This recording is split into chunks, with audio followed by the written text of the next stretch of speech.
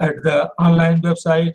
Establishment registration, that every owner of a shop or commercial establishment having more than 10 employees must obtain a shop and establishment registration from the respective state labor department.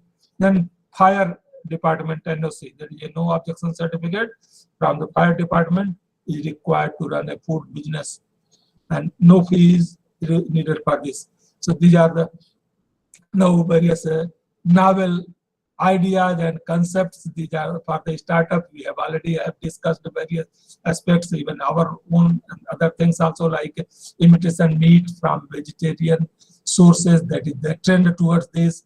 Customized nutrition food, multigrain puffed spices, grains, multigrain cereal mixes, instant cereal mixes, amino acid balanced mixes, glycemic index balanced rice, micronutrient fortified cereal premixes, or micronutrient fortification method for staple food, high precision electromagnetic thermal imaging systems for quality management, a high precision electromagnetic moisture imaging system, web-based agronomy data sharing potential, mobile analytical laboratories, waste collection systems, even now smart packaging, smart storage, that I think robotics are being used in food processing, in even hyperspectral imaging. So in all these areas, there are huge potential. One can go and one can do that. These are for the startup creation, etc.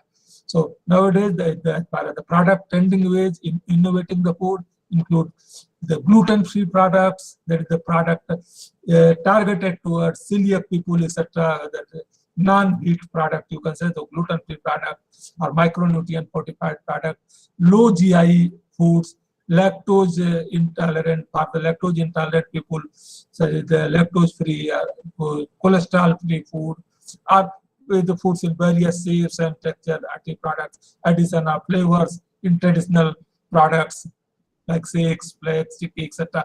So the various combinations and permutations can be. In this way, you can have the products and your startup things. Okay, here this slide. In fact, you see that what are in the plant-based meat products. In the 2016, there were only 4 companies who were in this business. By 2019, there are about 24 or 25 companies. So these are, in fact, in this soya-based is around 69 to 70%. Then mycoprotein, mycelium-based around 18%.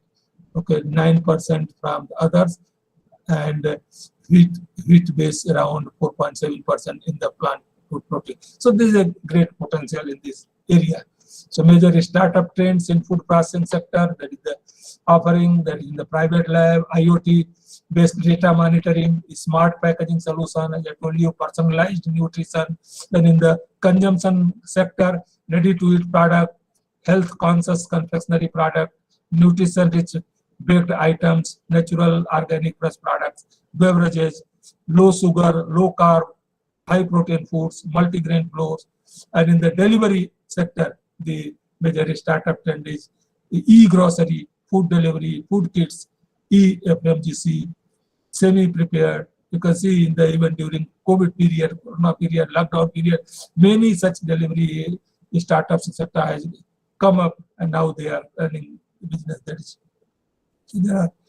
So finally, after the talk, what is the important takeaway? That is enhanced combination of intervention strategies such as effective post-harvest and supply chain management, food fortification, innovative food processing and packaging technologies application, biofortification, and food processing startup entrepreneurship, supplementation. These all should be effectively zero-based processing, etc. should be effectively employed to achieve the food, nutrition, and health security in the country. Finally, the last slide, I think, opportunities for students in food processing sector. Okay. In the earlier slide, also in the first slide, I told that yes, there are by 2024 almost 9 million people will be employed. Okay, so this food processing industry lead to the highest employment in all the industry. Okay, and it is giving employment indirectly and directly. to the many people, even indirectly also many people are getting, as I told you in the earlier slide, that yes, various stakeholders are involved in the fertilizer section, in the cleaning center, in the center. So they are also even the backward and forward linkages. So many people are there. So with aptitude to work and requisite skills, one can find employment in companies, in food research laboratories, in catering companies, food wholesalers, hospitals, restaurants, and whatnot. Various roles students they can opt for as a research scientist or food technologist, and the engineers in the companies that are organic chemist, biochemist, analytical chemist, home economist, managers and accountant, etc. So there are huge opportunities in this. Okay, and in fact 100% FDI is permitted now in the food processing industry. Okay. So I think it is among the fastest growing economies in the world. Okay. So with this, these are some of the pictures of the products, food products which are developed in my laboratory. Some important one I have already covered and discussed. With this, thank you very much for your patience hearing. Okay. I now end my lecture with once again thanks the organizer, Professor Patel, Professor Tripathi, him for giving me this opportunity, and thank you all for your patience hearing. So if you have any questions, etc., we can take up a few. Thank you.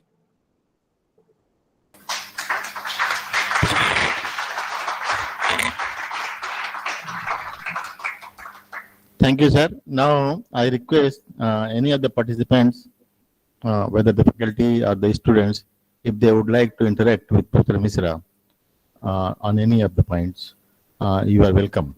But one or two interactions. Anybody wants? I took little more time now. From online side, if you are listening me, any of the participant connected online, would you like to interact with Professor Misra? So you are welcome. If anybody. Okay, no, I think. Sir, food design. Boliye, Now, sir. food design. The tongue is others. Somebody else would eat. It is designed by somebody else, tested by somebody else, and there is no instrument. I mean, the physical instrument for such kind of the testing. How difficult it is, and of course, it is well known. I mean, the established fact that even the tea testers, tea has been being tested in the gardens, and now it is being, after so many rigorous testing, the final tea quality is decided and it is distributed to the distributors for the sell counters. So the food is not that simple one. Yes, sure. Now my question is, sir, my question is,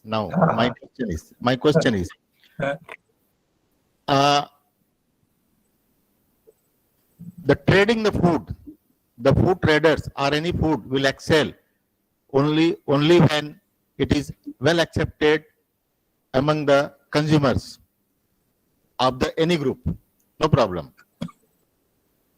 But do you have or do we have any kind of systems? जैसे आज IT sector में एक से एक चीज develop हो गया है. So can we translate or can we think of translating this particular thing so that it appears on the wrapper? Yes. I think I did not touch on those lines. I did not go, but there are now. Number one, quality testing. I fully agree. You see, the same food, it may be good for me, it may be bad for somebody else. All right, it is the individual perception. And yes, the seller, trader, food business operators, they have to take this thing into seriously, that yes, whatever you are giving into the market, that has to be accepted by the consumer, otherwise it is of no use whatever आप उसमें XYZ कितना भी value डाल दीजिए, अगर consumer ने accept नहीं किया तो लाइक नाउ देयर आर, अभी तो पहले तो कह लीजिए कि जो best practice still is the using human perceptions, human sensory skills, etc., for testing it and standardizing this. But now, as you have told us, there are IoT of things, and this robotics is coming. In last year before Corona, I had visited in Australia. There I went to one lab and they showed me a robo beer. No, and this robo beer, which is they have standardized it to test the quality of the beer, because like in the tea industry, similarly in the wine industry, in the beer industry also the quality is very important, and this is valued on the, so they are developing it. That's this beer robotics which tests the quality and tells yes this is. Similarly, these robotics etc. for the quality testing, like hyperspectral imaging and all those things. Like you talk about now e-tongue and e-nose. E-nose we have already in our laboratory, the e-tongue also. So there are machines now available in our country also, that is whatever our tongue, e-tongue, whatever time when we taste any food, the taste buds are there and they take the impression and that goes to our olfactory, that is the brain, and record the system. So similarly, there are various perceptions now in the e-tongue. When you put this system, they will record this appreciation, put to the computer vision system, analyze the data, and then it will give. Similarly, there are e-nose. And e-nose, what we do? We are various flavor volatile, we sense by our nose. Then similarly, there are various metal oxide or such other sensors available in the e-nose. You put the volatile form, this volatile flavor they will sense, and then send the data to the processor that is in the computer, and it uses various like principal component analysis and such other analysis. Even there are machines such this e-nose can use, suppose let us say mango. There is a mango, a ripe mango or a spoiled mango, and you want this e-nose will tell yes, this mango is ripe, this mango is spoiled. But and all these they are instrumental methods. But obviously पहले आपको उसको एक ripe mango 10, 20, 25, 50 ripe mango आप उसको दे दीजिए, and it will sense it and it will develop its own library. It will keep it in the computer, like हमारे दिमाग में जो हमारा ब्रेन में रहता है, हमको कैसे मालूम होता है? हमको मालूम है कि yes, this is a good mango. So I have been a mango eater, so my brain, that this sensor data is recorded into my brain. So जब कभी सड़ा हुआ मैंगो हम देखते हैं immediately. So same thing is done, it is mimicked in the computer system, computer vision. So you give good mangoes to it, it will record the data, it will develop its own library and keep it in memory. There are software systems, how the instrument works. So when anything new comes, it will. So it will analyze and compare with that, it will. So there are various now things are coming, like a smart packaging. अभी आप जो sensor की बात कर रहे थे, package में now there are TTI indicators, color indicators, etc. Those are available, which are put in, that is called smart packaging. Okay, intelligent packaging. Put into the packet the label, indicator, nano sensors are there, and which will indicate inside the material its moisture content. It can indicate its color. It can indicate its microbiological count, any parameter which you want to, so that, and it will tell the, suppose for example young बच्चे हैं, आप आए हो और दौड़ के धूप में गर्मी में आ रहे हो, देख रहे हो ये कोई fruit juice है, I will not name with due regard, let us say that is a Tetra Pak, another packets है, they are aseptically sterilized and processed, but machine failure हो सकता है. So अगर कहीं by the way किसी packet में there is some mechanical failure or there is some human error during the operation, and if it under sterilized or some leakage is there, then inside, बाहर से तो आप नहीं देख पा रहे हैं कि क्या है उसमें, आप तो समझ रहे हैं स्टरलाइज जूस, और आप बट अनसाइड अगर जो है तो it will mould will grow. Juice के अलावा पता चला कि आप मोल्ड का जूस पी रहे हैं, मोल्ड पी रहे हैं. So there are now sensors available which can be put into that TTI labels, and this S, and it will cover even color indicators. Its color will change when it goes beyond the danger level. This will say, तो आप देखेंगे colour red, ओहो red है, no no it is not safe for consumption. तो they are smart packages, it communicates with the people, that yes, it tells, it advises the people about the quality of the food inside the container. So there are many such examples. This is used in the retail packet also, it is coming slowly. Even self-heating and self-sealing packages, etc. are there. That is the smart packaging concept. ठीक है sir, thank you very much. Actually Am I able to, आपके question का उत्तर मिला कि नहीं? नहीं, मैं आपको बता रहा हूँ, ये बहुत कुछ मिला. ये है सर, अभी मैं एक्चुअली आई सा वन पैकेट एक फूड का था, और उस फूड में बाहर ये जो अपन स्कैन करते हैं बार कोड, उस बार कोड को अगर आपके मोबाइल में वो चीज है तो वो बताएगा इसका सावरनेस कितना है, इसका स्वीटनेस कितना है, इसका कलर कितना है, और ये ऑल टुगेदर एक बार आता है. अगर मोबाइल में वो है तो वो बार आता है, वो बार में वो टेस्ट बताता है कि इसका टेस्ट आपको इस प्रकार से आएगा करके.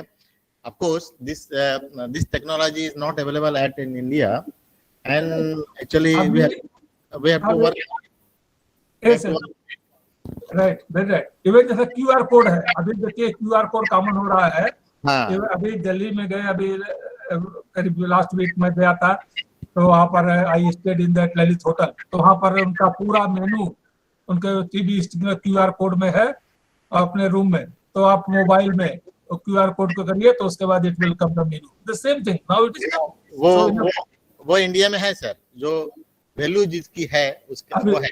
हाँ, रेस्टोरेंट के जैम यूज कर रहे हैं, but food processing business also. भाई देखिए इंडिया में अभी हमारे पास तो फूड इंडस्ट्री इतना पोटेंशियल है, लेकिन अभी तो it was totally neglected sector, but at present अभी थोड़ा सा गवर्नमेंट भी इस पे दे रही है ध्यान. अदरवाइज आपको मालूम है इंडिया में क्या कि अभी लोकल स्ट्रीट फूड क्या पोजीशन है उनकी, स्ट्रीट वेंडर्स एक्सेट्रा कैसे, किस कंडीशन में उसकी हाइजीन क्या है, सेफ्टी क्या है. हाँ, बट इंडिया तो एक ऐसा है सर, इंडियन फूड इंडस्ट्री, मतलब इंडियन फूड इंडस्ट्री के बारे में हम we can not say anything. और यहाँ AI एंड मशीन लैंग्वेज की बात करेंगे, artificial intelligence and machine language की बात करेंगे, तो it will take I mean generation. But I am happy that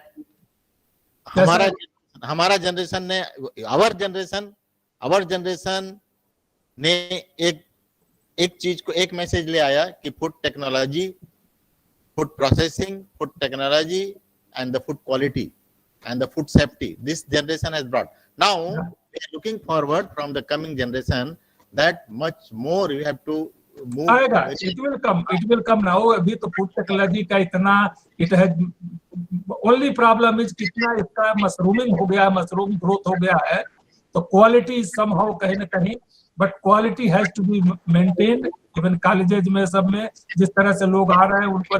और ये है एक चीज जान लीजिए, अभी हमारा यंगर जनरेशन जो आ रही है तो वो they are much advance than us. हम तो IIT में देखते हैं students, they are well informed.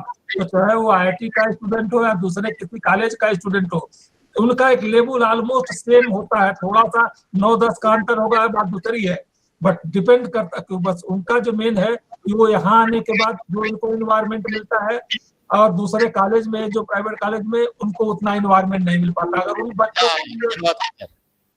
ये बातें हैं, कुछ बातें हैं, it will take lot of. हाँ, बट कभी आ रहा है धीरे धीरे.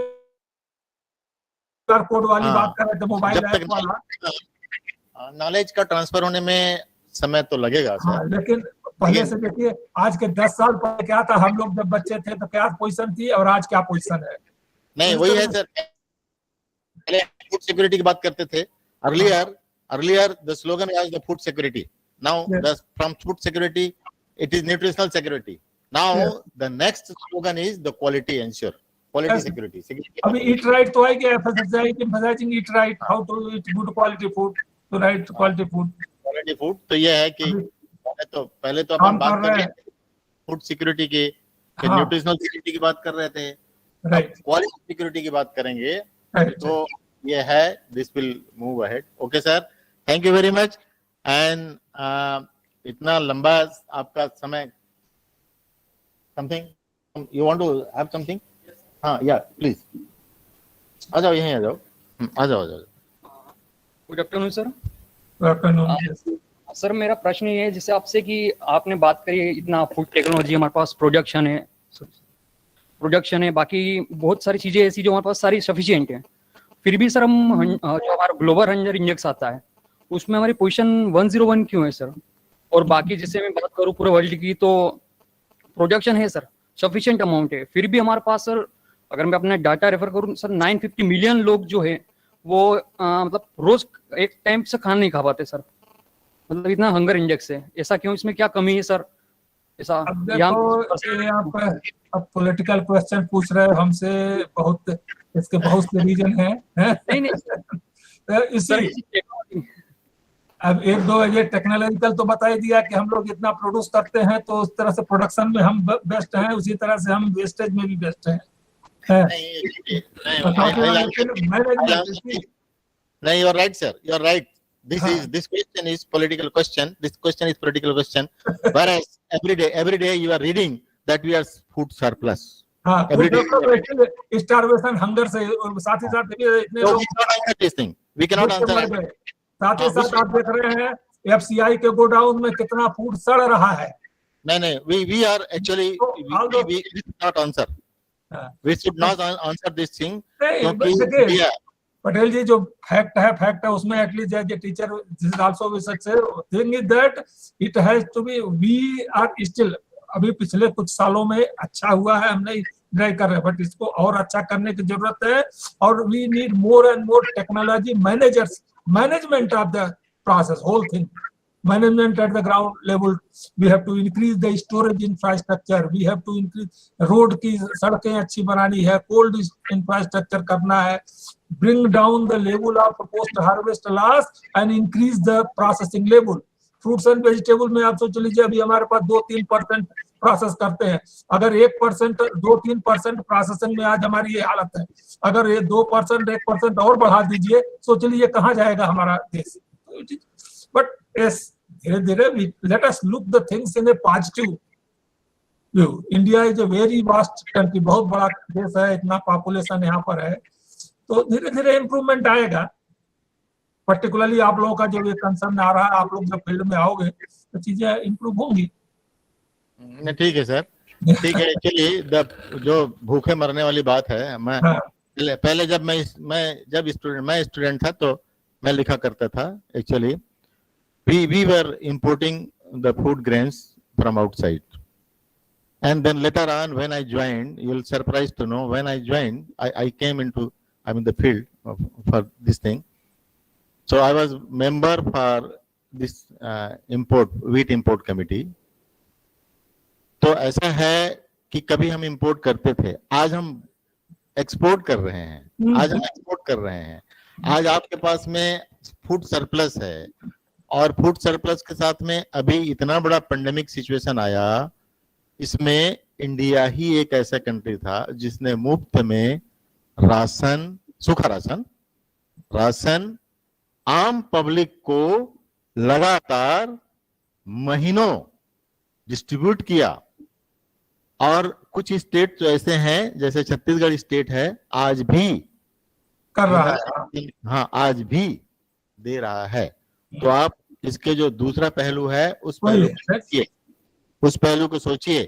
And the total, if you complete European union को आप मिला लोगे तो जितना फूड रिक्वायरमेंट है उससे कहीं ज्यादा फूड रिक्वायरमेंट इंडिया की है।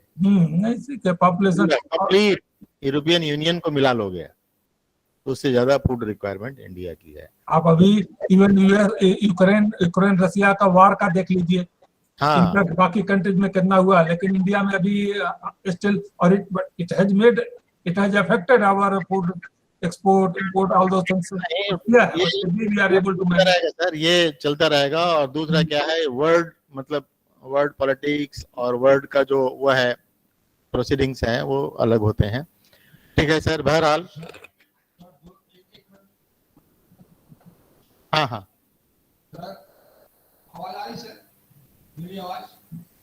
हेलो, आप बोले आप आ जाओ आ जाओ आ जाओ आ जाओ आ जाओ। क्या त्रिपाठी जी कुछ? हाँ आइए आइए आइए आइए त्रिपाठी जी। एक्चुअली क्या हो हमारा वो उस एंड से माइक में आता नहीं सर, वो हाँ थोड़ा प्रॉब्लम है वहाँ पर। वहां से आता नहीं सर। सर मुझे मालूम है सर आपकी हार्दिक इच्छा थी सर हमारे विश्वविद्यालय में फिजिकली प्रेजेंट होने की, लेकिन हम बुला नहीं पाए। उसके लिए बहुत बहुत क्षमा चाहता हूँ सर, हृदय से क्षमा चाहता हूँ सर। हमारे 2 साल हुए बच्चों को यहाँ बीटेक में एडमिशन लिए। हमारे यहाँ एपीएफ डिपार्टमेंट में टेक और पीएचडी भी हो रही है, और एग्रीकल्चर इंजीनियरिंग में भी काफी स्ट्रेंथ है हमारे यहाँ से बच्चों की इनटेक। हम चाहेंगे सर भविष्य में कि आप हमारे यहाँ आएंगे और मतलब फिजिकली रूबरू होंगे बच्चों के साथ में, और आपका मार्गदर्शन मिलेगा, आपका आशीर्वाद मिलेगा। और मैं जल्दी ही कोई न कोई नया मूवमेंट आएगा, क्रिएट होगा, उसमें आपको याद करूंगा। अब मैं चाहूंगा कि आप अवश्य आएंगे sir. Sure sure, it will be my pleasure. आप लोग देखना हमारे बंधु लोग हो तो आप लोग बस एक बार कहो और डेफिनेटली जी। और अब इस बार के लिए बहुत बहुत हृदय से धन्यवाद सर, हार्दिक धन्यवाद सर आपको। It's my pleasure. Okay sir, finally thank you all. at the end sir, we are very much thankful to you for accepting our invitation and sparing the time. Patel ji Tripathi ji याद करेंगे तो करने का कोई मतलब ही नहीं होता। And you have enlightened and you have actually a very comprehensive lecture you have given to our, not only to the students, all those the faculty members who have joined from outside, and even from the other states also they have joined. And yesterday I was getting the messages in my mailbox. So thank you very much, sir. And in future, again, we'll be looking forward similar support from you and IIT also. Thank you, sir. Thank you very much. Thank you. Bye-bye. क्या है? अच्छा ये thank you sir. Thank you जी, bye-bye. I will take now leave. Thank you Mishra sir, thank you Patel sir, thank you Tripathi sir.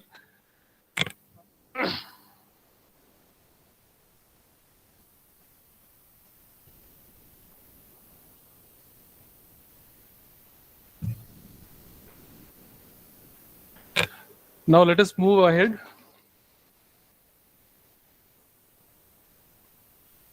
to the next presentation.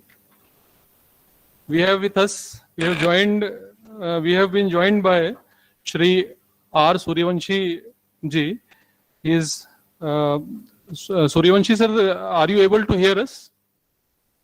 Yes, I am able to hear you, sir. Sir. Yes. Yes. Am I audible to you? मेरी आवाज आपको आ रही है? Yes. जी। Shri Suryavanshi ji managing director हैं global food tech consultancy Raipur में, and he'll be giving us a speech today on the topic startup opportunities in agro processing and post harvest and regulatory requirements, FSSI. I'll not take much time because we are running out of time. I'll straight away ask Suryavanshi sir to start with his presentation. Sir, it's up to you, sir, now. Thank you so much, and thank you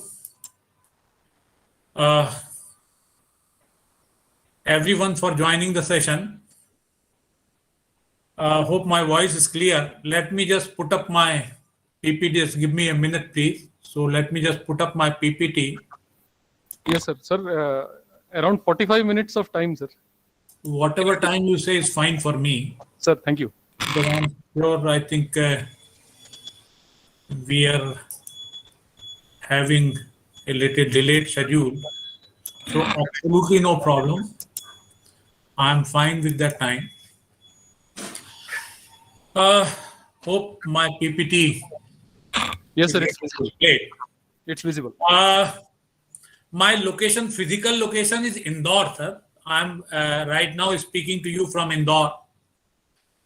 From a company, my name of my company is not my company. Our company is Global Food Tech Consultants.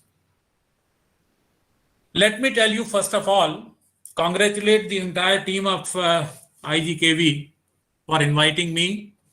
And in fact, I am alumni of JNKVV, that is a College of Agriculture, Raipur, which I think a lot of you may not be knowing. I was at Agriculture College, Raipur, when it was under JNKVV in the year 1975 and 76. Or 77 के बाद में, then I shifted to Jabalpur. So I know the university very well. A lot of senior colleagues from there. Then I have done my food technology from CFTRI Mysore. I've been in the industry, food processing industry, for last 40 years. Having the Hindi, अंग्रेजी में बात करूं sir, और mixture of both is fine for you, for everybody.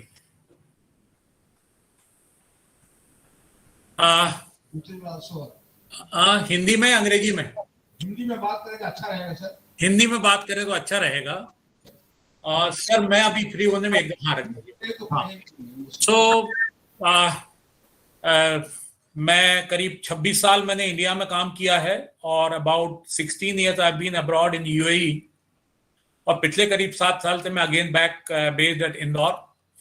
Right now I am heading a company by the name Global Food Tech Consultant, and I am also the national level resource person at FSSAI, that is for their division Food Safety Training and Certification. So will not go much into that. A brief about my qualification: BSc AG, of course, passed out from Jabalpur, but 2 years in Raipur first, 79. Then I've done MSc in Food Technology from CFTRI Mysore in the year 1981. And then I have done MBA with Finance. I did not wanted to become a doctor, doctorate नहीं करना चाहता था, क्योंकि मेरा जो total focus था, it was on the food processing industry. और पिछले करीब 40 सालों से जो है I am into industry. Food processing में स्टार्टअप की मल्टीपल अपॉर्चुनिटीज है. It's not only the food processing but the allied sector. मैं आपको एक छोटा सा एग्जांपल देता हूं. Investment is not it's a criteria but not always the criteria. मैं छोटा सा आपको एग्जांपल देता हूं. हमारे यहाँ पे मेथी पैदा होती है, fenugreek, Hari. Okay, a simple process can, I'm just giving you example, a simple process can be applied to this, in which हरी मेथी जब सीजन में आती है तो आप उसको वॉश कर लें विद पोर्टेबल वाटर, क्योंकि मैं जो भी बात करूंगा उसमें रेगुलेटरी एस्पेक्ट का जरूर ध्यान रखूंगा. पोर्टेबल वाटर, पीने योग्य पानी, जिसका कि स्पेसिफिकेशन जो है स्टूडेंट से नोट कर सकते हैं, IS 10500. It is a drinking water and that is what is the requirement of FSSAI for fruit and vegetable washing और फॉर द फूड प्रोसेसिंग. तो इसको आप तोड़ लें. तोड़ने की सिंपल मशीनें आती है, यहां से भी तोड़ सकते हैं. वॉश करें, उसके बाद एक्सेस पानी निकाल दें. देन एक स्टार्टअप के लिए डोंट लीव मशीन ऑल्सो. आपके घर में रेफ्रिजरेटर रहता है, इसको पैक कर लें. 200 ग्राम, 250 ग्राम, 500 ग्राम, जो भी पैक आपके लिए उचित है. रेफ्रिजरेटर में at 4 degree centigrade keep it for about 5 to 6 hour, so that जो मेथी लीव्स है इसका टेम्परेचर इट बिकम्स 4 डिग्री और 5 डिग्री. उसके बाद में वहां से उसको निकाल के you transfer it to the upper chamber of refrigerator, जहां पर टेम्परेचर जो है it is -18 or below, -18 or below. And if you keep it for 6 to 7 hours, it will become frozen. इसके अंदर जितना पानी है, it will come into the frozen form and keep it frozen. You can store it for 1 year. Nothing happens to it. Okay? At your home, without any investment, you can have this kind of startup. This is a simple example I have given you. इसी मेथी को जब आप खाना चाहते हैं, take it out from the freezer, defrost it. चलता हुआ पानी है उसके अंदर, पहले उसको रेफ्रिजरेटर में कर दें.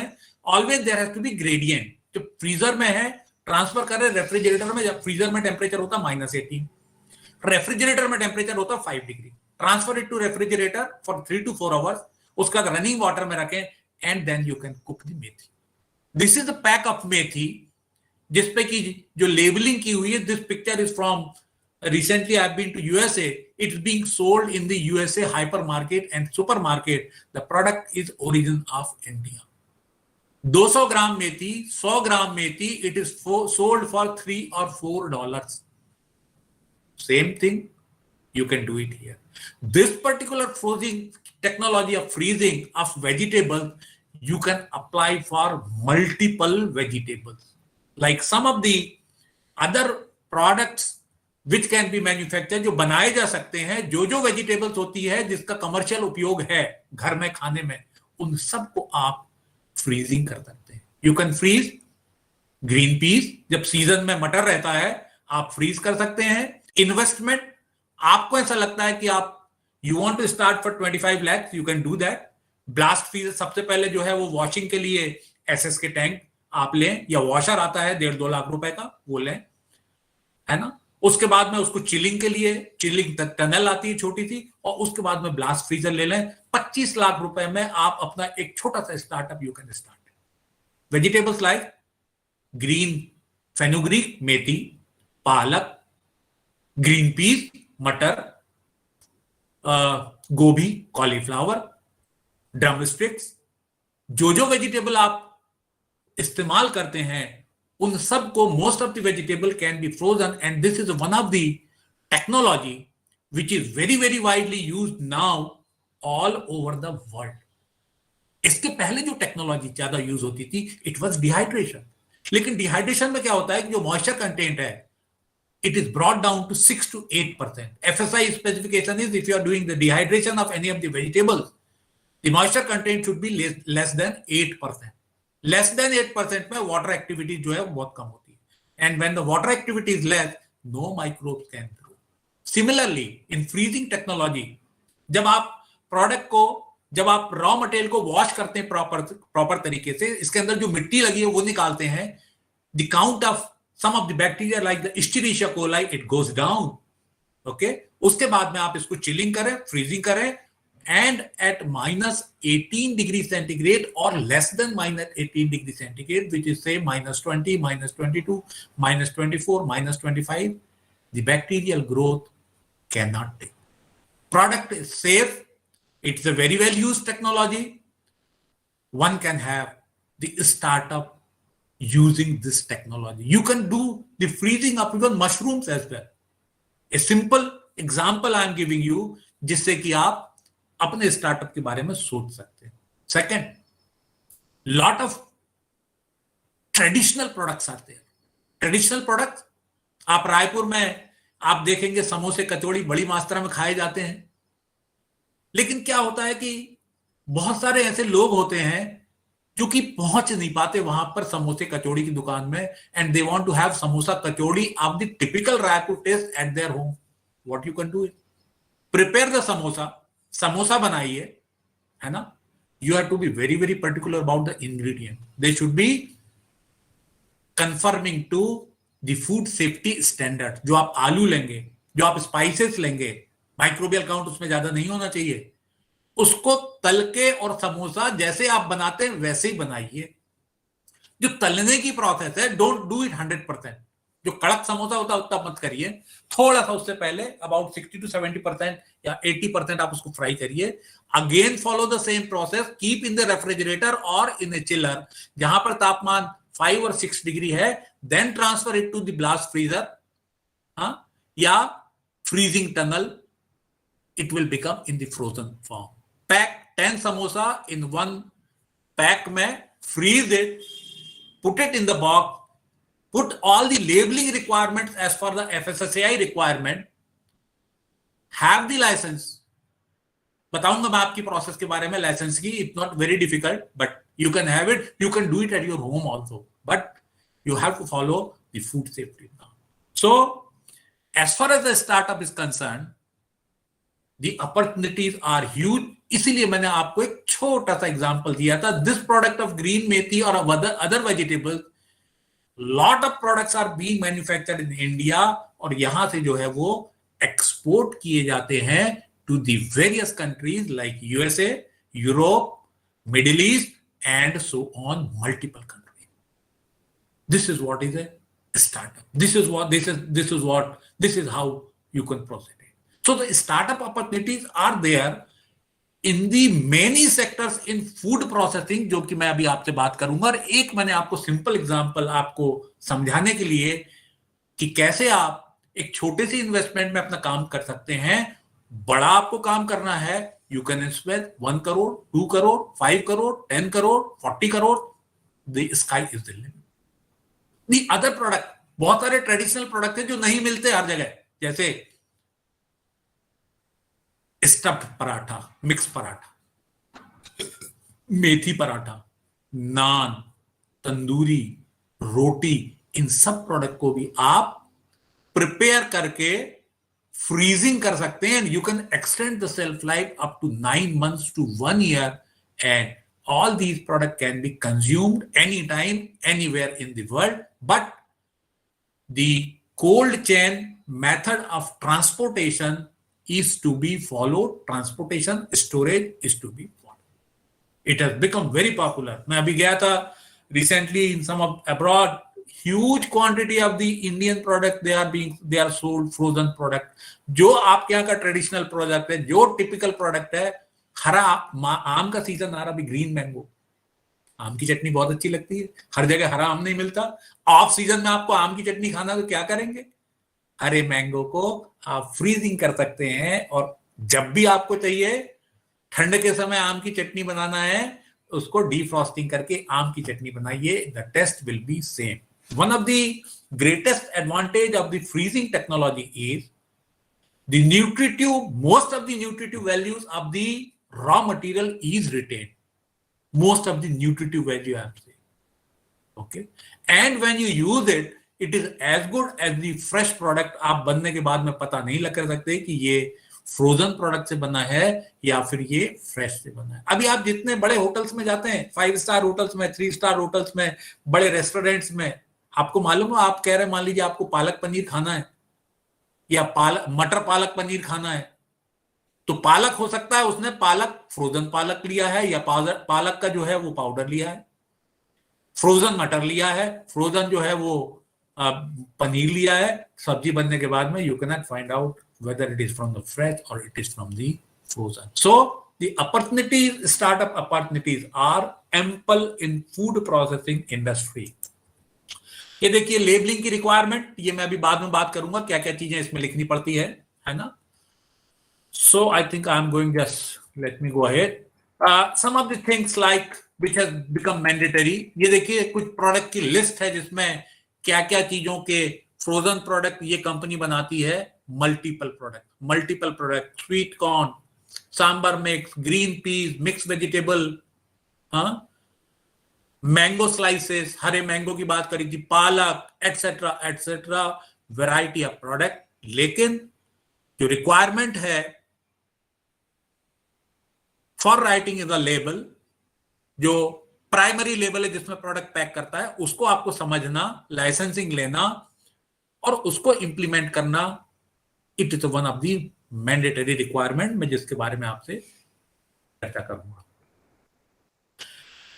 Some of the frozen vegetables, as I told you, green peas, हरा मटर, 2 से 3 महीने का विंडो रहता है जब green peas are available in plenty.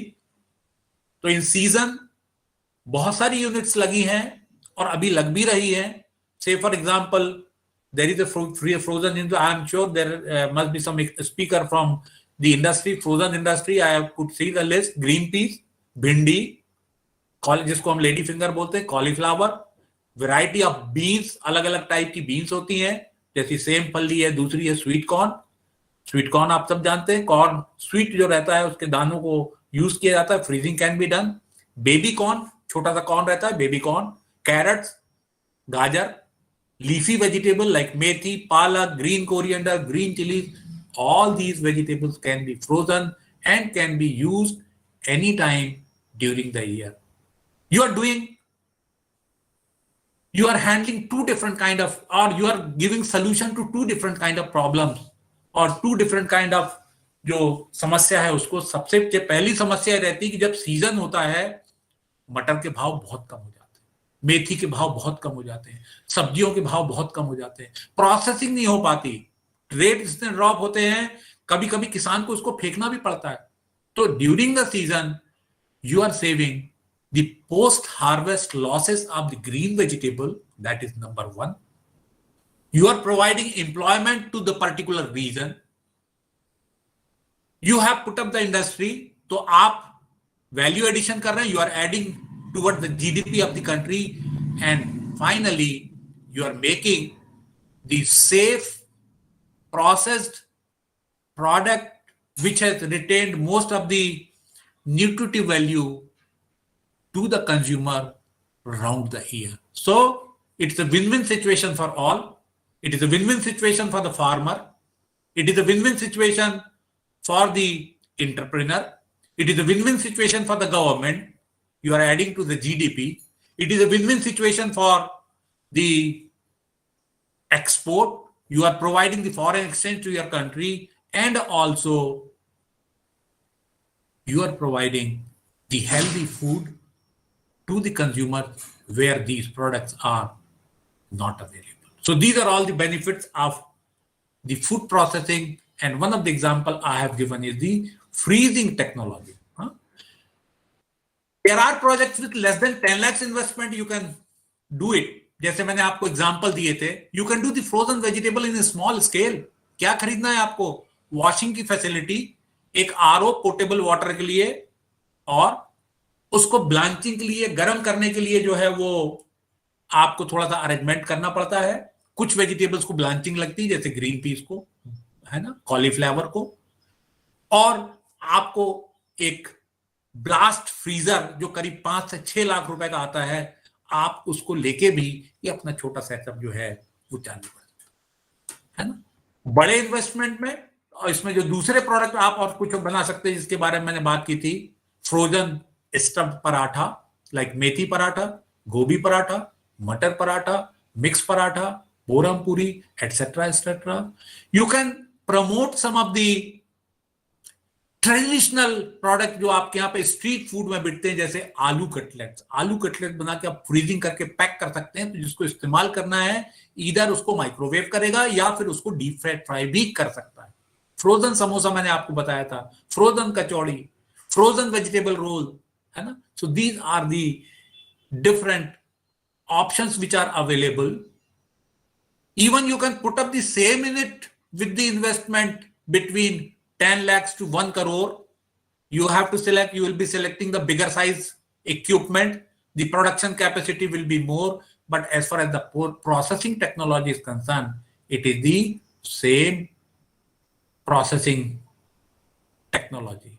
जो कुछ की इक्विपमेंट इसमें लगते हैं इस प्रोसेसिंग टेक्नोलॉजी में, यदि आप मटर को फ्रीजिंग के इक्विपमेंट लगाना चाहते हैं तो you can put up a depodding machine जो कि छिलका और मटर के दाने अलग करता है. A fruit and vegetable washer, it can B automatic, it can B semi automatic depending on the investment you want to put up. A blancher heats the vegetables to about 65 to 75 degrees centigrade depending on the vegetable. जैसे green peas है, the basic purpose is इसके अंदर जो enzymes रहते हैं जो discolouration करते हैं, you basically deactivate those enzymes so that the discoloration does not take place. जैसे पोटैटो है, आप पोटैटो की चिप्स बनाते हैं और यदि आप उसको पानी के अंदर नहीं डालेंगे तो उसका कलर ब्राउन हो जाता है. That's a browning process which is happen because of the enzymes. लेकिन आप इसकी ब्लांचिंग करते हैं, हीट ट्रीटमेंट करते हैं, तो that process you can stop it. It does not really affect with the nutritive value of the product. जब blanching हो जाती है then there is a process of chilling के लिए ठंडे पानी से चिलिंग टनल्स होती है, चिलिंग चैम्बर्स होते हैं जहां पर इसका टेम्परेचर 6 to 8 डिग्री तक लाया जाता है. Because there has to be the cooling process has to be gradual.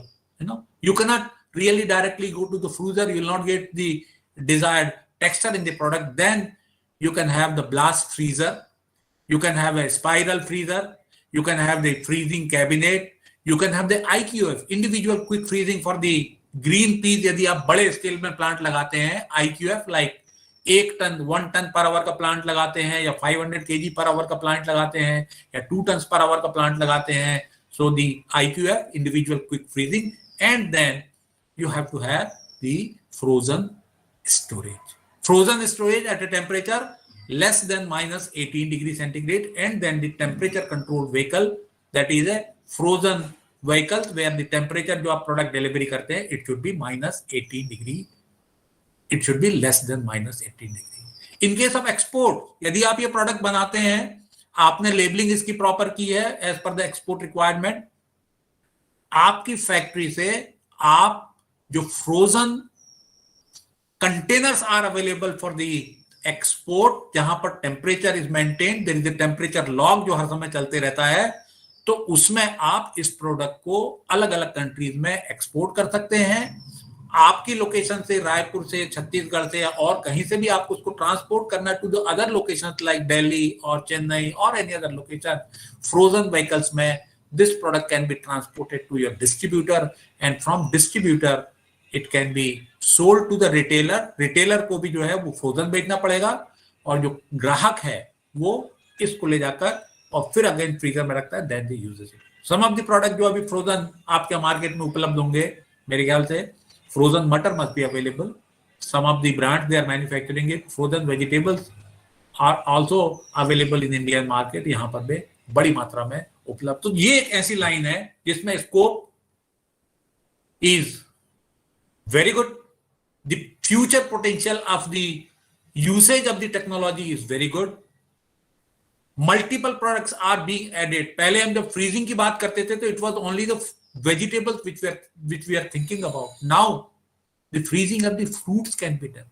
a good variety of mango जैसे लंगड़ा है या दशहरी है, इसकी स्लाइसेस काट के you can make the frozen slices या उसकी क्यूब्स बना सकते हैं।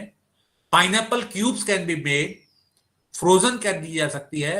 और जब सैलड्स बनाना, फ्रूट सैलड, तो फ्रोजन जो फ्रूट के पीसेस है उनको निकाल के और जो है सैलड्स में उसको यूज किया जा सकता है। So there is a huge scope in this line, you can think about it. दूसरी एक जो इससे संबंधित जो दूसरी लाइन है, that is fruit pulp and fruit juice processing, processing of the fruits into fruit pulp and manufacture of the fruit juice. One of the technology in fruit pulp and fruit juice processing which is very common nowadays, it is the aseptic packaging of the fruit pulps. aseptic packaging, आपके छत्तीसगढ़ में रायपुर के पास में जो भिलाई है वहां पे एक company है who is doing this job for a long period. aseptic packaging of the fruit pulp normally done in a bulk pack about 200 kg per drum. aseptic packaging, जैसे मैंगो से फ्रूट पल्प जो बनता है, aseptic packaging किया तो once it is packed, the product can be kept at room temperature for at least 1 year period. तो ये जो पल्प है इसका इस्तेमाल होता है to manufacture the fruit juices. The canning of fruit pulp is possible. The canning, डिब्बे के अंदर जो कैंस रहती है उसके अंदर फ्रूट पल्प बनाने की जो प्रोसेस होती है, पहले छिलका निकाला जाता है, save for mango, it is washed, washing के बाद में कटिंग की जाती है, इसका जो काला पोर्शन रहता है हेड उसको निकाला जाता है, हेड एंड टेल, उसके स्लाइसेस की जाती है, उसके बाद में उसको हीट ट्रीटमेंट देते हैं ताकि पल्प लूज हो जाए, जो सीड है और जो उसका स्किन है, then it is pass through a pulper, coarse pulper and fine pulper, pulp मिलता है, then it is pasteurised pulp and then it can be canned और it can be aseptically packed. Canning of fruits and slices is possible. Like one of the fruit जहां पर Canning बड़ी मात्रा में हो रही है, that is the pineapple. Pineapple की रिंग्स, क्यूब्स, टिडबिट्स, यहां पर पाइनएप्पल पैदा होता है से नॉर्थ ईस्ट में और केरला में और some of the countries like the Thailand. One of the very popular product from there is a canned fruit slices and tidbits, etc. The fruit juice processing can be done using the aseptic packaging technology. जो बहुत सारे brands अभी market में available है, brick pack और aseptic pack, like the Frooti और various other brands are available, जो कि आपको एक ब्रिक टाइप बॉक्स में दिखते हैं, that can be done. The fruit juices can be made in the PET bottles. PET bottles में आप देखते होंगे फ्रूट जूस अवेलेबल है. एसेप्टिक पैकेजिंग में यदि आप फ्रूट जूस बनाते हैं या फ्रूट पल्प बनाते हैं, the cost of processing plant is very high. So those would like to enter into the fruit juices segment like the mango juice, guava juice, mixed fruit juice, etc. It can be met in the PET bottles. छोटी bottle, hot filling technology का इस्तेमाल होता है. Self life of this juice is about 6 months. सबसे छोटा plant इसका जो आप लगा सकते हैं, because the automatic plant is suggested for this क्योंकि filling temperature requirement is more than 80 degree centigrade. So you have to have जो जूस बनाने के लिए टैंक्स लगते हैं, शुगर सिरप डलता है, सिट्रिक एसिड डलता है, होमोजेनाइजेशन होता है. The next step is the pasteurisation and after pasteurisation गर्म करने के बाद मोर देन 80-82 डिग्री सेंटीग्रेड जो पेट बॉटल्स है उसमें ये जूस भर के ठंडा किया जाता है, उस पर लेबलिंग की जाती है. It is also one of the very popular product और छोटा से छोटा प्रोजेक्ट इसका अराउंड 50 lakhs में चालू हो सकता है पेट बॉटल्स में. और एक आइडियल जो प्रोजेक्ट साइज है पेट बॉटल्स में it is around 2 to 3 crore investment. But chota smallest project you can do it for about investment of about 50 lakhs. Space requirement about 3,000 square feet space is required for a very small plant. Then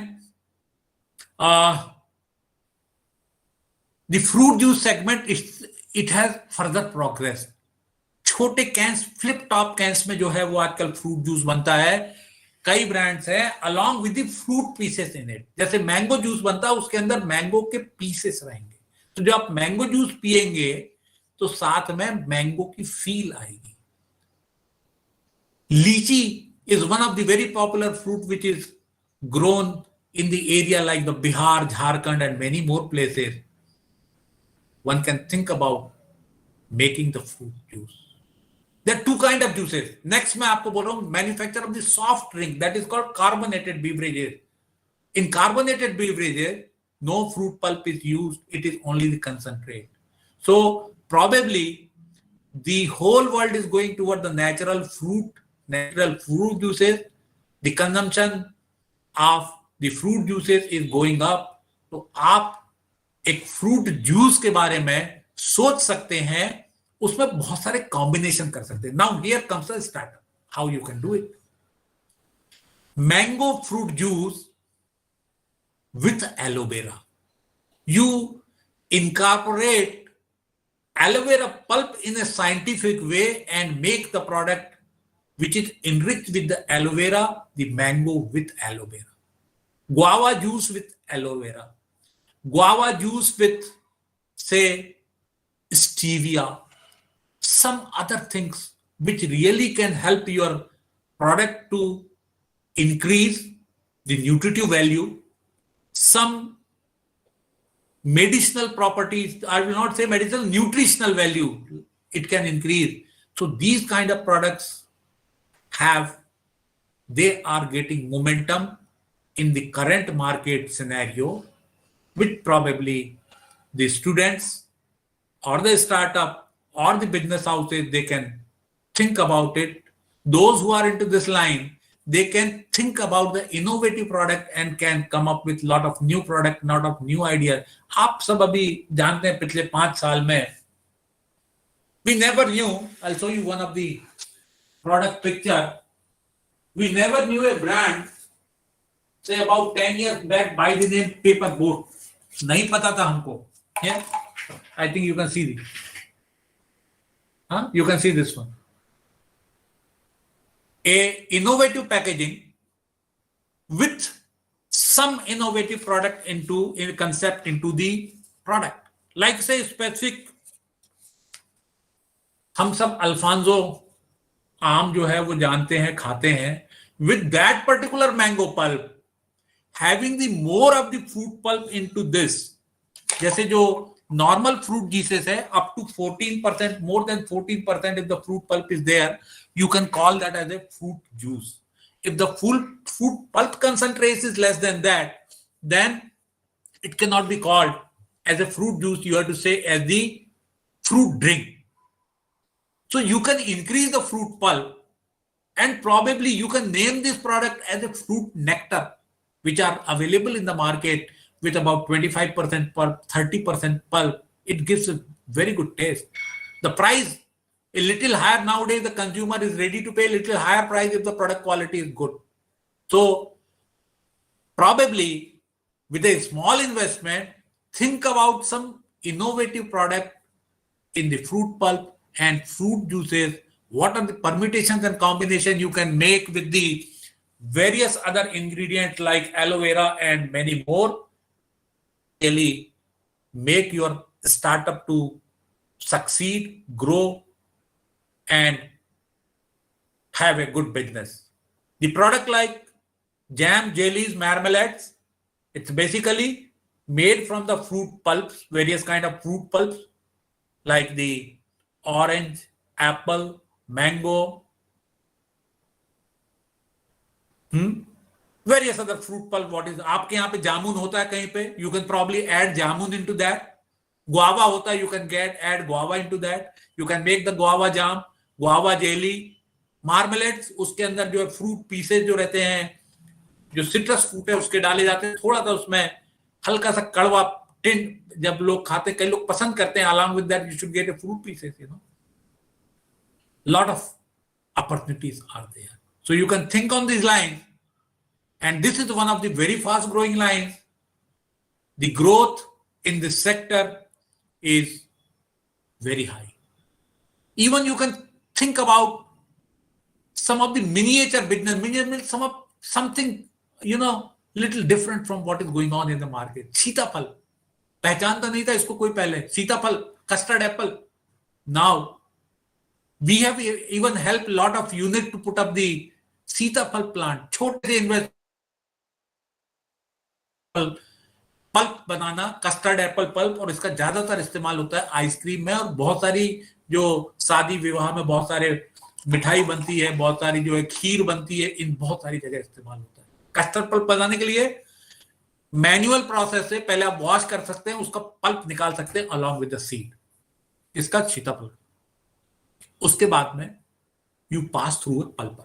आप पल्पर से पास करेंगे, उसका seed आप अलग निकल जाएंगे. जो pulp रहता है उसको आप हीट ट्रीटमेंट दें, थोड़ा गर्म करना पड़ता है, और उसके बाद में उसको पैक करिए 1 kg 5 kg के पैक्स में. In LDPE can be use, thicker gauge LDPE, low density polyethylene can be use. फिर से वही technology, chilling and freezing. Sitaphal pulp, frozen sitaphal pulp is a very good market. Frozen mango slices, छोटे से investment में कर सकते हो. Frozen mango pulp, guava pulp, you can make. ये आपके यहाँ टमाटर ज्यादा होता है तो you can think about making tomato pulp and A puree. Concentration इसमें टोटल सॉलिड्स का वो डिफरेंट होता है. With that name puree is term की अलग अलग पल्प कंसंट्रेट से. It's a pulp. जहां टमाटर ज्यादा होता है, टोमेटो को वॉश करना, उसका छिलका निकालना, जूस निकालना. Once you have a juice, you can do vacuum evaporation and convert that into the tomato pulp. तो आप एज ए टोमेटो पल्प और प्यूरी भी बेच सकते हैं. Otherwise you can convert that into the tomato ketchup. Tomato ketchup आप bottles में pack कर सकते हैं, इस टाइप के पाउचेज है उसमें पैक कर सकते हैं, और you can sell it to other industry जो कि टोमेटो से दूसरे प्रोडक्ट बनाते हैं, जैसे टोमेटो केचप वगैरह या दूसरी चीजें बनाते हैं. अभी recent development since after Covid, FSSAI ये कहती है कि जो छोटे पोर्शंस में सर्व होते हैं फूड के साथ में, जैसे टोमेटो केचप, अचार, sugar, salt, black pepper, during Covid the food safety was a major concern. जैसे एक बाउल में भर के टोमेटो केचप ले दिया, उसमें से चम्मच जिसको जितना चाहिए वो ले रहा. That is not the safe, और that is not the desired food safety guidelines और प्रैक्टिस. तो क्या गाइडलाइंस दी गई है जितने कैटरिंग सेक्टर है उनको? wherever possible use the portions. Let's say sugar sachet, black pepper sachet, salt sachets, tomato ketchup के sachets, mayonnaise के sachet. Even one can think about manufacturing these products into only the sachet. Don't manufacture these products. Buy these products from the other manufacturer, make them into the sachet with your brand, and you can sell it to the railway catering, CTC, airlines, lot of hotels and restaurants. Everybody is buying now the sachet. So this also can be set up as a small investment. आपके यहाँ पपीता ज्यादा होता है. पपीते से one of the very popular product which goes into the bakery industry is the tutti frutti. Tutti frutti, जो कि शुगर इस्तेमाल होता है. आंवले को शुगर के साथ में जो है वो, and one of the requirement is the minimum sugar content in the tutti frutti. If you want to call that as a tutti frutti, it has to be 65% or more. So the preservation in tutti frutti happens because of high sugar content. The other bacteria cannot grow if your product is pasteurized. All the food safety guidelines are followed. And if your product sugar concentration is more than 65%, and if you pack it properly, you can store it for a period of 1 year. Huge scope. Lot of tutti frutti is being exported from India से बहुत ज्यादा जगह जाती है क्योंकि bakery में इसका बहुत एप्लीकेशन है. पान की दुकानों में बहुत बिकती है टूटी फ्रूटी. जो मीठा पान खाना होता है उसको टूटी फ्रूटी डाल के अलग अलग कलर्स में परमिटेड फूड कलर का इस्तेमाल करिए, ग्रीन, रेड या जो भी चाहिए. You can make this. छोटे बहुत बड़ा इन्वेस्टमेंट है ये, 20-25 लाख रुपए में यूनिट लग जाती है. आंवला प्रोसेसिंग. आंवला सब जानते हैं, very rich source of vitamin. You can make the product like the आंवला पाउडर, आंवला candy with the different flavors, आंवला सुपारी etc. Multiple products. There are industries जहां पर आंवला प्रोडक्शन होता है, बट जो processing methods which are currently being followed, either the industry do not fully understand the requirement of the food safety और food hygiene. तो उसको थोड़ा सा, अब जब आप स्टार्टअप में जाएंगे, कब नया यूनिट लगाएंगे, तो please consider all these things and then set up the industry as per the regulatory requirement of the FSSAI. Fruit juices in glass bottles, you can do it with the lesser investment. लेकिन glass bottle में तकलीफ है, उसको return करना पड़ता है, फिर उसको वॉश करना पड़ता है. तो this trend of using or supplying the or manufacturing the fruit juices into the glass bottles, it is going down. ये कहलाती, ये देखिए पेट बॉटल्स, ये छोटी सी पेट बॉटल्स है, ये इन 10 रुपए में बिकता है ये वाला.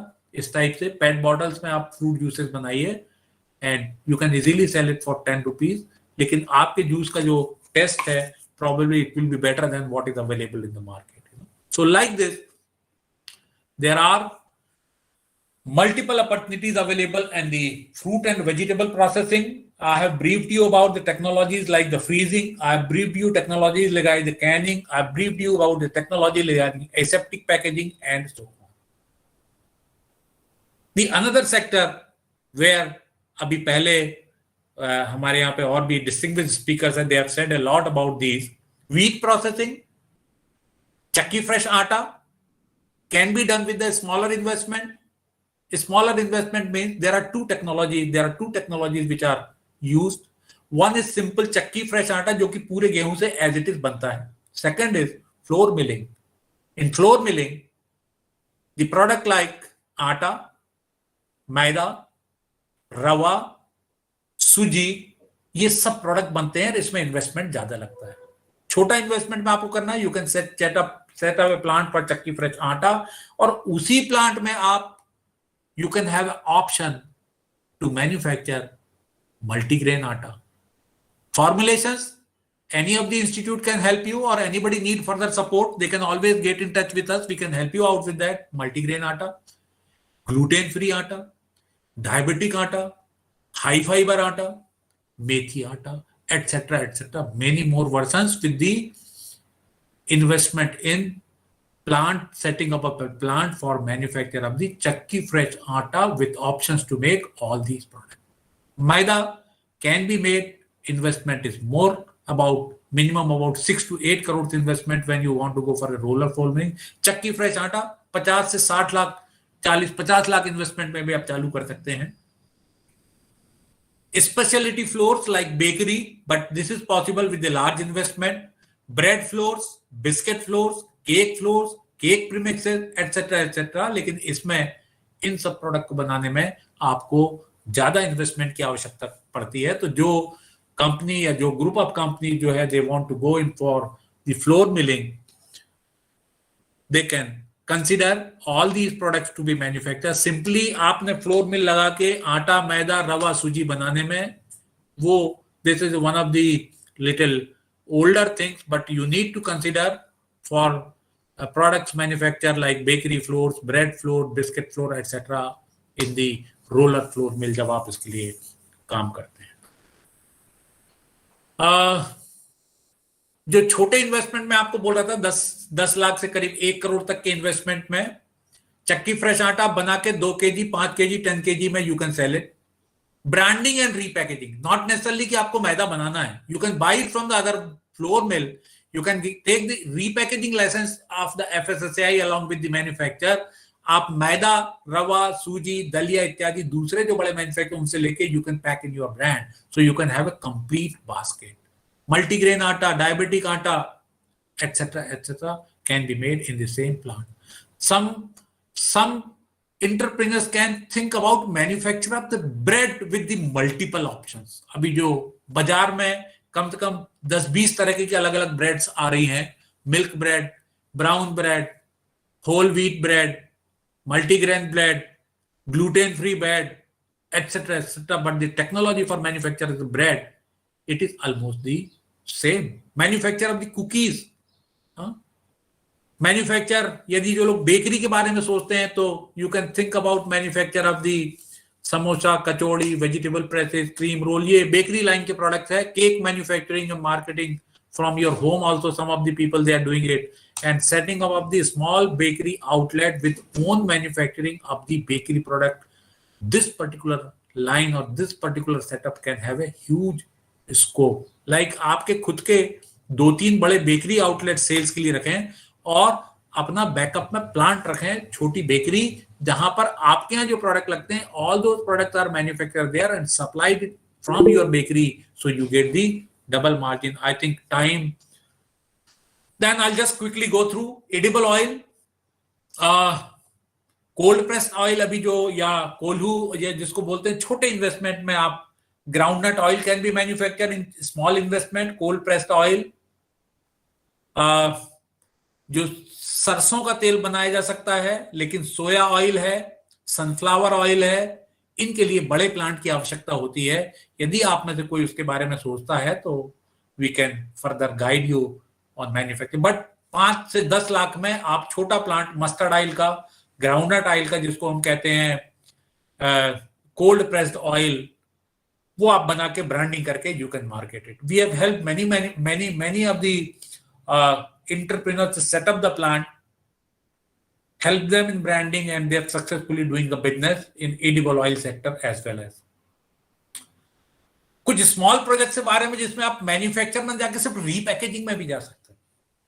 जैसे सोया ऑयल है, ग्राउंडनट ऑयल है, you don't manufacture it, you create the facility for packaging and branding. 2 से 3,000 स्क्वायर फीट जगह, 10-12 लाख रुपए की पैकेजिंग मशीन आती है ना, 0.5 litre, 1 litre. But you have to buy the product from FSSAI licensee or pack the product as per the FSI requirement with the appropriate license. तो आप अपने ब्रांड का तेल भी आप बिना मैन्युफैक्चर करके भी रीपैकेजिंग करके also you can sell the edible oil into the market. There are many entrepreneurs, बहुत सारे लोग हैं जो ये कर रहे हैं अपने ब्रांड में बना के, और आप जो ऑयल है ये बेच सकते हैं. यदि आप if you are able to source some of the organic edible oil seeds, जैसे if you are able to procure organic groundnut with the organic certification, if you get, आप जो यूनिट लगाते हैं, you get that unit certification for organic processing, so probably you can make the edible groundnut oil which is organic, and there is a provision in FSSAI. एक तो आपको licence लेना पड़ेगा oil manufacture का, उसके बाद में there is a provision that you can get the organic logo by giving the sufficient documentary evidence to FSSAI. तो आपका जो लेबल है उसमें along with the FSI license you can write organically certified, that is called Jaivik Bharat logo, and you can get the better prices. So these are some of the picks for the startup. These are some of the very important picks for the startup जो कि आप करें तो your startup can really have a better edge. Because why the organic? Because there are a lot of there are a lot of insecticide and pesticide residues could be present in the normal oil, which we never know. But once we say organic, it means the level of insecticide and pesticide, it is much below and it complies with the organic standards. Sir मेरे पास time कितना बचा आप बताइएगा, 10 minute और। Potato based product Sir, actually, we are running out of time. Our next speaker has already joined us. 5 minutes, I'll finish it. You can manufacture, you can think up about manufacturing potato based product like the potato chips, frozen fries, potato patties, powder, starch, etc., etc. Onion based and a garlic based product like the dehydrated onion, dehydrated garlic. Tomato based products, I have already told you. Soybean based products, milk, like a small product, soya based, you can set up for manufacture of the tofu and the soya milk, etc. Spice processing, namkeen or potato juice manufacture,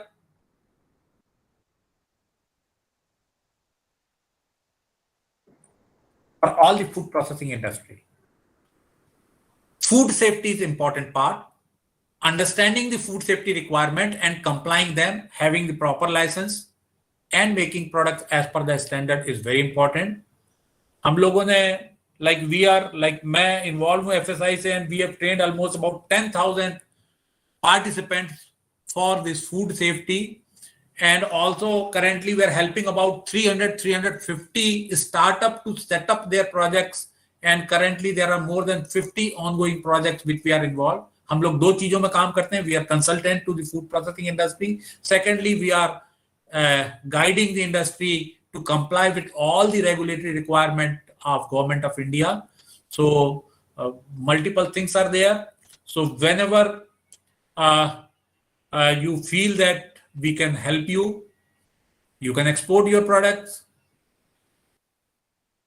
So these are kind of FSI trainings which are there, जो कि पूरी guidelines के बारे में बताती हैं. Certification is from FSI. तो ये जो certificate, that is also required for taking the new FSI license. So those who would like to get connected for further information, you are most welcome. This is the mail ID. This is the WhatsApp number. Those who want to get connected should kindly drop a WhatsApp message with their name, giving the reference of this particular training.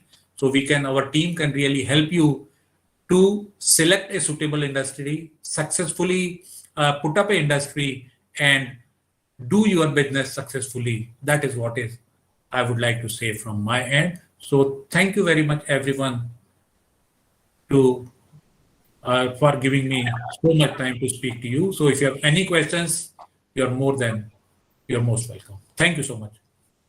Thank you, Suryavanshi sir. If there are any queries, we can spare some 1 minute of time. If there are any queries, offline or online. Yes, please. You can ask me. You may ask. Or you can write in the chat box also. It is open. Yes, please. Sir, we will definitely contact you for a elaborate lecture to our college. Your lecture was very effective, what I feel. Whenever you come across to Raipur, you are most welcome to our College of Agriculture Food Technology. Whenever you will be living in Raipur, we will just invite you to interact with our students, because we are the new college, only 2 batches there. So you please inform whenever you will be in Raipur. Okay. Hello, Suryavanshi sir. Yes, our dean sir is saying that whenever you are in Raipur, just inform us so that we can arrange a face-to-face session with our students. Ours is a new college actually. College of Food Technology, only 2 batches are currently studying over here. Sir. And we know that future of food technology is bright, but they need proper guidance. So if it is possible, then do inform us, sir. Sure. Thank you so much. It was a pleasure for me to interact with the entire group. Thank you, sir, for your lecture. Let us move to the next session. Next session is by Professor Dr. Archana Prasad, madam. She is a faculty of our university in main campus only, and she is looking after the. She is presently in Department of Biotechnology, and she is looking after the food technology part. Madam will be better explaining about her credentials, actually, I should say. I'll not take much time. I'll invite Ma'am Archana Ma'am directly to take the dais. Ma'am, please.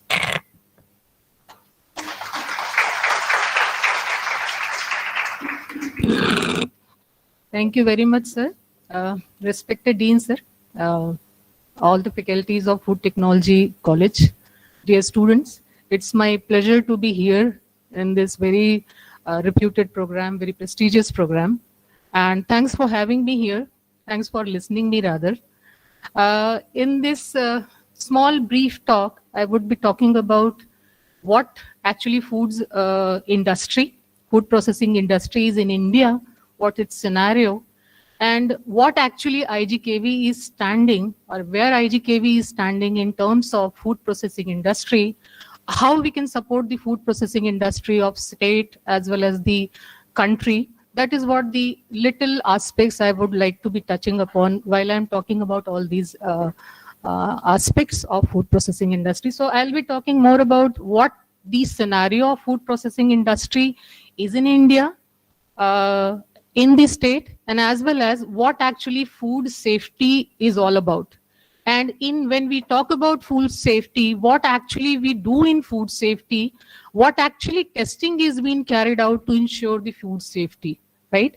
And what IGKV more specifically is doing in terms of food safety here, specifically at Department of Biotechnology. I'll be taking you to the journey there, what actually we have done in last 4 or 5 years in terms of food safety at IGKV Raipur.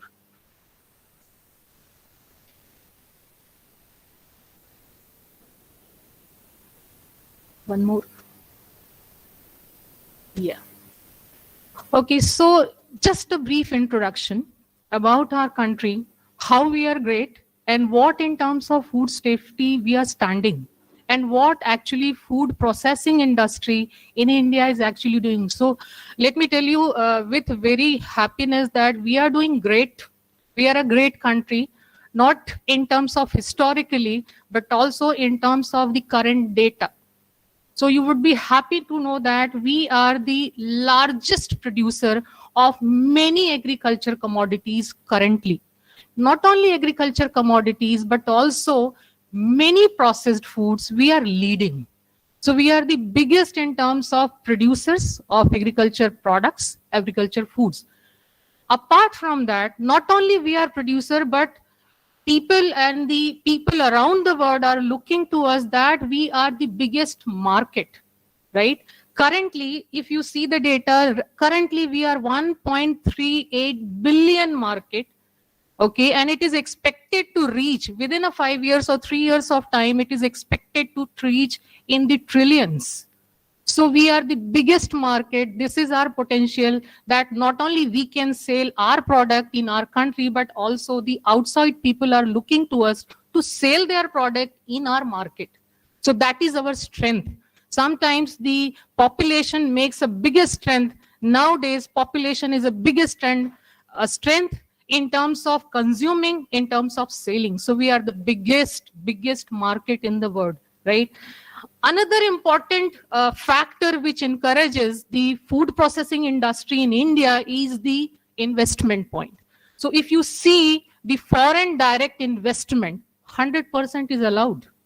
So it is possible that in food processing industry, specifically in India, 100% FDI is allowed, which is a very encouraging point for a food processing industry point of view in India. So that's why not only the Indian people who are doing or who are willing to do business related to food processing kind of thing at India, not only those people who are around the world or at different countries in the world, they are trying to invest into the food processing industries in India. So it's a very good encouraging point for all of us. Since you are the food technology students, you have an advanced and pre-knowledge of this discipline. It's a golden opportunity for you to think about in this direction. You will be teaching, or you will be getting a structured teaching of all these related food processing industry related parameters in entire your teaching tenure. you will have a better knowledge, better edge for designing such kind of entrepreneurship in your coming days. So it's a better opportunity for you to have it. Let me tell you one very interesting fact, that when I searched a little about this matter, I came across that this entire section of food processing industry in India is either captured by the engineering graduates, right? So we are lagging behind. It's our domain. We should have been done much better, or we will be doing much better, because we have a prior knowledge of this particular subject, right? We have a structured knowledge of this particular subject. So not only from the production level to the delivery level, we have the first-hand information, first-hand structured knowledge, so we can do much better compared to the other students who are doing, or compared to the other discipline who are willing to do something in this food processing industry, right? Okay,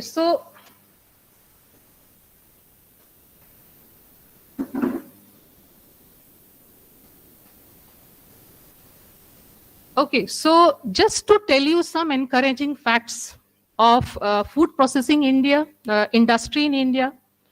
We are leading in many reasons. Food processing industry, there was an annual report recently got published by Ministry of Food Processing Industries, and this report shows many encouraging data. Okay, and it shows that the food processing industry has been ranked first in many sections when the different industries has been evaluated. And it has been known that in that particular report, it shows that the food processing industry ranked first in terms of total number of factories.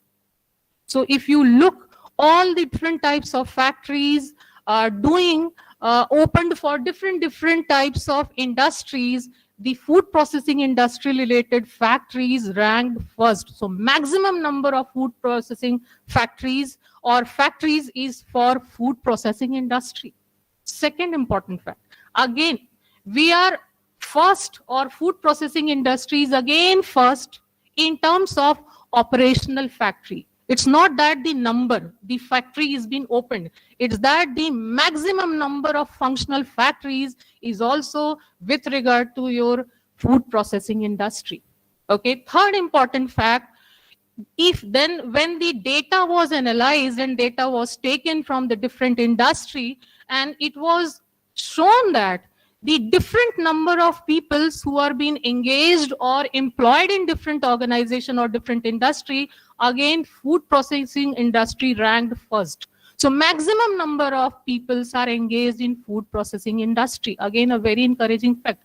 Not only that, the food processing industry also comes in top 5 industries of India in terms of output generated, okay, in terms of gross value added, and also in terms of invested fixed capital.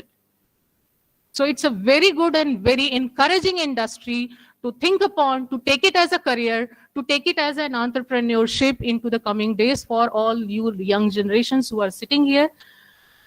Another important fact of food processing industry is that when the data was analyzed, it was shown that we always say that the service sector or the manufacturing sector most of the time talks about the gross value added in terms of gross value added. When the data was analyzed, it was shown that the manufacturing sector, okay, in manufacturing sector,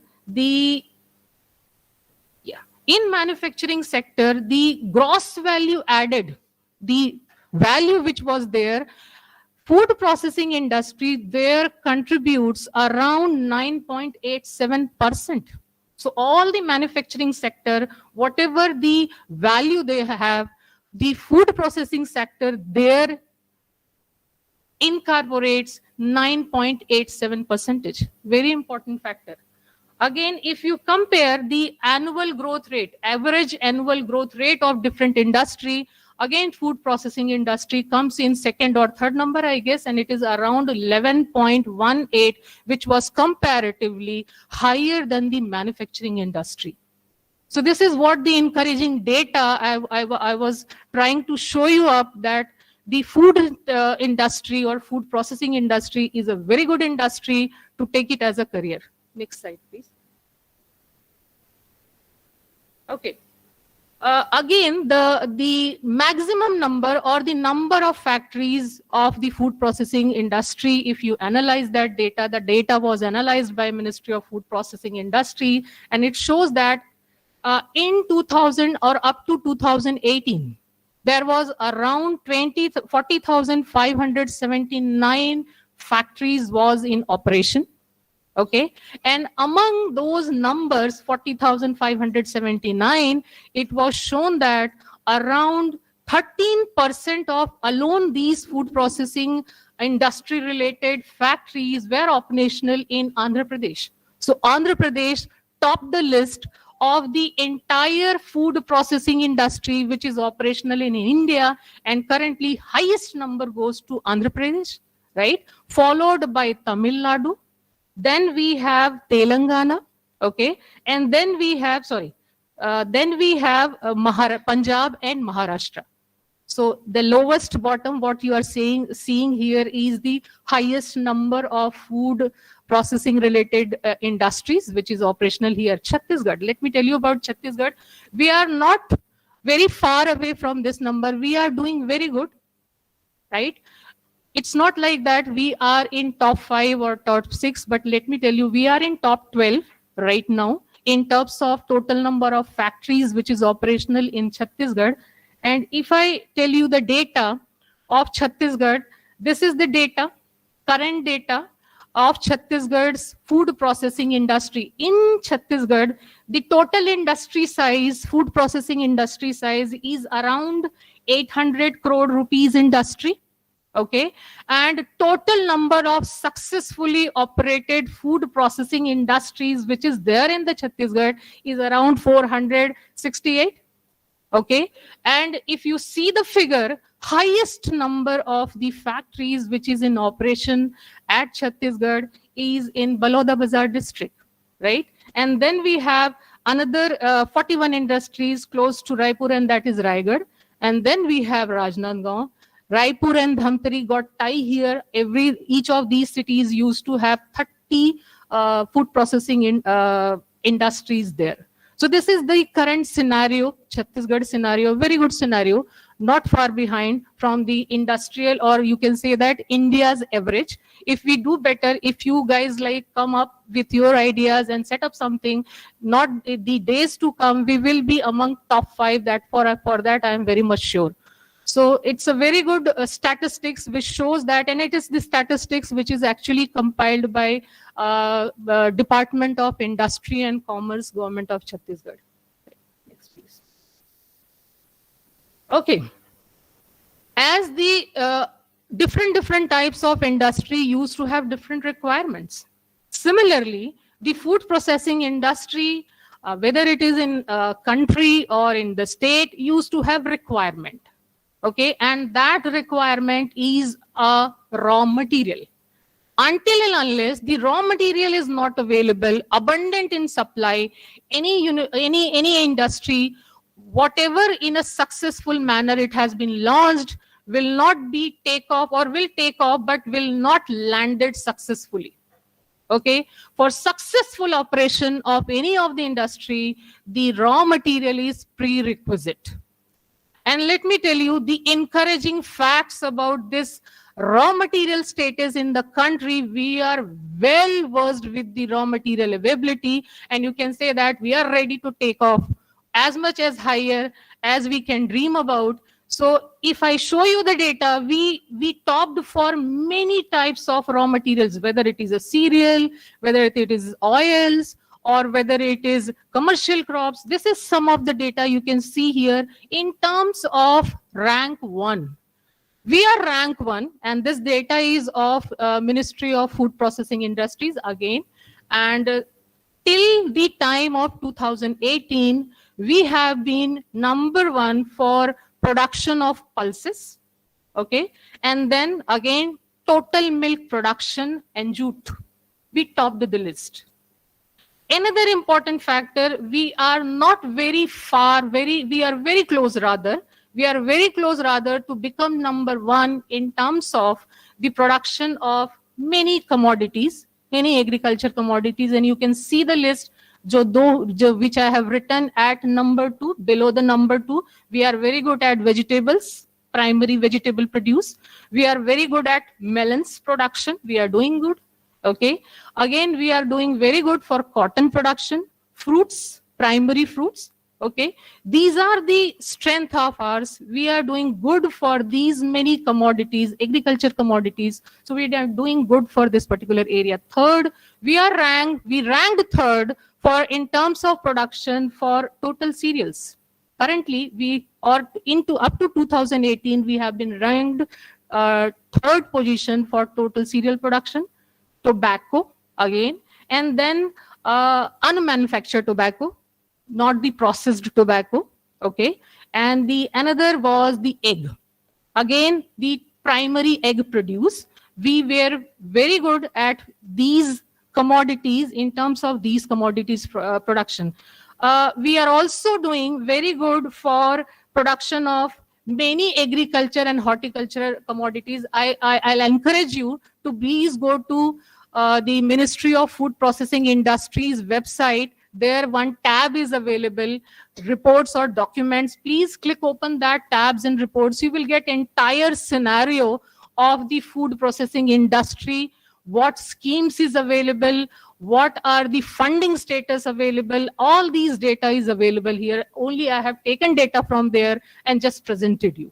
Right? So please visit that website and please check for those data. Those data, that particular report used to have entire comprehensive list of all the commodities, all the agriculture commodities, its current status as well. Okay. Okay. So let me take you to the related aspect of the food processing industry. Whatever we wanted to produce should have an ultimate objective. Okay. And the ultimate objective is either its consumption at domestic market or at international market. This is the final objective of any of the activities we are doing in terms of food processing. Okay, so let me tell you, in terms of exports and imports, we are again doing good for export and import. And if you see the statistics shows that when the export data has came up, and it shows that in 2020-21, the total export of the food processing related items was around 38.32 billion. Okay, and this is around in percentage 13.2% of total exported materials from India. All across export, all the materials which has been exported from India, you share or we share 13.2%, which is a very good percentage again. And it is expected to be going to like anything in the coming days, as the pace or average annual growth rate suggests that within 2 years or 3 years of time, this export rate possible to get doubled. Okay, so this much doubling rate is not possible with any other industries. Since we are at infancy stage, it is possible with us that with little effort, it is possible that we can double our export rate with regard to our contribution as a food processing industry or food processing products. Okay, if you see the imports, whatever imports we have made in last few years, it shows that the imports with respect to food processing related items, it was around 5.3% of total Indian exports. Sorry, total Indian imports. Very less if you compare this data with the percentage we export. So our import is less, our export is higher. That is a very good sign, very encouraging point for us to further propel us to go good or do good in terms of production, in terms of selling kind of activities in this particular business. And if you see the India status, in India, the entire agriculture export, okay, to world is 2.31%. And if you compare this with the imports we've made is 1.31%, again, and very encouraging figure. So we are exporting more, we are importing less, right? Very important figure to take into consideration for designing our future actions. Okay, again, this is India's status in terms of global food trade. You can see here the last two values, point number 5 and point number 6. Again, the same value I have shared with you, and that was 2.3% is percentage of share of India's food export in terms of world, okay? And 1.31%, which is again the percentage of world's import is considered. So we import less, but export high. Next, please. Okay. Just tell you about adding a little points here, and that is the FDI. FDI is investment. If you see the status of FDI investment in India, this is the figure of FDI investment in India from 2014 to 2021, and it says that it is somewhere it ranges from 393 million to majorly or higher to 904.90 million, right? So this is the figure. Again, the encouraging part which I would like to add here with this data is that keep in your mind, we are 100% FDI allowed industry. Okay, so whatever data goes in different seasons or different years, the major encouraging point is that depending on per capacity, the 100% FDI is allowed. Next. Okay, so whatever food is being produced, whether it is raw material, whether it is cooked food, whether it is a processed food, all food is actually categorized in terms of export. And this categorization of food in terms of export is performed by the government agencies, okay? And as far as the domestic market is concerned, or the regulatory market is concerned, the agency in India which regulates the categorization of foods into different categories with respect to its export is FSSAI, Food Safety Standards Authority of India. So it has made different categories, and all the food, whichever is being produced by farmers, growers, producers, all these fall into these 10 or 11 categories. So you can see that the first category.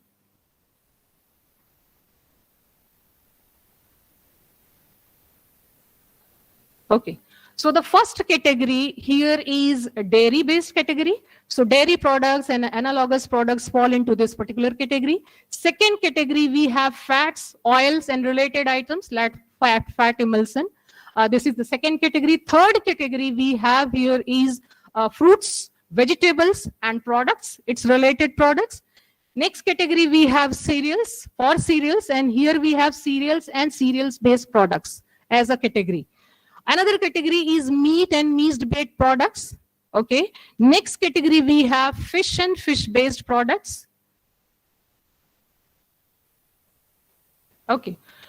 The next category of food is everything related to sweets and confectionaries. So whatever item is produced under this category, cake, chocolates, all those things, related items falls into this category of sweets and confectionery. Then we have sweetening agents. So let me tell you, honey comes under this particular category. So all the sweetening agents, artificial, natural, they falls under this category of sweetening agents, including honey. Next category we have here is beverages. Okay. And under beverages, all beverages are included except fruits and dairy-based products, right? They have a different category of them. So we'll, whatever dairy-based product is being produced, whether it is a juice kind of thing or some formulation kind of thing, that falls into the category of dairy and dairy-based product, right? Another category we have is for salts, spices, condiments. They falls into this particular category. And last category, whichever food item doesn't falls into all these categories, they fall into the last category, and that is other food products and ingredients. So these many products, whatever is being produced, they must be converted into this category. Then only they can be sold, okay, in domestic markets or at international markets. So this category is very important. So whosoever is producing the product, they are the learned people. They have this information in their mind that whether I am producing cereals, so what cereal I am producing and what kind of products I can make out of it, whatever cereals I am producing. This information is very much required prior hand to all the producers to make better reach of their products into all types of markets across world.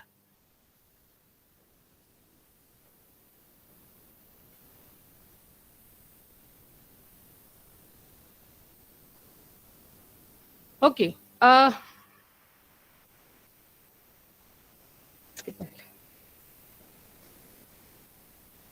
Okay. So the next section. We have already learned, I have just give you a glimpses about what actually food processing industry is all about, what kind of material is required to make this industry successful. Now comes the important consideration, how to make this industry successful. That is itself a biggest question. To make this industry successful, whatever product we are making, that product must be safe, okay?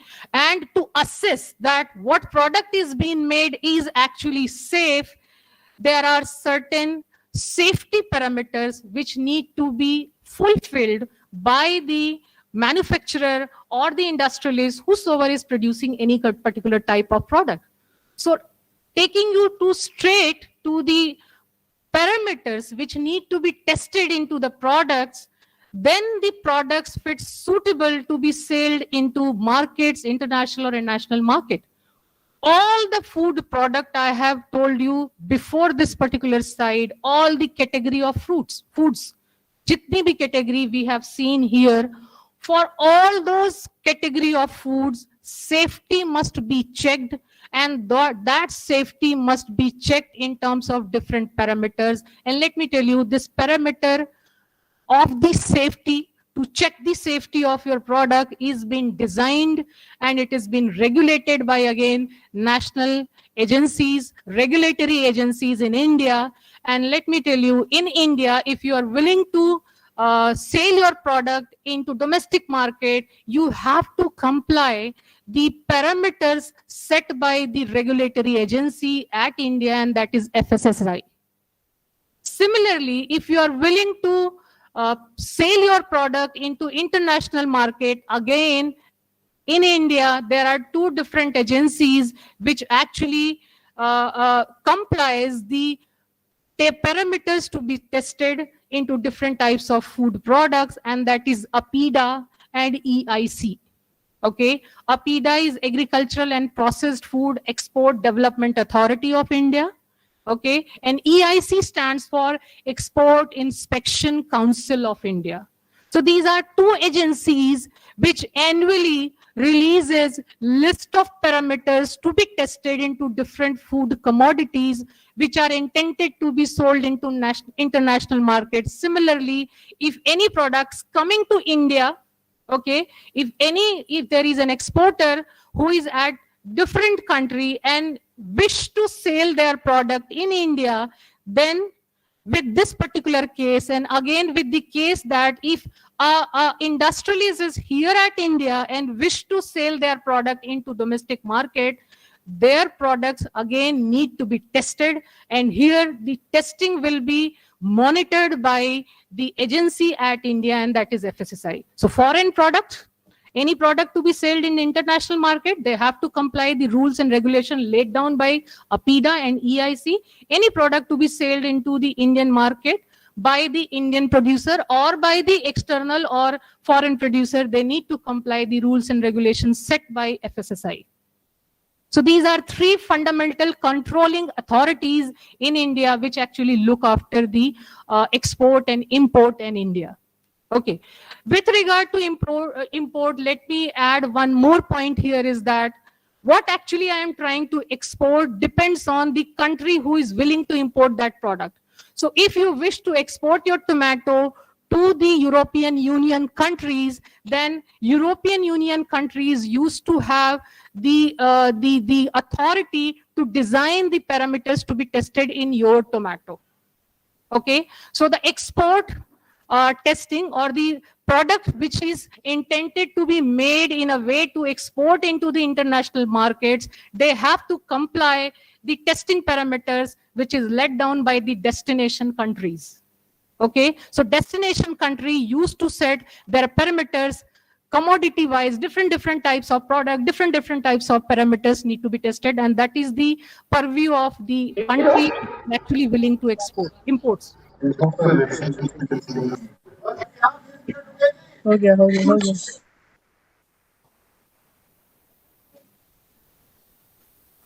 Okay, to sum up, whether it is the product which is supposed to go into international market or national market, there are certain categories of test.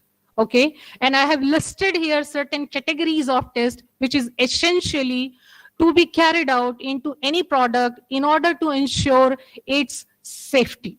So these are safety parameters related testing. The first testing you can see here, pesticide residue analysis.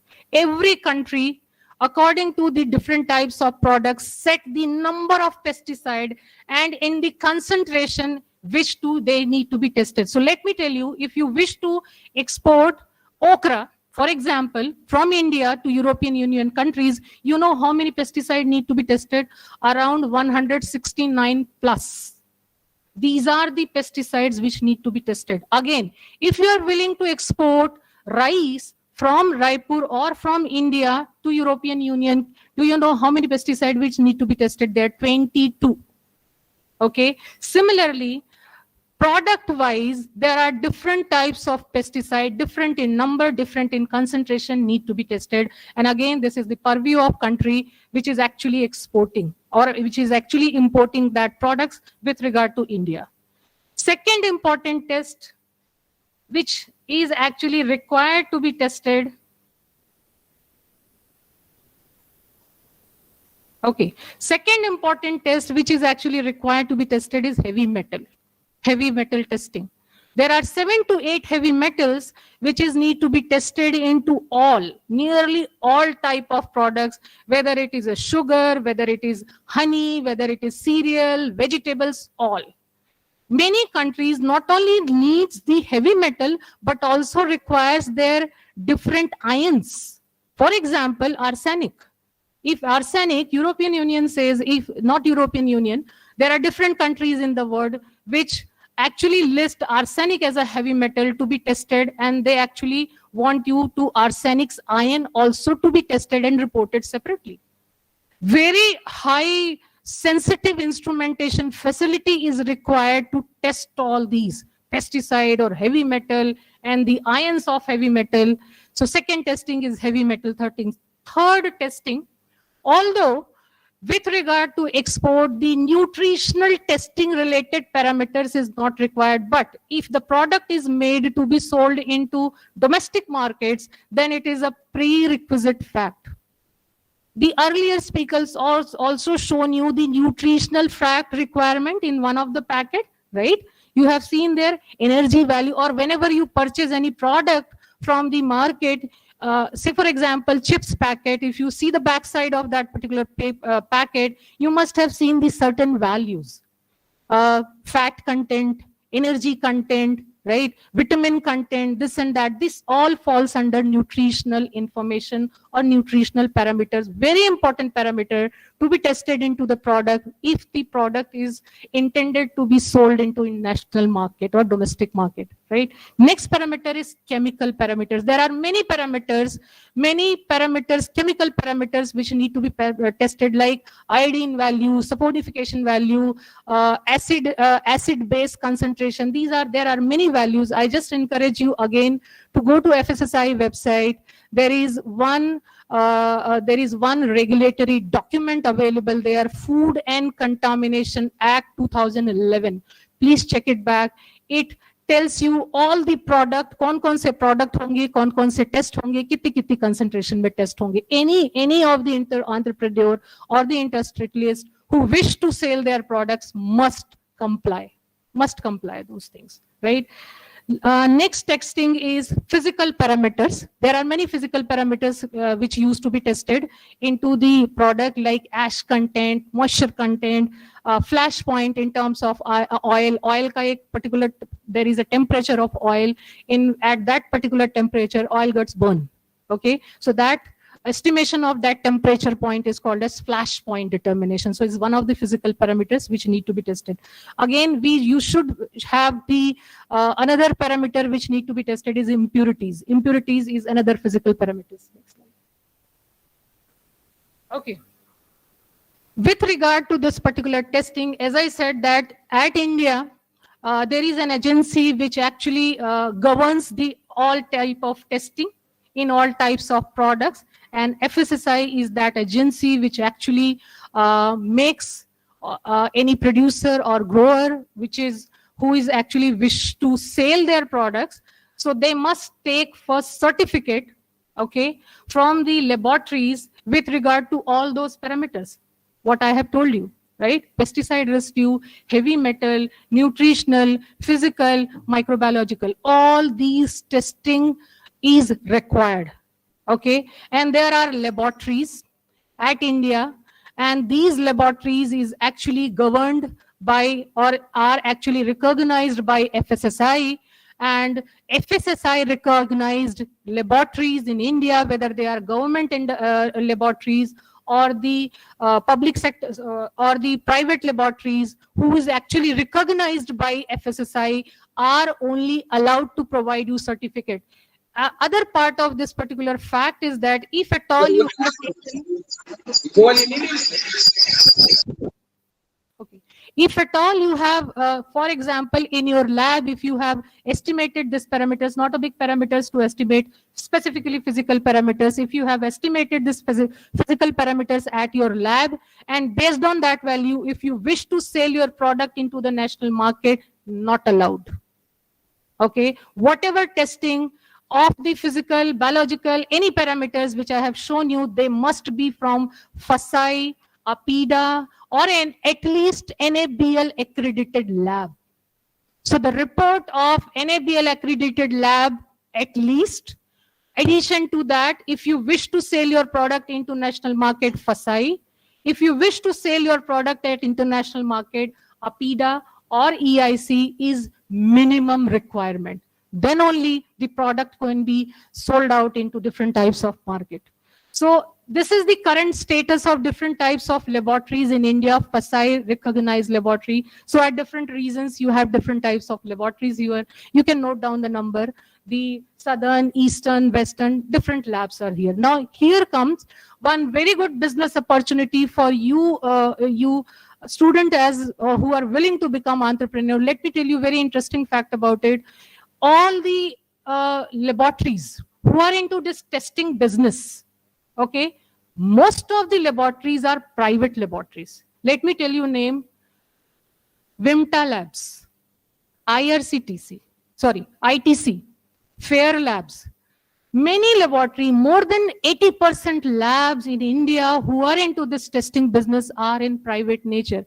So you, as a student of food technologies, discipline, have a better edge to make or to open a laboratory, testing laboratory, very lucrative business. Let me tell you one more fact here. The rates, testing charges, the testing charges which is actually taken by the government agencies or government laboratories is actually nominal compared to the testing charges which is being taken by the private labs. It is around 4 to 5 times. So it's a very good business opportunity, and The IGKV's laboratory is the first laboratory in terms of food testing, which is NABL and APIDA certified. None other than IGKV's laboratory. There is a laboratory in Chhattisgarh, which is actually NABL accredited or APIDA certified. Close to periphery, the closest laboratory in the periphery is around 300 kilometers away from here, and that is Nagpur. There are certain 3 or 4 laboratories there who are into this food testing business. So it's a very good opportunity. Many peoples I have interacted in Raipur or around Raipur, they are planning to open the testing laboratories very soon, and probably when you pass out first or second batch, you might have heard about the the entrepreneurship who are into this testing business at Chhattisgarh.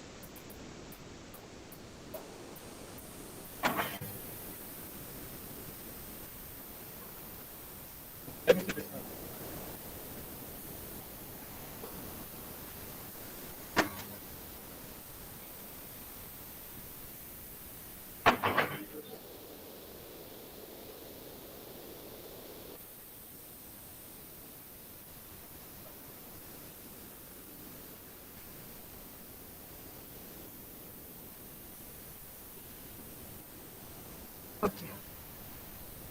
Shall I proceed? Yeah. So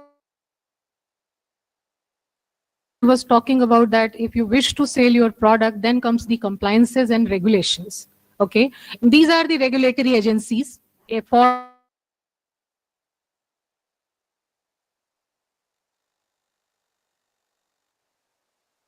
testing business. They must be at least NABL accredited. Okay, you all know about this NABL sort of thing. This is National Accreditation Board of Laboratories, right? This is in India an apex body which actually accreditates laboratory, who examines the laboratory's capacity in terms of testing, whether we are able to do it testing or not. You know that whenever it comes to testing, as you might have, many of us, all of us actually have visited to different types of testing centers, right? Like many diagnostic centers we have visited. Have you ever curious to check that whenever you wished to go to different diagnostic center, their accreditation status? No, we never bother about it. We go to many pathological testing centers, many diagnostic centers. We just go there, walk there, and we make our testing done there. But we never bother to check about that, whether they are credible for testing or not. And when it comes in terms of credibility testing, this credibility of their testing is actually decided by NABL. So there are few laboratories in Raipur itself who are actually NABL. So it's my just a suggestion to you, whenever you wish or whenever in any of the emergency situation, if you visit any of the diagnostic sectors or testing centers, please see their reception very carefully. If at all they would have been NABL accredited, proudly they will display their NABL certificate at the center of their reception. So whenever I have visited 2 or 3, there are few good hospitals at Raipur, and few very good diagnostic centers at Raipur which are actually NABL accredited. So it's up to you. Whenever you wish, please check for that. So credibility of the testing laboratory is actually judged by, certified by the agency, and that is NABL. It is the minimum requirement for to be indulged into testing business. Apart from NABL, once you are NABL, then comes the other apex body who recognize you for sort of the issuing certificate for export or selling the product into national market. So in terms of national market, we have FSSI here, okay? And for international market, we have APIDA and EIC. Right now, the IGKV is one of the lab, is NABL and APIDA certified lab, okay? Next slide. Okay, so with very much happiness, I would like to share you with the fact that most of, I feel sad so that many of you must be aware that at IGKV there is one laboratory which is called as Phytosanitary Laboratory. This laboratory is situated at Department of Plant Molecular Biology and Biotechnology at second floor of R.H. Richaria Central Instrumentation Facility. And this laboratory is actually NABL and APIDA certified lab, first lab at Chhattisgarh, around this, or you can say first lab around the central India, taking into consideration Odisha part and rest of the part. With the phytosanitary lab of IGKV Raipur is only laboratory which is actually NABL accredited and the APIDA certified laboratory. Let me tell you one fact here. When we say that the laboratory is NABL accredited laboratory, it is actually partially incorrect statement to make. The NABL not accreditates the laboratory, the NABL accreditates the test. Okay, so it is the test which is actually accredited, not the laboratory. Okay, so right now the laboratory of IGKV, the phytosanitary laboratory, is accredited for 168 pesticide to be tested in 2 categories: cereals and products and vegetables and fruits. Okay, next slide.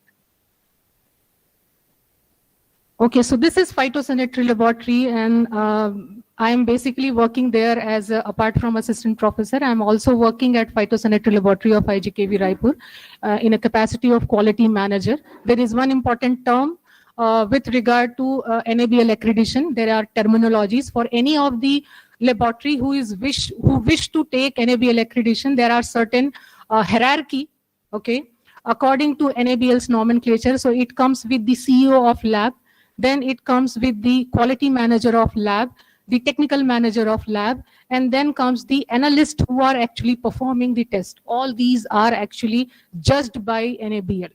Okay, so I'm working there as a quality manager, and I take care all the testing related part of the fruits and vegetables and cereals and pulses, me along with the other people who are working there. Next slide, please.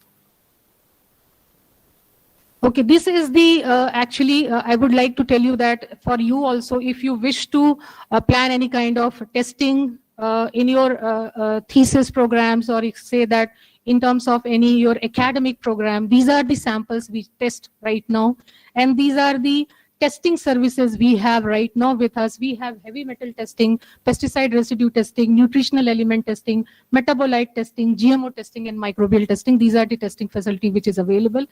Among this facility, among this testing, the 2 testing is ready to take off right now. You can send your samples, we can test it, and that is for heavy metal and pesticide residue. There are certain other testing which is soon will start, microbial and GMO testing, and these are these type of samples right now we take for testing at phytosanitary laboratory. Soil we test, water, crop residues, microbial broth, cereals, vegetables, fruits, aroma, this all type of testing we do it. Next slide. Okay. The type of customer, we have or we serve two type of customer. Many of the customers we have right now is researchers, scientists, students, farmers, growers, producer, all used to come to us and they make their sample tested here. And this is a tariff plan approved by IGKV right now currently. So we have this pesticide residue testing charges here, heavy metal testing charges, as well as microbial testing charges approved by IGKV Raipur. So anyone can come. Depending upon the availability of slot, we take samples and we make the testing and give the report. Next slide.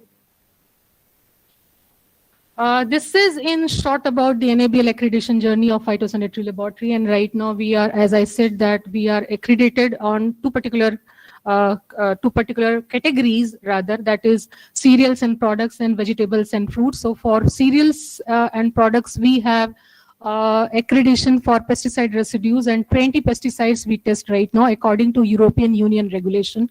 Another is vegetables. We test 148 pesticide residues in all vegetables and fruits. And soon we are into expansion phase right now. And as per government mandate, the IGKV Raipur is expanding its testing facility, and many more products and many more type of tests days to come will be included into our testing services. Okay. As I said that we have been given mandate to test many types of product. These are the tentative list of products which will soon be included into testing services of IGKV Raipur, and these fall into categories of achar, jam, pickle, cookies. All these products we are trying to include in coming future into our testing program. Next.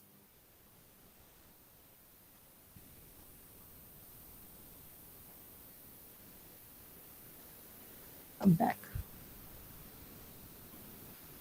Okay, this is, I tried to sum up everything right from the industry to testing kind of thing, and I hope the points I have just shown you and tried to given you will be reached to you very nicely, and this is it from my side, and I am open to take your questions. Thank you.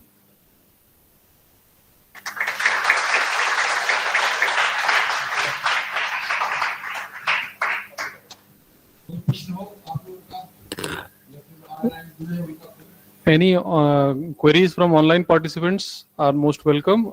Offline students, I'm sure you will have some questions. But Any question, if it is not answered here, I tell you, open to come at Laboratory. You can visit anytime, and we all are there to answer your queries. It's not like that it's one or two questions we can take. We can take many questions if you wish to come there.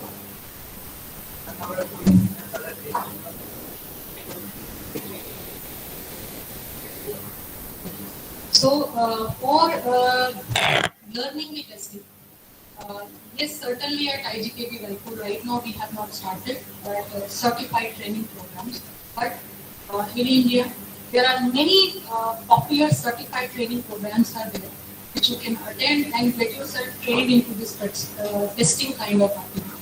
It is there. But soon, I think, once we will complete entire NABL-related activities, we will also start the certified training programs for testing. Hello, ma'am. This is Dr. Anurag Singh Tomar. As you said, you are having many testing facilities at your center. Can you please tell us, are they chargeable or they are free for IGKV students or for the teachers? very important questions. I know it's very important question, sir. Yes. But let me tell you, sir, nothing is free here. Yes, it is not free. There is yes, but let me add you one more point here. The testing charges, which is right now approved at IGKV, there are slabs for IGKV faculties and students, and slab for commercial. So we otherwise take very nominal charges, as I mentioned in earlier, that we are taking very less nominal charges compared to the other people who are into testing business. So you can avail those testing charges just with a minimal minimal payment which is actually required to run our laboratory. So right now it is only our bread and butter to run our laboratory. It is dependent on the testing fees we are getting. So there are slabs. Ma'am, can our students visit? Means we can plan our food technology students. They can means just for a means exposure. So can we contact us for means a visit for the laboratory? All the students and my all respected faculties here are most welcome. Thank you, ma'am. Please do visit us. It will be rather pleasure of us to you, all of you there at the Phytosenate laboratory. It is for you, for all the students, all the faculties to get this service done, because that way we will be more into service or more into this education purpose. So you are welcome. Actually, means we all feel that Richarya lab is an asset to IGKV, and means being a faculty itself, I always feel that there is a distance between me and Richarya lab. That's why I asked this question. Thank you, ma'am. It just depends on your designing of your studies. Right.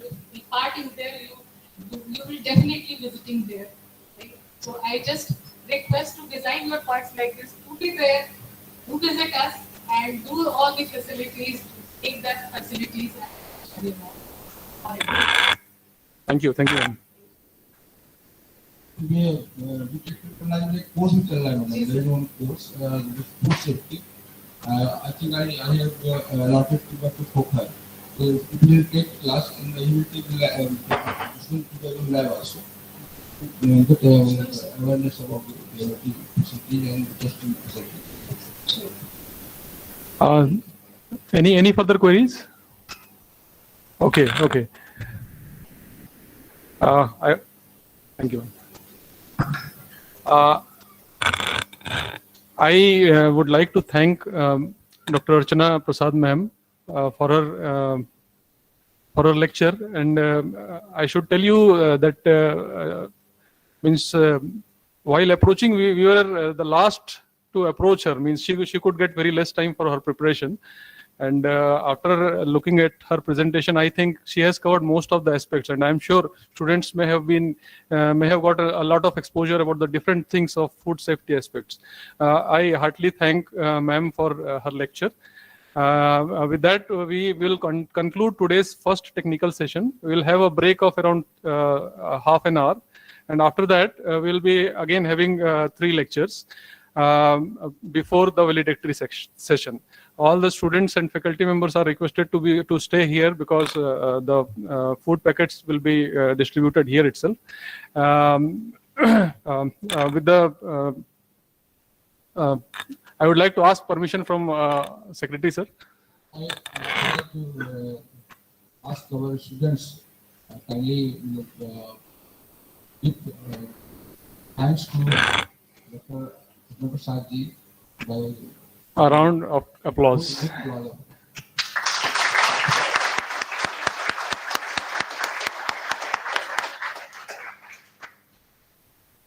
Sir.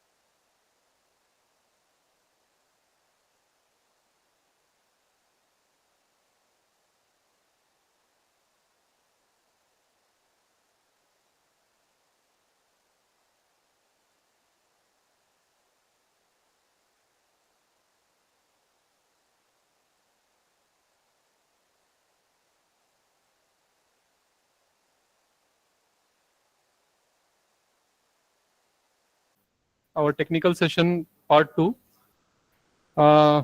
Mr. Meena is actually busy in a small meeting. So we'll be starting with Professor Pisalkar, sir. You may be aware that he is faculty from our institute only. He'll be delivering his lecture on post-harvest technology of potential agricultural commodities of agriculture. I hand over the mic to Pisalkar, sir, for the. Okay, thank you, sir. Good afternoon to all. So, myself, Prashant Pisalkar, I am working as assistant professor in the Department of Agriculture Processing and Food Engineering. I think you all students might know me, except food technology first year students, I think. Food technology second year students, I think I already taught one course regarding spices, so they shouldn't know me. So, as per our webinar topic, post-harvest and value addition of farmers' produce. So, I prepared one presentation looking to the general awareness about the cereal pulses and oilseed processing, and not a very just a basic processing technology that is useful to farmers, and maybe it is useful to some new entrepreneurs or some village young persons, okay, those who want to work on the basic commodities that is generally produced by the farmers. So I selected this topic, and I am going to cover some of the processing steps and machines we required for the cereal pulses and oilseed crops. Okay, so next slide. Yes, hoga. Next ho jayega. Okay, thank you. Okay, so as per the definition of post-harvest technology, how we can define post-harvest? So after harvesting, we are conducting different unit operation.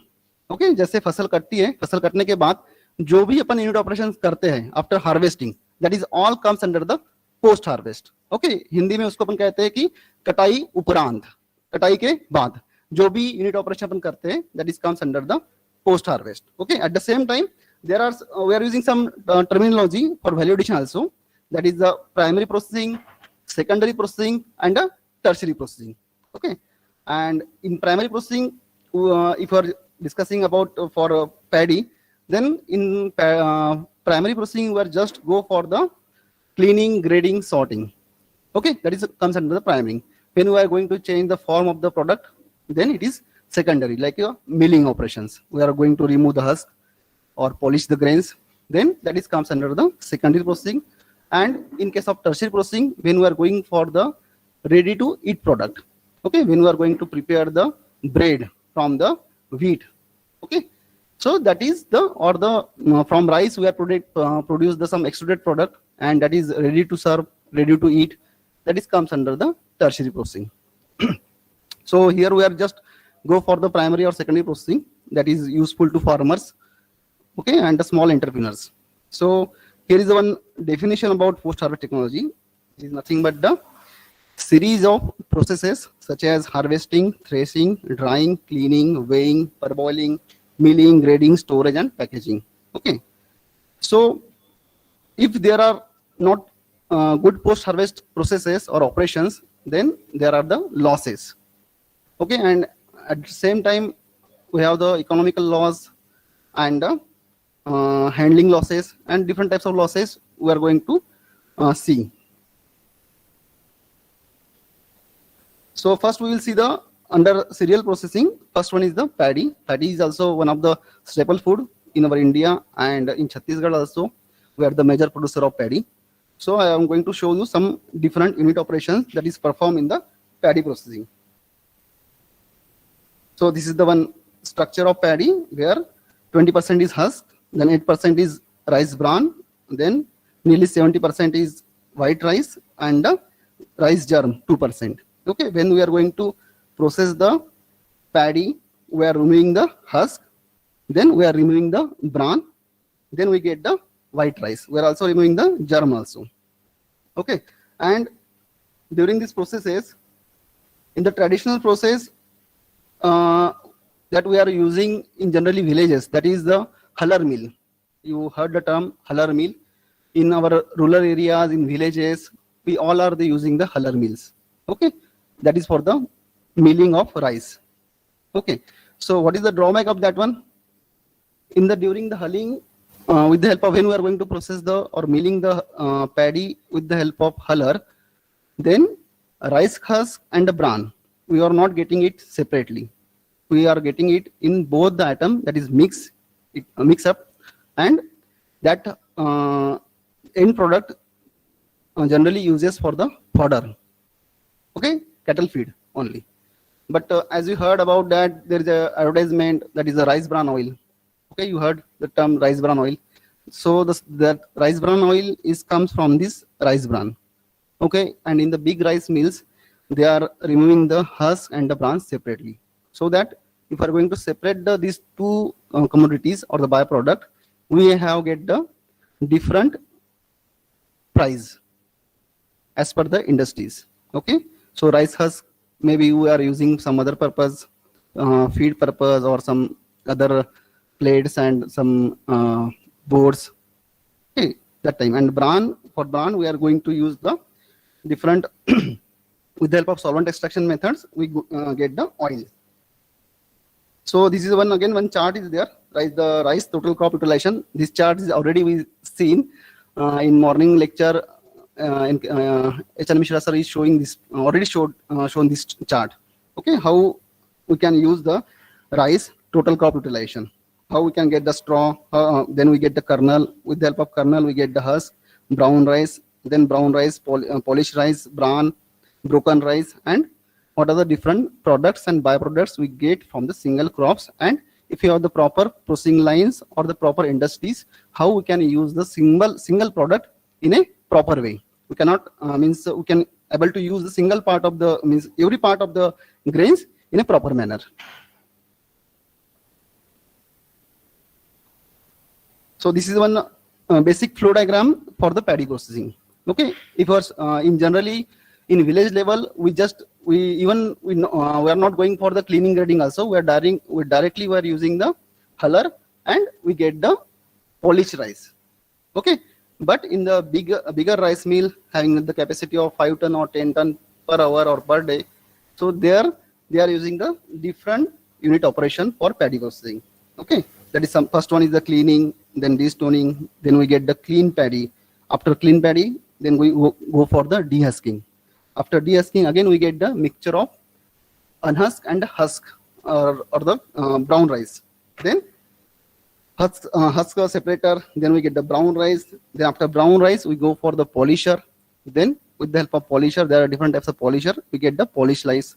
Then we can again that polished rice we grade as per the thickness. Okay, and then at last, with the help of color sorter, we get the finished rice. You already observed when you are going to purchase the rice or wheat or the dal, there is a one term in the bags written like the Sortex clean. Okay, you may observe in next time when you are going to purchase complete bori. So there are written there is a Sortex clean. Sortex clean means there is one machine that is the color sorter. With the help of color sorter, they sort the grains so that there is all the grains have equal colors and there is a very less chances of impurities. Okay, so before that milling, there are some unit operation that we are perform in the field also. That is the drying. That is also one of the basic unit operation and very important, because with the help of drying, we are reducing the moisture content to a safe level. Okay, and the moisture content is the single parameters that affect the storage and the life of the food grains or any commodity.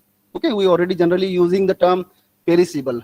Okay, perishable means all the commodities that have the moisture contents, higher moisture contents, and we cannot able to store it for long duration. So in basically drying is a unit operation where we are removing the moisture to a safe level, and in all the agriculture commodities, moisture is performing the very big role. If you are reducing the 1% of moisture content, we can able to increase the shelf life double. है ना, अगर अपन ने 13 से 12% पर अगर moisture content रखते हैं तो जो प्रोडक्ट की सेल्फ लाइफ 6 महीना रहती है उसकी अपन 12 महीने 1 साल कर सकते हैं. तो मॉइस्चर जो है इतना बड़ा रोल पे करता है ग्रेन स्टोरेज में, ठीक है। तो drawing is one of the important unit operations, ठीक है। उसके बाद अपन पढ़ते भी है हमेशा कि there are different types of drying methods, that is sun drying और फील्ड ड्राइंग में करते हैं अपन। तो अपन बहुत बार बोलते हैं कि अगर there are if you are as such keep the crops in the field for drying, then there are the different types of shattering losses or more losses are observed during transportation of crops. So as an engineer or as a process engineer, we already in most of the time we recommend that to harvest the moisture content at higher harvest the crop at higher moisture content, and then with the help of suitable drying methods you may go for the drying, okay. So there are some different types of dryers like a flatbed dryers, then LSU dryers. This is open sun drying. This type of dry is also available, that is indirect solar dryers or hybrid dryers. Then mechanical dryers. In mechanical dryers in rice milling industries, generally one dryer commonly used, that is called the LSU dryer, okay. That is a basic very important dryer that is useful in all the milling industries or rice milling industries.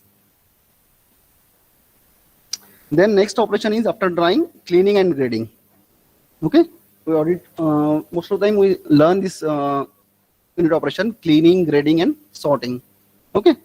So cleaning and grading is very important as per the market value, ठीक है। अपन जब भी market में जाते हैं तो आपने देखा होगा कभी भी, तो क्लीनिंग तो रहता ही है, करते ही है, साथ में अपन जब फ्रूट्स लेते हैं देखा होगा आपने कि साइज वाइज वो उसको ग्रेड करके रखते हैं, सॉर्ट करके रखते हैं और उसकी प्राइस जो है अलग अलग होती है ना, वैसे ही। लेकिन जब किसान बेचने जाता है मार्केट में तो वो क्या करता है, उसको क्लीन कभी नहीं करता, है ना। और जब भी कोई भी परचेसर उसको परचेस करना चाहता है तो सैंपल देखता है, तो देखता है कि उसमें अडल्ट्रेशन भी है, मिट्टी भी है ना, कुछ ग्रेन्स पके हुए हैं, कुछ ग्रेन्स पके हुए नहीं है ना। तो उसको जो है रेट जो है उसको थोड़ा कम मिलता है। तो अपन लोग हमेशा बोलते हैं कि अगर भाई मार्केट में जाना है तो पहले उसको फार्मर्स के यहाँ पे क्लीनिंग की, ग्रेडिंग की अरेंजमेंट होनी चाहिए, ठीक है। जैसे ड्राइंग करते हैं अपन, ओपन सन ड्राइंग भी करते हैं, लेकिन उसके बाद क्लीनिंग ग्रेडिंग बहुत जरूरी है, क्योंकि क्लीनिंग ग्रेडिंग जैसे करेंगे तो अपन मार्केट की अपनी जो प्राइस है, अपने जो प्रोडक्ट है उसकी वैल्यू बढ़ेगी, है ना। आपने देखा होगा कभी भी कि जो किसान है सबसे ज्यादा मेहनत करता है खेत में, ठीक है, लेकिन उसकी फसल जो है जिस रेट में वो बेचता है उससे ज्यादा मुनाफा कौन लेता है, आपने देखा होगा जो मिडल मैन होता है वो लेता है ना। बस सब्जी आएगी, सब्जी आने के बाद जो मिडल मैन है वो खरीदेगा उसको, और जो शॉपकीपर है वो उसको क्या करेगा, साफ करेगा, धोएगा अच्छे से, उसको ग्रेड करके रखेगा, ठीक है। और उससे ज्यादा मुनाफा, जैसे सब्जी किसान से 2 रुपए 3 रुपए किलो खरीदेंगे और 10 रुपए किलो 15 रुपए किलो बेचेंगे, ठीक है। तो ये जो पूरा रोल है वो मिडल मैन का है, या फिर जो लास्ट जो बेचता है उसका है, लेकिन मेन है उसमें की वैल्यू एडिशन, ठीक है। तो वैसे ही है कि क्लीनिंग ग्रेडिंग का भी बहुत वैसे इंपॉर्टेंस है। तो इस टाइप के क्लीनिंग ग्रेडिंग यूनिट जो है, जैसे एक स्मॉल ग्रेडिंग यूनिट यहाँ दिखाया हुआ है, ठीक है। तो एक hand operated double screen grain cleaner का फोटो है यहाँ पर, ठीक है। यहाँ पर एक सिंपल जो है वो छन्नी है, उसमें 2 स्क्रीन लगी हुई है, और जो है वो दोनों स्क्रीन जो है एक अपन इसको छत से बांध के उसको सिंपल मूवमेंट देके उसको ग्रेन को क्लीन कर सकते हैं, ठीक है। और इसकी कॉस्टिंग भी बहुत कम है, लेस देन 4000 3000, ठीक है। तो इस टाइप के ग्रेडर्स भी अपन बहुत बार किसानों को वगैरह प्रीफर कर सकते हैं, ठीक है। उससे बड़ा जो है इस टाइप के ग्रेडर्स भी होते हैं जो कंप्लीट ऑपरेशन करते हैं, क्लीनिंग, ग्रेडिंग, सॉर्टिंग, डिस्टोनर इसी में लगा हुआ रहता है, और ये अलग अलग कैपेसिटी में आते हैं, नियरली 300 और 500 kg पर आवर कैपेसिटी में, ठीक है। लेकिन आपने देखा होगा जितनी भी प्रोसेसिंग इंडस्ट्री से बात करेंगे अपन, या प्रोसेसिंग मशीन की बात करेंगे, तो वहाँ कॉस्ट जो है वो बहुत बड़ा फैक्टर है, और उसी के लिए किसान या जो जनरली जो न्यू एंटरप्रेन्योर्स होते हैं उसके पास उतना पैसा नहीं रहता, या गांव लेवल पे बोलते हैं अपन, है ना। क्योंकि जितनी प्रोसेसिंग की मशीन है जो है थोड़ा कॉस्टली होती है। अभी इसी की बात करेंगे तो भी अपन ये करीबन 2-2.5 लाख का होगा ग्रेडर, है ना। तो बहुत बार, और सब्सिडी भी ऐसे सिंगल गवर्नमेंट की सब्सिडी जो होती है वो भी सिंगल मशीन पे नहीं होती है। अगर आप कंप्लीट प्लान डालोगे, आप कंप्लीट एक सेटअप लगाओगे, तब जाके जो है आपको उसमें सब्सिडी मिलती है, ठीक है। सिंगल यूनिट में नहीं लेते। तो हम लोग बहुत बार जो किसान लोग रहते हैं उनको हम बोलते हैं कि भाई एक SHG रहता है या ग्रुप फॉर्म में आके फिर आप उसको परचेस करिए या लगाइए, ठीक है। तो ये ग्रेडर है, ये आपको आपके डेयरी कॉलेज अपना फूड टेक्नोलॉजी कॉलेज में लगा हुआ है इस टाइप का ग्रेडर, आपको दिखेगा, देखने को मिलेगा, ठीक है। उसके बाद ये फोटो भी वही का है ऊपर का, इसमें सभी प्रोसेसिंग मशीन लगी हुई है। ये पर्टिकुलरली मिलेट प्रोसेसिंग के लिए लगा हुआ है, प्लांट लगा हुआ है वहाँ पे, है ना। इन फ्यूचर आपको हम लोग जब भी कोर्स आएगा तो हम लोग आपको बताएंगे वहाँ पर। तो there are different machines line लगाई हुई है, जिसमें कि स्टार्टिंग में क्लीनर ग्रेडर है, उसके बाद मिलिंग मशीन है या जिसको डी हलर बोलते हैं या मिलेट मिल कहते हैं। Then again there are second machine that is also the double chamber, that is also called the hulling और the milling or de-husking. Then next machine is the polisher, then roaster, then grinder or pulverizer and then flour shifter. तो ये सब machines लगी हुई है और इसका use करते हुए अपन 2-3 प्रोडक्ट वहाँ पे बना सकते हैं। जैसे कि अगर अपन जैसे गेहूं छोड़ने के बाद, एक्चुअली ये मिलेट के लिए है, तो मिलेट में अपन लोग वहाँ पर जनरली 2 क्रॉप हैंडल करते हैं। One is 3 crop, one is the kodo, second one is the kutki and third one is the ragi. तो रागी में कोई दिक्कत नहीं है, रागी को as such like a wheat, ragi को अपन सिंपल उसको अपने को ग्राइंडर करना है, पल्वराइज करना है और एक फ्लोर शिफ्टिंग से निकाल के प्रॉपर सीव साइज से अपने को जैसे आटा बनाते हैं वैसे उसको अपने को पैक करके बेच सकते हैं अपन रागी को। रागी की एज सच मार्केट वैल्यू है ग्रेन्स में भी और पाउडर फॉर्म में भी, ठीक है। और रागी को आपको पता होगा कि रागी में कैल्शियम बहुत अच्छे मात्रा में है, इसीलिए अपने को उसको प्रीफर करते हैं रागी को, ठीक है। उसके अलावा जो कोदो और कुटकी है, तो अभी धीरे धीरे जो लोग हैं, जितने भी डायबिटिक पेशेंट्स वगैरह है, वो जो ये है अपना कोदो कुटकी, उसका ग्लाइसेमिक इंडेक्स कम है, लो है, इसके वजह से जो है वो धीरे धीरे डाइजेस्ट होता है, शुगर जो है वो धीरे धीरे रिलीज करता है बॉडी में, इसके वजह से डाइजेशन के लिए अच्छा है शुगर पेशेंट के लिए। तो इन दोनों क्रॉप के लिए अपने को मिलिंग करनी जरूरत होती है, ऊपर उसका छिलका होता है, जैसे पैडी में है वैसे ही कोदो और कुटकी में ऊपर एक छिलका होता है जिसको अपने को हटाना पड़ता है। तो जैसे वो कल आपने देखा होगा, मैडम ने दिखाया था, एक जगदलपुर की एक मैडम थी, उन्होंने ढेकी दिखाया था, है ना। तो ढेकी में क्या करते हैं वो, जो अपन भाई बता रहे मशीन्स, तो वो काम वो ढेकी से करते हैं, है ना। ढेकी से क्यों कर रहे थे वो लोग, कि भाई जो पॉलिशिंग नहीं करना है अपने को, क्योंकि जैसे अपने कहा कि ब्रान में विटामिन होते हैं, मिनरल्स होते हैं, ऑयल्स है, ठीक है। तो जब अपन उसको पॉलिश करते हैं, अपन बोलते हैं जितने भी ग्रेन्स है, जितनों बीच में आपने देखा होगा कि जो दाल होती है अरहर की, तो अपन बोलने थे कि अनपॉलिश खाना चाहिए, आई थी मार्केट में कि अनपॉलिश खाना है, पॉलिश नहीं खाना है, क्योंकि पॉलिश खाओगे तो जितना ज्यादा पॉलिश खाओगे, जितना रिफाइंड खाओगे, जैसे रिफाइंड ऑयल है ना। अब वापस धीरे धीरे लोग जो है कच्ची घानी तेल के लिए आने लगे, क्योंकि लोगों को वापस पता चलने लगा जितना रिफाइंड खा रहे अपन, जितना क्लीन करके खा रहे, उतना उतना उसके साइड इफेक्ट्स अपने को बाद में दिखने लगे हैं, ठीक है। जितना रॉ फॉर्म में खाएंगे उतना अच्छा है, ठीक है। तो हाँ, फिर वापस अपन राइस में आते हैं। तो एक परबॉइलिंग एक यूनिट ऑपरेशन है आफ्टर क्लीनिंग ग्रेडिंग, उसके बाद जो है इंडस्ट्री में परबॉइलिंग एक ऑपरेशन होता है, जिसमें अपन क्या करते हैं, अपने इसको चावल को जो है या पैडी को, उसको pre milling treatment, optional treatment given to paddy to its milling to achieve the maximum recovery of head rice and to minimise the breakage. तो मैक्सिमम पर क्या करते हैं, एक जिलेटाइजेशन टेम्परेचर तक उसको अपन उसको बॉईल करते हैं पैडी को, ठीक है, या स्टीमिंग करते हैं, अलग अलग उसके मेथड्स है, स्टैंडर्ड मेथड्स है उसके, और उसके वजह से फिर अपन उसके अलग अलग फायदे हैं परबॉइल्ड राइस के, ठीक है। तो there are some advantages of parboiling rice. तो बेसिक एक एडवांटेज उसका ऐसा है कि जिस चावल की वेराइटी में या पैडी की वेराइटी में ब्रोकन्स ज्यादा आता है, तो उसको अपन परबॉइल करते हैं। परबॉइल करने से क्या होता है, जो ब्रोकन्स है वो कम हो जाती है और हेड राइस रिकवरी जिसको बोलते हैं अपन, वो बढ़ता है, ठीक है। क्योंकि अपन जैसे अपन बोल रहे थे कि हलर मिल्स वगैरह, तो उसमें बेसिकली क्या होता है कि हेड राइस उसको अपने को कम मिलता है, 2 टन ज्यादा आती है। और वही अगर अपन रबर और सिलर वगैरह यूज करते हैं इंडस्ट्रीज में, तो उसमें क्या होता है, हेड राइस रिकवरी अपनी बढ़ जाती है, ठीक है। तो एक परबॉइलिंग एक मेजर यूनिट ऑपरेशंस है, लेकिन वो ऑप्शनल है। ऐसा नहीं कि सभी लोग या सभी इंडस्ट्रीज वाले परबॉइलिंग करते हैं, क्योंकि परबॉइलिंग चावल खाने वाला ग्रुप कुछ अलग है, ठीक है। सभी लोग परबॉइल्ड चावल नहीं खाते, ठीक है, और सभी वेराइटीज को परबॉइल नहीं करते, कुछ पर्टिकुलर वेराइटी है और कुछ पर्टिकुलर रीजन है वहीं पर परबॉइल्ड राइस खाते हैं, ठीक है। Here there are some traditional and improved methods of parboiling, ठीक है, जैसे CFTR मेथड्स है, देन कुछ फॉरेन कंट्रीज की भी मेथड्स है, एक जादवपुर यूनिवर्सिटी की एक मेथड्स है, ठीक है। तो अलग अलग डिफरेंट मेथड्स हैं जिसको अपन परबॉइलिंग में यूज करते हैं, ठीक है। These are the one photographs जो आपको ये यहाँ पर एक फोटो दिख रहा है, यहाँ पे लास्ट कॉर्नर में, तो आपने देखा होगा ये जो ट्रायंगुलर शेप का दिख रहा है होल्स होल्स ट्रायंगुलर होल्स, तो वो क्या है, वो ड्रायर है, एलएसयू ड्रायर है, ठीक है। और यहाँ पर 3 बेसिक स्टेप्स है उसमें परबॉइलिंग में कि सोकिंग, स्टीमिंग एंड ड्राइंग, ठीक है। उसको पानी में सोक करते हैं अपन, चावल को, पैडी को सोक करते हैं या फिर उसके बाद हीट करते हैं, ठीक है, up to gelatinisation temperature with the help of directly fire और with the help of steam. Then उसको ड्राई करते हैं, ड्राई करने के बाद फिर उसको मिलिंग करते हैं, ठीक है। मिलिंग मीन्स ऊपर का छिलका निकालते हैं, ठीक है। तो यहाँ पर वही बताया हुआ है कि जो है हेड राइस रिकवरी जो है ब्रोकन्स कम करने के लिए अपन जनरली परबॉइलिंग करते हैं, ठीक है। Then these are the some machines, small machines. First one is the rice huller, जो कि अपन जनरली गांव में यूज करते हैं और जिसमें जो है अपने को हेड राइस रिकवरी बहुत कम आती है।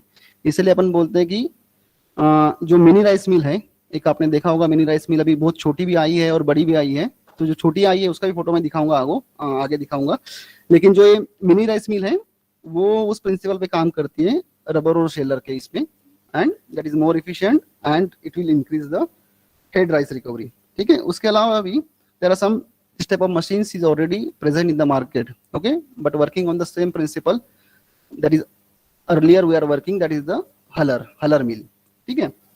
लेकिन इसमें भी वही है कि इसमें भी अपन छिलका और जो ब्रान लेयर है उसको अलग अलग नहीं कर सकते, और इसमें भी जो है हेड राइस जो है रिकवरी उसकी कम है, लेकिन फिर भी छोटे लेवल पे इसको यूज कर सकते हैं। जैसे कोई किसान है जिसको अपने को कोई पर्टिकुलर वेराइटी ब्लैक राइस करता है या ऑर्गेनिक राइस बनाता है ना, तो उस टाइप के किसान को वो बहुत छोटे क्वांटिटी में निकालता है, तो वो बड़ी राइस मिल वाले उसको प्रोसेस नहीं करेंगे। Then will go for the this type of small rice mills, ठीक है। ये भी एक राइस मिल है, एक रबर और शेलर वाली है जिसकी कैपेसिटी 500 kg है, इसमें 10 HP पावर लगती है, ठीक है।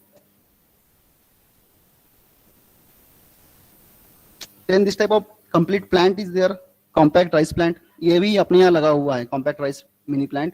जो फूड टेक्नोलॉजी कॉलेज है उसके पीछे वर्कशॉप है 2 बड़े, तो उसमें के एक वर्कशॉप में ये प्लांट लगा हुआ है, ठीक है। कंप्लीट राइस मिलिंग का प्लांट लगा हुआ है, इसमें कि अपने को कुछ नहीं करना है, एक जगह पे पैडी डालना है और at the last stage we get the polish rice and husk and the bran we get the separately, ठीक है। इसकी कैपेसिटी 1 टन है, 1 ton per hour. Then these are the common steps for the followed in the big rice milling, that is pre-cleaning, destoning, dehusking, then paddy separation, whitening, polishing, grading, color sorter and packaging. Okay, these are some advanced machines that is used in the rice milling industries, big rice milling industries, that is a paddy cleaner, then paddy destoner, rubber roll husker, then the husk aspirator, separator, paddy separator, polisher, different types of polisher are there, abrasive polisher, frictional polisher, and then color sorter. And this is the principle how the photographs of rubber roll sheller, how it is work. There are again some photographs.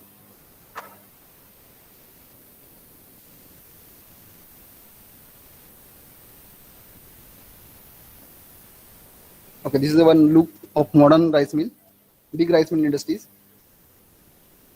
And these are some value-added products that we are able to prepare from the rice. Okay.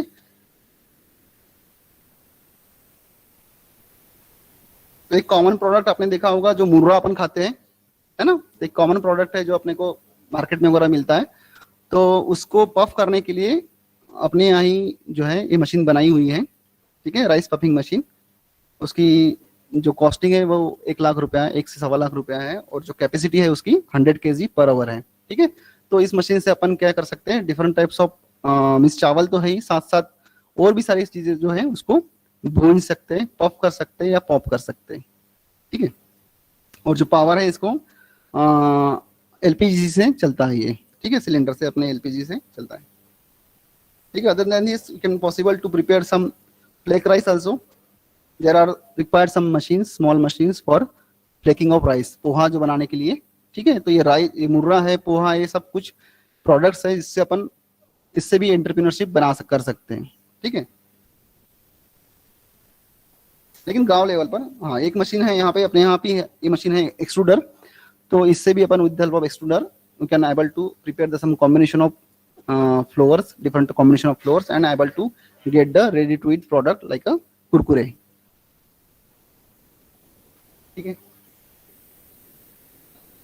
हाँ. Okay. Then again, there are some oilseed processing crops are there. ठीक है. So today I am stop here in your lecture, class lecture. We will go forward to this presentation. Okay. कुछ दिक्कत है तो पूछ सकते हैं आप, है ना, अभी भी और बाद में भी.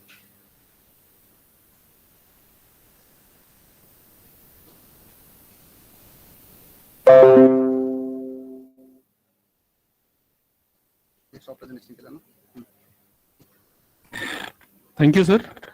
Now I invite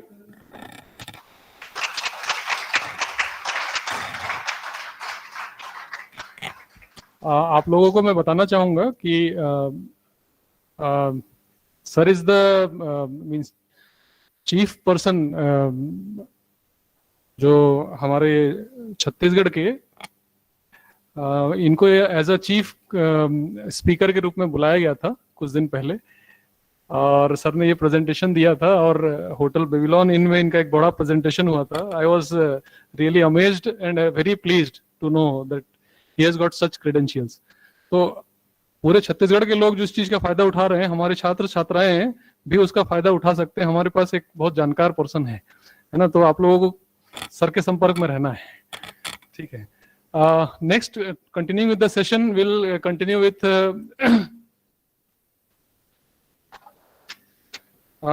Shri Rakesh Meena ji. Rakesh Meena sir, आप हम लोग को सुन पा रहे हैं?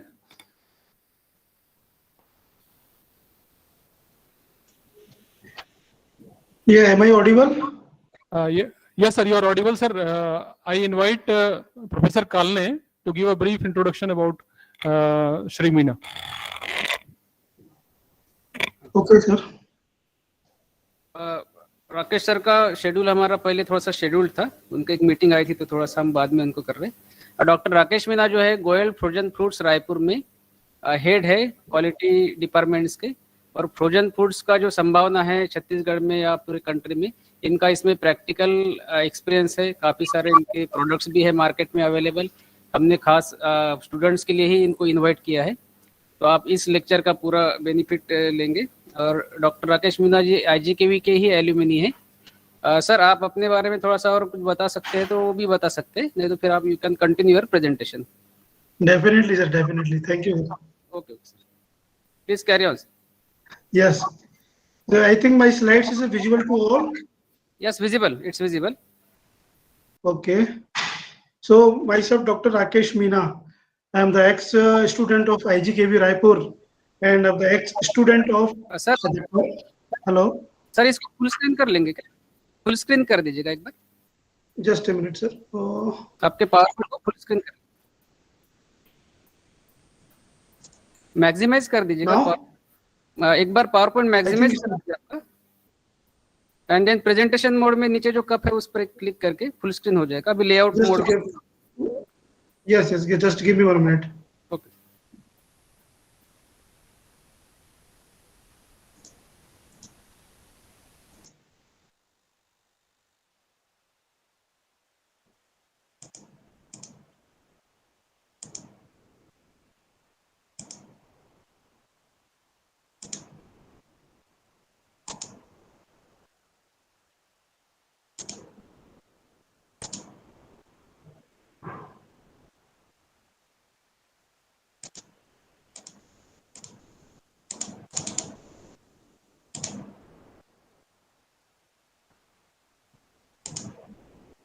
Now I think.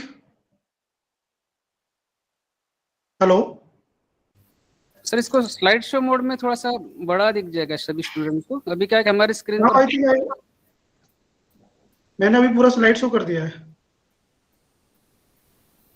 ओके, ठीक है सर.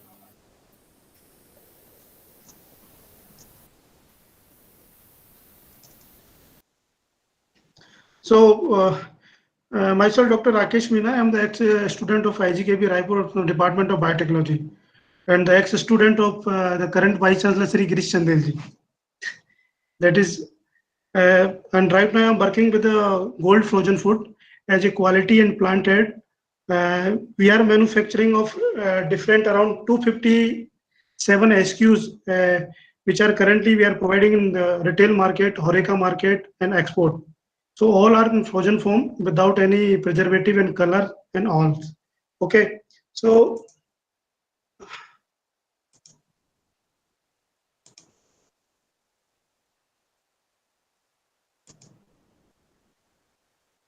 everyone else एक क्वेश्चन आता है सबके मन में कि फ्रोजन फूड क्या सेफ है?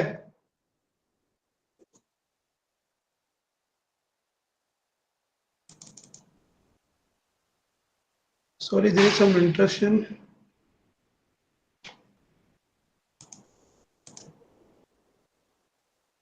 So why frozen food? Am I audible? Hello? Hello? Sir, am I audible? Yes, sir. So slides are visual to all? Yes, sir. Okay. Yes, sir. Slides visible है. आप continue कर लीजिए. अगर disconnect होता है तो मैं आपको बताता हूँ फिर से मैसेज से. Okay. Okay. Thank you. तो why frozen food? Because सब लोग ऐसा समझते हैं कि फ्रोजन फूड एक अनहेल्दी प्रोडक्ट है, लेस न्यूट्रिशियस है और मोर एक्सपेंसिव है. बट जब हम फ्रोजन फूड में हम लोग काम कर रहे हैं तो हमको पता है कि फ्रोजन फूड उतना ही सेफ है जितना हम लोग फ्रेशली खाते हैं, और जितना फ्रेश प्रोडक्ट मार्केट में अवेलेबल है उसी रेशियो में फ्रोजन फूड का मार्केट भी इंक्रीज होता चला जा रहा है. सो एक ये जो मिथ है हम लोगों के बीच में, इवन हमारे जो ओल्ड जनरेशन है वो लोग बोलते हैं कि नहीं, ये frozen food is not safe for consumption. तो फ्रोजन फूड उतना ही हेल्दी है, अगेन आई एम रिपीटिंग, तो फ्रोजन फूड उतना ही हेल्दी है जितना कि fresh. Okay, so why frozen food? अगर हम लोग फ्रोजन फूड की बात करें कि क्यों फ्रोजन फूड हमको बनाना चाहिए, क्यों कंज्यूम करना चाहिए, तो फ्रोजन फूड के पीछे सबसे बड़ा रीजन है एक तो वेस्टेज. जो हमारे फ्रेश फूड में हम लोग बनाते हैं तो बहुत सारा जो वेस्टेज निकलता है, उसके लिए फिर उसको कंपोस्टिंग और बहुत सारी चीजें हम लोग उसको ऐड ऑन करनी पड़ती है. तो less wastage, so much convenience and fresh from preservatives and free from preservatives.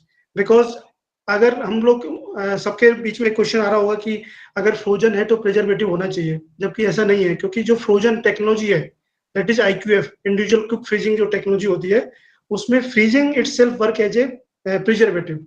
अगर हम प्रोडक्ट को -18 और उसके नीचे लेके जा रहे हैं -20 और 22, तो जो फ्रीजिंग है वो सेल्फ प्रिजर्वेटिव का काम करती है, इसीलिए हमको प्रिजर्वेटिव डालने की जरूरत नहीं पड़ती है. तो प्रोडक्ट उतना ही सेफ है बिना प्रिजर्वेटिव के, बिना कलर्स के है. Then each and everybody can consume this frozen foods. और इसके अदर बेनिफिट है नो सीजनल रेस्ट्रिक्शंस, क्योंकि हम लोग क्या करते हैं, जैसे बहुत सारे आपने देखा होगा कि सफल एक मटर आती है, बहुत फेमस है सब जगह. तो इसी तरह से मटर के अलावा बहुत सारी जो वेजिटेबल्स हैं उनको भी फ्रोजन करके रखते हैं, ताकि जो उनके जो ऑफ सीजन है उसमें हमको प्रॉपर हमारी जो सप्लाई है वो मिलती रहे. तो ये एक बड़ा एक एवेन्यू है, एक सेक्टर है फ्रोजन वेजिटेबल्स का. फ्रोजन वेजिटेबल हो या आपका फ्रूट्स हो, और हम लोग तो क्या है पूरी एक कंपाउंड प्रोडक्ट बना रहे हैं, including all vegetables, fruits, cereals, all मिला के हम एक कंपाउंड बनाते हैं. तो ये डिफरेंट एरिया है जो कि जिसमें हम लोग आगे बढ़ सकते हैं. हमारे छत्तीसगढ़ के फार्मर इस एरिया में आगे बढ़ के कुछ जो नए स्टूडेंट्स हैं जो इंटर्नशिप कर कुछ नए बिजनेस एवेन्यू क्रिएट कर सकते हैं. अगर मैं फ्रोजन फूड की मार्केट की बात करता हूं तो ग्लोबली अभी जो करंट साइज है फ्रोजन फूड का हुआ है 231.38 billions in 2020, and market is projected to grow in USD 256.46 million in 2021 and 385.04 million in 2028. और जो कंपाउंड एनुअल ग्रोथ रेट है वो 5.98. That is very very good in terms of the rate of growth in the market. This could be mainly attributed to the consumer behavior of the panic buying in the wake of spread of the COVID-19 disease on the global level. After COVID क्या हुआ है कि हर जो supply chain है वो fully disturb हो गई थी, तो हर आदमी फ्रोजन फूड की तरफ दौड़ रहा था. तो वो फ्रोजन फूड इतना बड़ा मार्केट अभी जो मार्केट क्रिएट कर दिया है कि अब लोगों को जो फ्रोजन फूड, जो फ्रेश फूड है, उसकी तरफ लोगों को कम ध्यान जा रहा है, फ्रोजन फूड की तरफ ज्यादा जा रहा है। इसको हम लोग रेडी टू ईट और ready to cook frozen food बोलते हैं, क्योंकि इसमें आपको सिर्फ और सिर्फ एक छोटा सा फ्राइंग या छोटी सी तवे पे कुकिंग करनी होती है। Rest of the things is already inside the factory. The frozen food का मार्केट, जैसे स्लाइड में आपने विजुअल हो रहा होगा कि कौन कौन से फ्रोजन फूड कितने एफडीआई में, फूड प्रोसेसिंग में कितने एरिया कवर किया हुआ है, क्या क्या ग्लोबली जो इन टर्म्स ऑफ कैपिटल ये फ्रोजन फूड का मार्केट का शेयर है अभी करंट में। अगर ट्रेंड्स में बात करता हूँ फ्रोजन फूड में, तो जो फूड ग्रेन है वो 34% का पार्टिसिपेट कर रहा है। फ्रूट एंड वेजिटेबल्स प्रोसेसिंग 4% पे अभी काम कर रही है, और एरिटेड वाटर अगर कर रहा है तो 9% पे है अभी। एल्कोहलिक बेवरेज की बात करूँ तो 3% पे है। ब्रेड्स एंड बेकरी 20% पे है, जो कि और अभी आगे आने वाले दिनों में और बढ़ने वाली है। फिश प्रोसेसिंग की बात करूँ तो 4% पे है। मीट एंड पोल्ट्री जो है वो 10% पे है, और डेयरी प्रोडक्ट्स 16% पे है। तो फूड ग्रेन की जो मिलिंग है, इसको हमको बेकरी में कन्वर्ट करना है, ब्रेड एंड बेकरी में। तो ये जो 20% का जो पोर्शन है मार्केट का ट्रेंड है, ये up to 30% we can expect. Globally अगर मैं बात करता हूँ तो सबसे ज्यादा जो है फ्रोजन फ्रूट्स एंड वेजिटेबल का है। फिर जो भी वेजिटेबल्स में भी सबसे ज्यादा जो है वो पोटैटो का है, क्योंकि फ्रेंच फ्राइज, आपका स्माइलीज, डिफरेंट टाइप के प्रोडक्ट्स में पोटैटो एक मेन इंग्रेडिएंट यूज होता है। सो पोटैटो का मार्केट बहुत बड़ा है, मार्केट है पोटैटो का। इंडियन मार्केट की अगर रिटेल की बात करता हूं तो जो 2013 और 2020 के बीच में जो ट्रेंड रहा है, सी फूड कंटिन्यूस ग्रो किया है, मीट एंड मीट सब्स्टिट्यूट भी ग्रो किए हैं। सारे सेगमेंट्स में ग्रोथ ऑब्जर्व की गई है पिछले 7 से 8 साल के बीच में, और वो जो ग्रोथ है वो काफी मतलब 10 से 14% के बीच में ग्रोथ ऑब्जर्व की गई है। अगर फ्रोजन फूड की बात करूं तो जो मेजर प्लेयर्स हैं ready to eat frozen foods में, उसमें इंडियन मील्स, करीज और फ्रोजन जो फॉर्मेट्स हैं, उसमें one of the Chhattisgarh factories Gold, which is the umbrella of Goyal group of companies. Gold एक बहुत बड़ा ब्रांड है अभी मार्केट में। उसके अलावा सुमेरू है, डिलीशियस है, गोदरेज है, मैकेन है। Base snacks and frozen format में भी गोल्ड मैकेन के साथ, हाइफन के साथ, गोदरेज के साथ compete कर रहा है।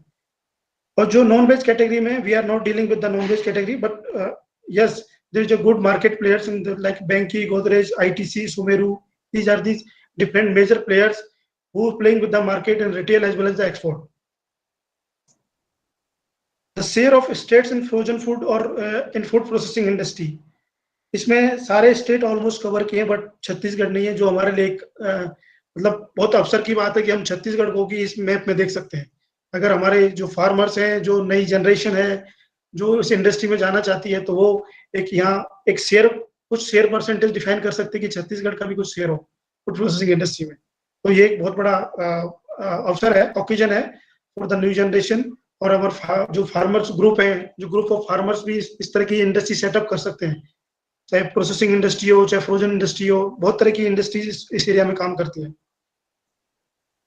चैलेंजेस अगर इंडस्ट्री लगा रहे हैं तो चैलेंजेस क्या होते हैं? जो मेजर चैलेंजेस है वो है फ्रोजन फूड में सप्लाई चेन। अगर सप्लाई चेन आपकी डिस्टर्ब होगी तो आपका जो फूड है that is not safe for the consumption, because there is a critical limits of product temperature should be not less than -15। अगर -15 से नीचे जाता है तो प्रोडक्ट की में जो माइक्रोबियल ग्रोथ है, जो फ्री वाटर अवेलेबल हो जाता है प्रोडक्ट में, तो माइक्रोबियल ग्रोथ स्टार्ट हो जाती है, तो product is unsafe for the consumption. तो that is about the frozen foods market of frozen foods. क्या मार्केट बोलता है, कितने स्टेट्स कवर हैं, क्या स्टेट्स कितना कंट्रीब्यूट कर रहे हैं, इंडिया कितना कंट्रीब्यूट कर रहा है, और प्रोसेसिंग इंडस्ट्री, जो फूड प्रोसेसिंग इंडस्ट्री किस रेट से ग्रो हो रही है। Now I am coming on my our old frozen food segments. So we are in market in the brand of gold. So the Goel group also in the segment of steel, alloys, power, education and media and agriculture. There is a one, एक dialogue है, there is no culture without agriculture. So agriculture is the base for the all businesses. And these are our leadership team. Sri Narendra Goel ji is the MD of this group. Rajendra Goel ji is a work director, and Archit Goyal is a director and CFO. So this is the some glimpse of the factory. This is the factory where the frozen food is manufacturing. The production capacity is 6,500 metric ton per year, and the site is approved by the BRC A+, US FDA, FSI, SEDEX, FSSC 22,000, FSI, and GMP, Halal, Kosher. These are the some certifications which are required for the export as well as the in the retail market. If you are dealing with the frozen food or any food industry, any food products, these are manufacturing facilities. This area, this is tandoor area, this is a factory entrance, and these are the processing lines. IQF, which I have already talked earlier, individual quick freezer, where we get the temperature of the product around -22, -23. These are the some equipments which are right now we are dealing with in this factory. And this is the completely automation line for the coated and non-coated products. And these are the some accreditations which is needed for the any food processing industries. अगर कोई group of farmers और कोई नई generation वाले जो बंदे हैं और जो industry में जाना चाहते हैं, तो these accreditations are required for the export as well as the retail market. These are the milestone way of journey of the Goyal Group, which is, I think, that is not important for us. And for the any food industry, there is an integrated business model, so always work like the farming. Yeah, farming अगर हो गई, farming के बाद then procurement, processing, distribution, and the branding. These things should be included any integrated business model, और वही business model successful होता है आज के time पे. So these are the 5 pillars of any business. So these are the product portfolio. Like the meals में क्या क्या है available है, pan fried farm product में क्या क्या है, handmade product में क्या क्या है. These are the some screenshots of curries, and these are the Indian breads like the whole wheat, Aloe, and naans, mix multigrain paratha, in which the ragi, kodo, kutgi we are using as an ingredient for the multigrain paratha. These are the different SKUs or different dishes from which is prepared by the mill rice only. And these are the some products which is breaded or non-breaded, in which the some other component like a cheese and the soya base and the quinoa, which is very good for health purpose. This some product which is based on those ingredients. Some depositor lines, some deposited product like the onion bhajia is very famous in Chhattisgarh also. So onion bhajia का बहुत बड़ा export market है. We are exporting in the New Zealand, Australia, and UK, USA. Continuously we are exporting the onion bhaji and vegetable pakda. These are some hand folded line samosa जो road side में या आपका चौपाटी वगैरह में मिलता है, Punjabi samosa. Have a very huge market in the export like USA, UK और New Zealand, Australia. सब जगह बहुत ज़्यादा डिमांड है पंजाबी समोसा और spring roll. These are the some snacks items. Momo have a very good demand in market, like the veg और non veg दोनों मोमोज का बहुत बड़ा मार्केट में भी ट्रेंड चल रहा है. So this is also one of the product of the under the brand of Gold. And right now we are dealing with these type of customer like Jubilant, Domino, we know very well, Barbecue Nations, Nestle, Walmart, Metro, and Reliance. These are our customer portfolio. Okay, thanks from this side.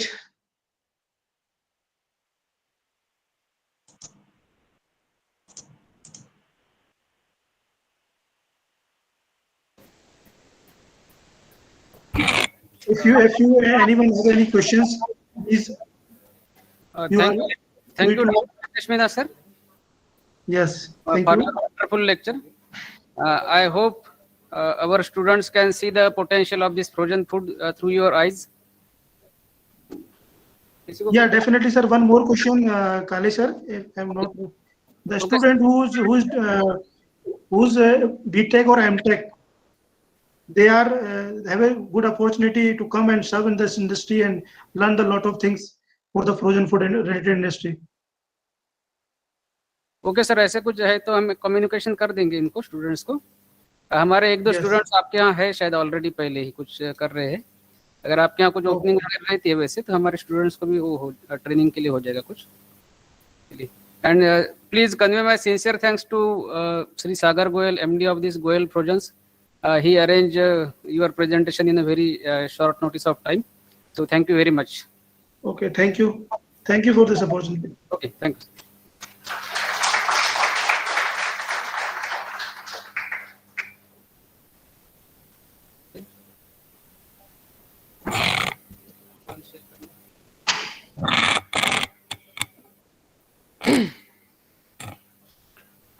Sir, kindly unshare your presentation.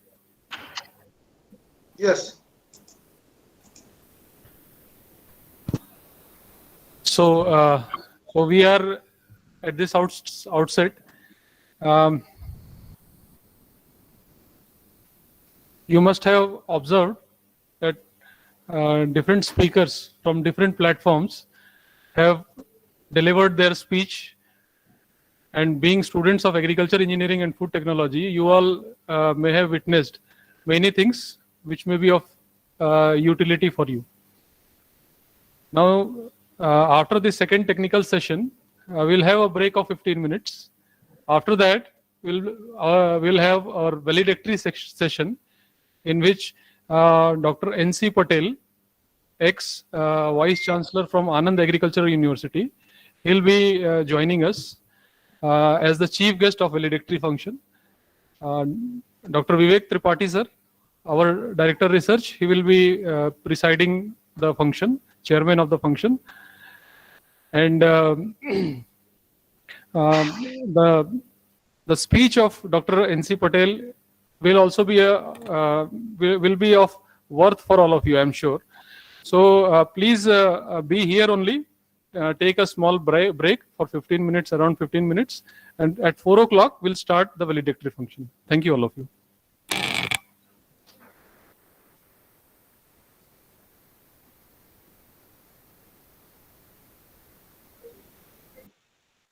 Hello.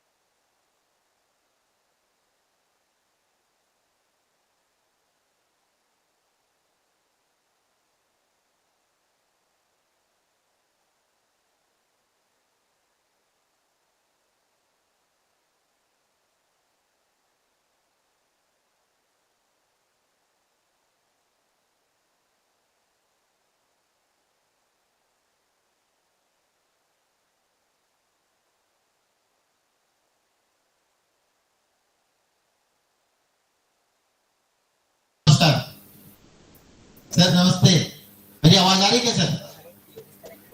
हाँ नमस्कार। हाँ नमस्ते, मेरी आवाज आ रही है आपको? आ रही है आवाज। हाँ ठीक है, आपकी आवाज आ रही है। बस 2 more minutes. Actually, director research is coming. 2 more minutes. Okay. और कैसे हैं सर? बढ़िया बढ़िया गुड। हाँ गाँव गए थे? हाँ जी।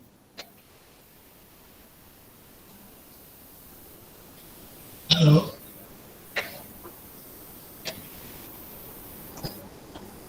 कितने पार्टिसिपेंट्स हैं बाय द वे?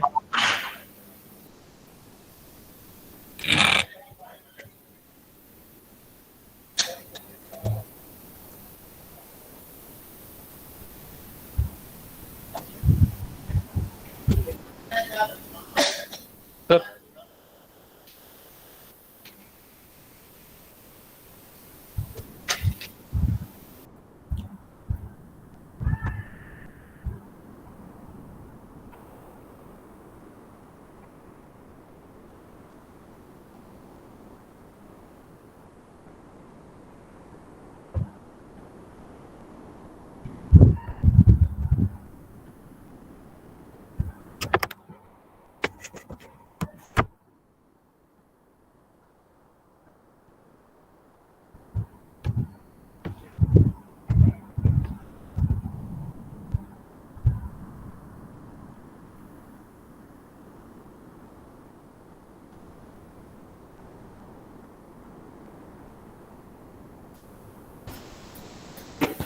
सर नमस्ते।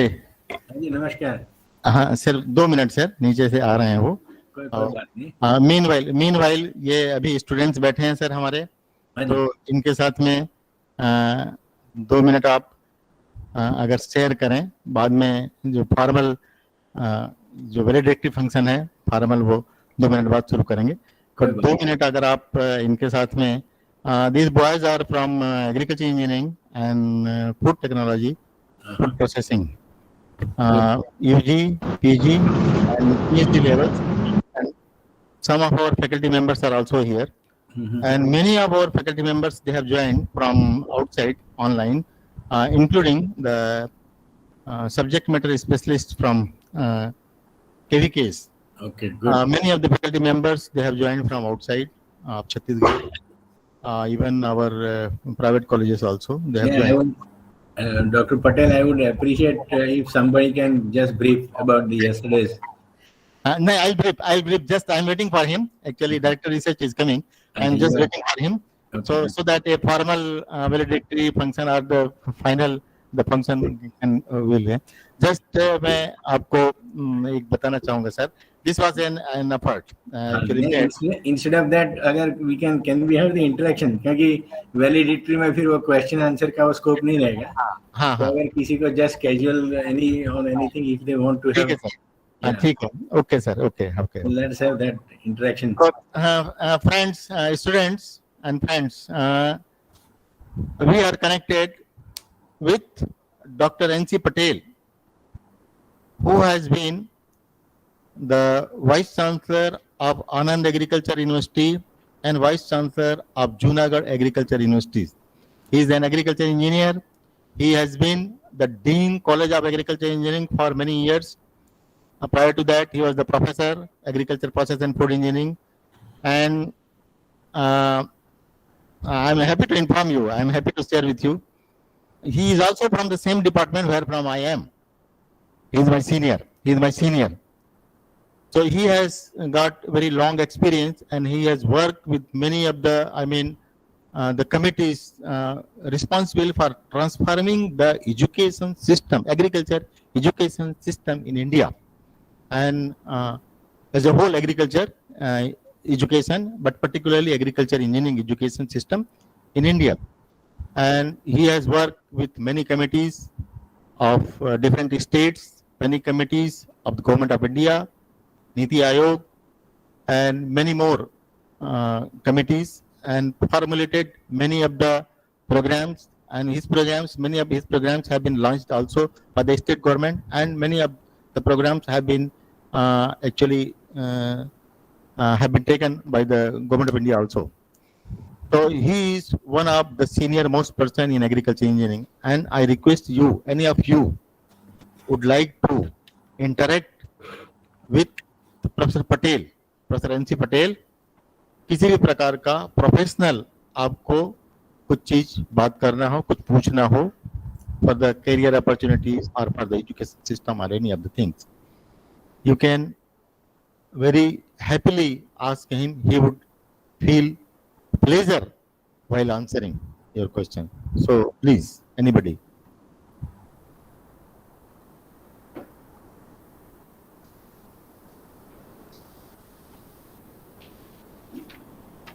कोई नहीं, चलिए मैं क्वेश्चन करता हूं आप लोगों की तरफ से, आप लोग क्वेश्चन नहीं कर रहे हैं तो। सर 2 क्वेश्चन है मेरे दिमाग में। हाँ बताइए। पहला क्वेश्चन है the agriculture engineering education. Earlier, the agriculture engineering education was confined to the agriculture universities, but now a serious problem we are facing, and the problem is any of the university not dealing with the agriculture, they do not have all agriculture facilities for the production, for the processing, for any of the system.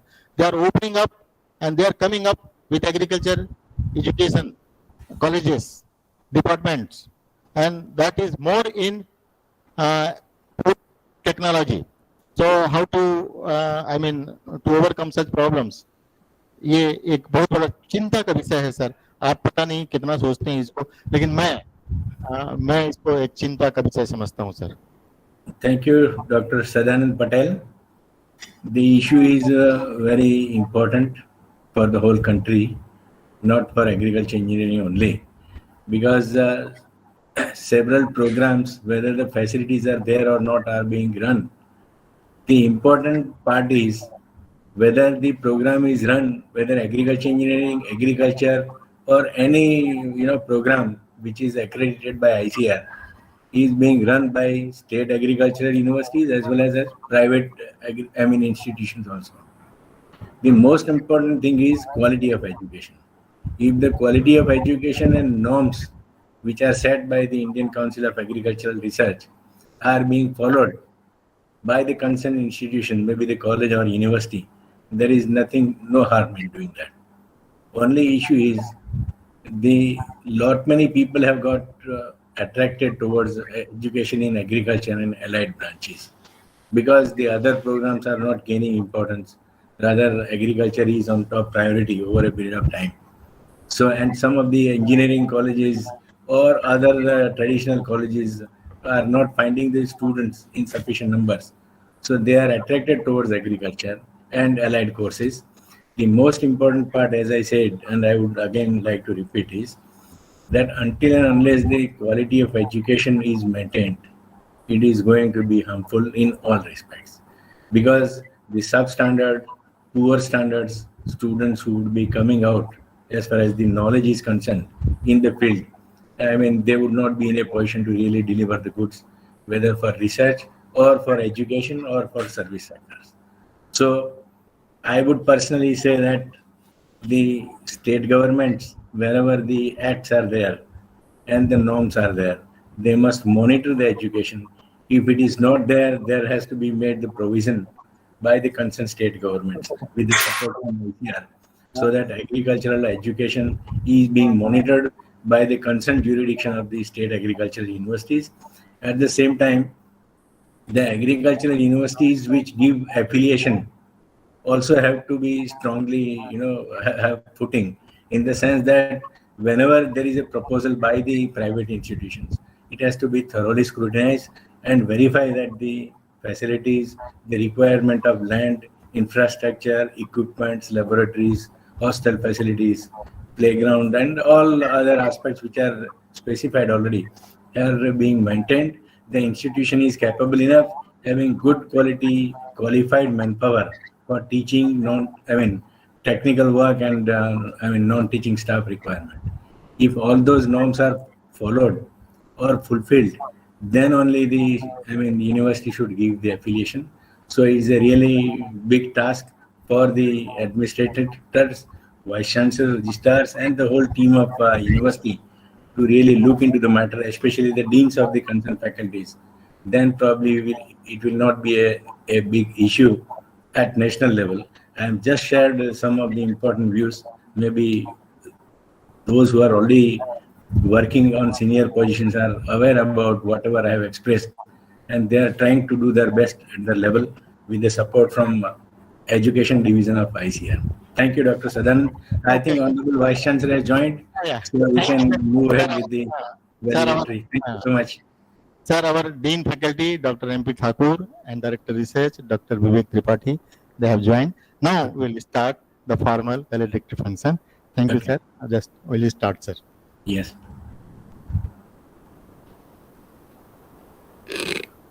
Thank you, sir. I would request chairman of this function to permit the start of this function. Thakur, sir, can we start? Thank you, sir. I, Dr. Deepak Mahapatra, would like to welcome all the eminent dignitaries on the dais. Dr. N.C. Patel, sir, ex-Vice Chancellor, Anand Agriculture University and Board Member of IGKV Council. Dr. M.P. Thakur, sir, Dean, College of Agriculture, IGKV. Dr. Vivek Tripathi, sir, Director Research. Dr. Sadanand Patel, sir, Dr. M.P. Tripathi, sir, eminent faculty members, scientists, research scholars, and all those who have joined in the online mode. I welcome you all in this valedictory function of 2-day webinar on post-harvest and value addition of farmers' produce. Eminent speakers from academia, progressive farmers, industry persons, entrepreneurs have presented in this webinar. To proceed with the formal part of the inauguration, I would request Dr. Patel, sir, Dr. Sadanand Patel, sir, to welcome our chief guest, Dr. N.C. Patel, sir, with a few words of wisdom, sir. Thank you, Mahapatra. Chairman, Dr. M.P. Thakur, guest of honor, Dr. Vivek Tripathi, Director Research,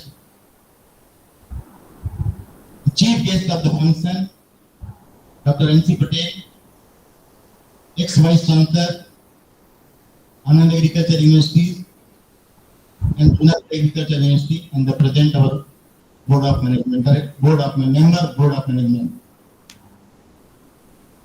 Other faculty members present in the hall and connected online from all places, students,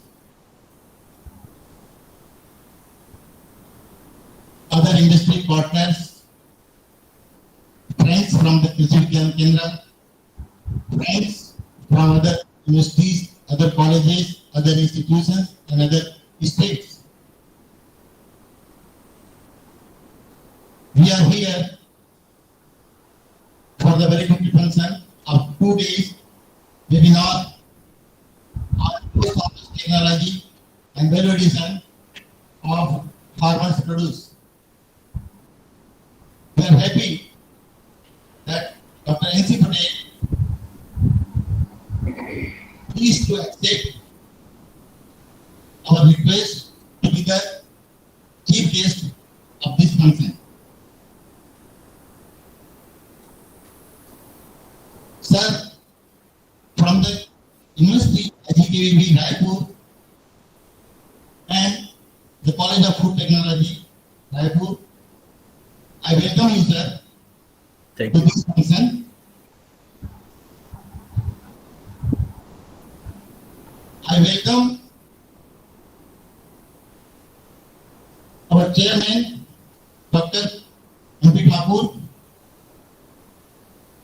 Dean Faculty of Agriculture, IGKV Raipur, guest of honor, Dr. Vivek Tripathi, the Director of Research, IGKV Raipur. Sir, we welcome you to be the part of this very big function. Thank you. Thank you.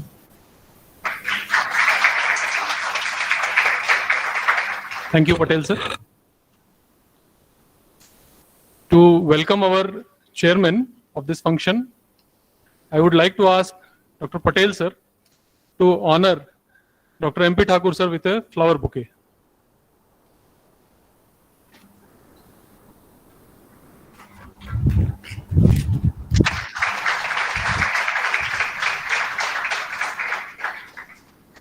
I would like to request MP Tripathi sir to honor DRS sir Dr. Vivek Tripathi with a flower bouquet.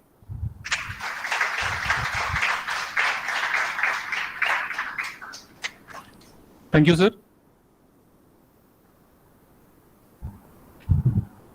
I would again request Dr. MP Tripathi sir to welcome Dr. Sadanand Patel sir with a bouquet of flower.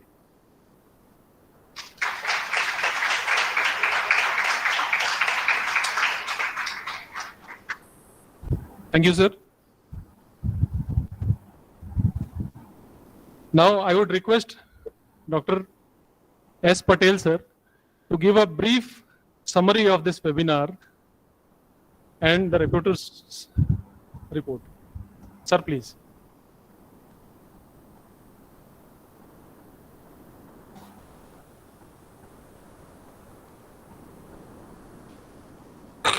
Thank you, Dr. Mahapatra. Respected Chief Guest Sir, Chairman Sir, and Guest of Honor, Dr. Tripathi Sahab, all friends, students, and the friends joined online from off site. I am here to give you a brief report of the 2 days webinar held on 2nd and 3rd of June, and we are here for the valedictory function of the same. Sir, the program was inaugurated yesterday on 2nd June by our Honorable Vice Chancellor, Dr. Girish Chandel, and the chief guest of the function was DDG Engineering, ICAR, Dr. S.N. Jha.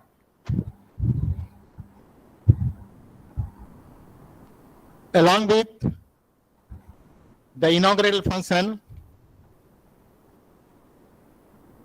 there was an address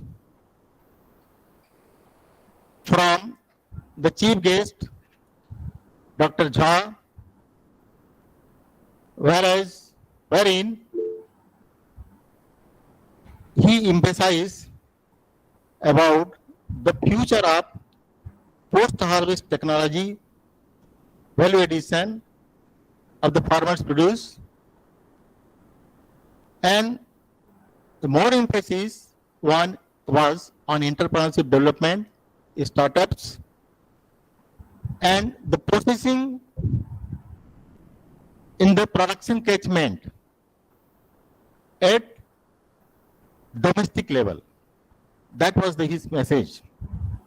However, he narrated that the India is coming up in a big way in agricultural processing, and in the world food market, the India's place has gone up very high.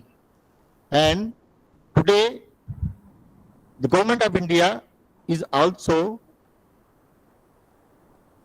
considering this sector on the first foot. Dr. Chandel also emphasized from the chairman of the function the importance of the processing, value addition, its education, and the quality education. He very stressfully he said that the quality education and the practical training is very important for the students and for the staff as well. Sir, in this seminar, some 450 registrations, the actually participants registered, online and offline both.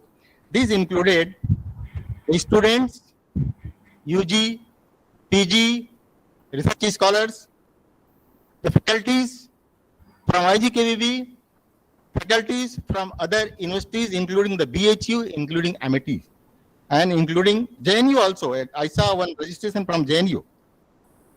Then scientists from the colleges of our IGKVB, our KVKs, and other states also.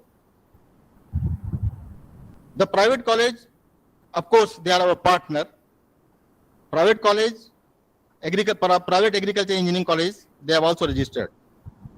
The university from Bilaspur, they have one food processing department, they also registered. Then friends from the industries, they registered. NGOs, many of the NGO persons, they registered.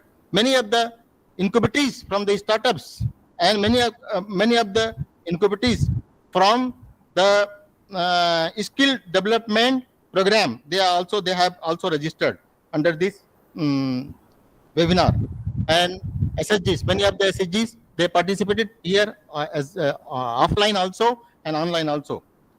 Sir, in all, some 12 lectures on different subjects and different aspects of the post-harvest technology, value addition, and farmers' produce were covered by eminent professors, scientists, industry friends, the SHGs, the industry friends, FSSI, and another our friends also. Then food industries also. These included Professor D.C. Joshi, Honorable Vice Chancellor of Kota Agriculture University, Kota, Dr. H.N. Misra, Professor from Post-Harvest Technology and Agriculture Engineering Department, IIT Kharagpur, Madam Rajia Sheikh from Livelihood Mission, Bastar, Professor Berulkar, Head of the Department from IGKV Raipur, Mr. Dharmadhikari is the industry friend. Of course, he is the product of this college. They are running a very big, venture, that is the capped ice cream. It's a very popular ice cream in Chhattisgarh and in the other states, adjoining states also. And experts talks were also included from FSSI and industry friends. So these were some 12 to 13 lectures, sir. And it was a complete packed program for the 2 days. Yesterday we started sharply by 10:30 and till just before you join, our last lecture was held. I'm sure, sir, with the blessings of the senior people and the blessings of authorities, this program would have been very beneficial to the students, to the faculty members, and to the fellow partners. I'm sure they must have benefited out of it.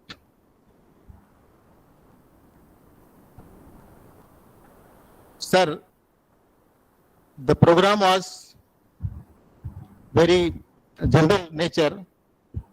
Purposely, it was made so that this can include many of the persons from different areas.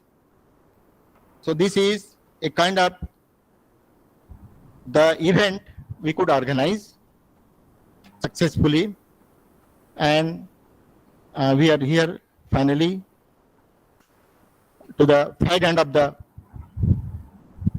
event.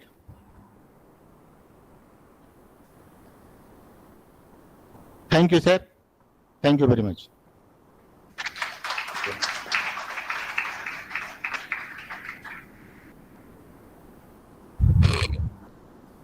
Thank you, Patel sir.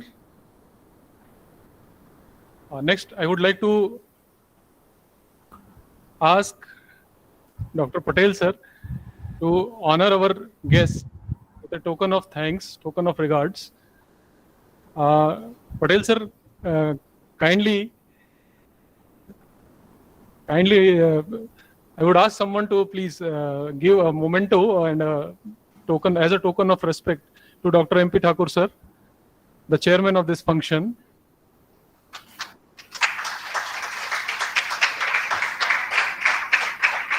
Thank you, sir.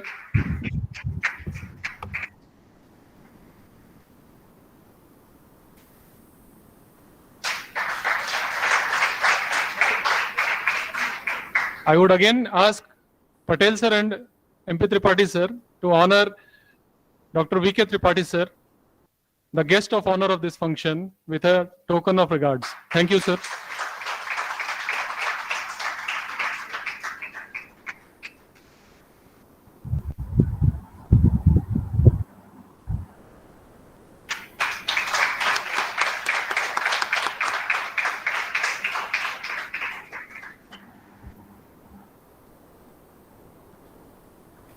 To continue with this function, I would like to request our guest of honor, Dr. VK Tripathi sir, to give a few words of wisdom for all of us for our motivation, sir.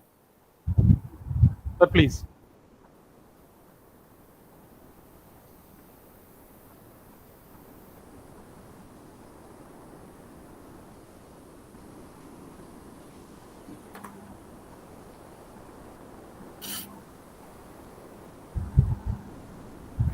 Good afternoon to all of you. Respected Dr. Patel Sahab, the renowned educationist, scientist of India, and our respected board member, today's chairman Dr. MP Thakur Sahab, Dean Dr. Tripathi Sahab, the renowned scientist in agriculture processing field Dr. Sadanand Patel Sahab, our faculty members, dear students. We have been discussing the matters, issues related with agriculture processing and value addition for 2 days. As we know that we are the second largest producer of food in the world. Annually we produce around 1700 millions of food. That includes grains, pulses, oilseed, milk, egg, meat, marine products, fisheries. The monetary value of these products are 40 lakhs rupees, 40 lakhs crore rupees. 40 lakhs crore rupees, and it is equal to the budget of the government of India. Bharat सरकार हर साल इस देश में 40 लाख करोड़ रुपए खर्चा करती है, और उतना ही मैं, आप और अपने सारे किसान भाई मिलकर प्रोडक्ट को उगाते हैं. In Chhattisgarh also, we annually aid around 75,000 crore rupees of agriculture product. अपने छत्तीसगढ़ भर के किसान भाई मिलके साल में लगभग 75,000 करोड़ रुपए का कृषि उत्पादन करते हैं. देखने में बड़ा फिगर बड़ा जबरदस्त है, लेकिन सच्चाई में ये है, we are the 94th rank in world hunger index. 107 देशों में भूखमरी का जो इंडेक्स बनाया हुआ है, हम 94 नंबर पे हैं. This is the gap between the farm gate and the consumer plate. उगा बहुत रहे हैं, लेकिन दुर्दशा ऐसी है कि उगाने के बाद भी भूखे हैं। This is the actual scenario. और इसका सबसे ज्यादा विकास the 82% of our farmers are marginal and small farmer who have less than 2 acres of land.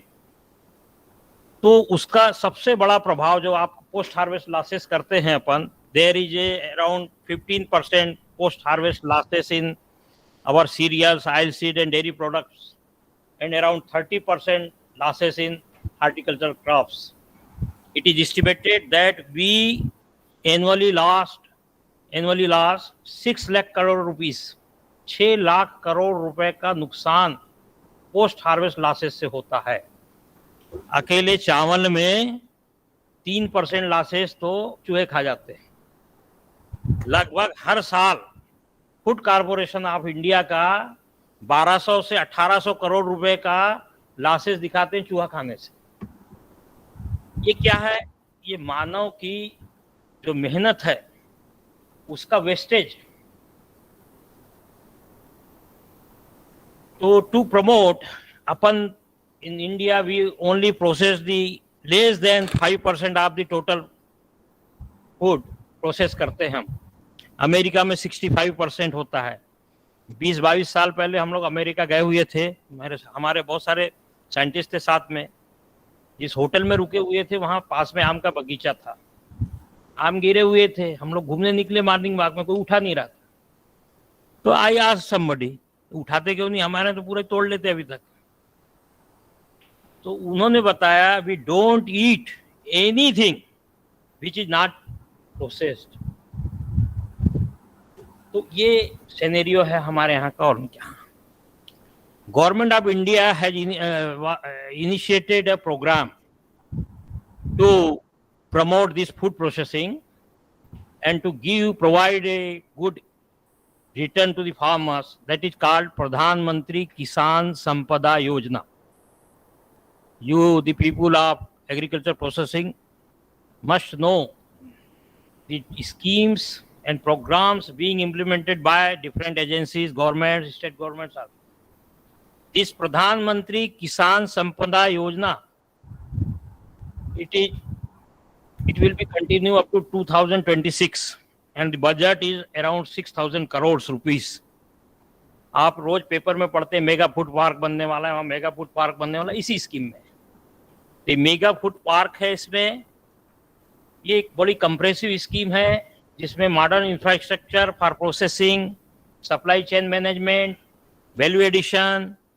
Website पे जाएंगे, जिसको इसका फायदा उठाना है वो उसमें रजिस्टर कर सकता है। आपको नहीं करना है अभी, आप अभी पढ़ना है, लेकिन आपके जो मित्र हैं, आपके जो लोग हैं एग्रीकल्चर प्रोसेसिंग में जो लोग काम कर रहे हैं, उनको मालूम होना चाहिए कि हमारे क्षेत्र की, हमारे विषय की कौन कौन सी चीजें देश में चल रही है और हम उसका कैसा फायदा उठा सकते हैं।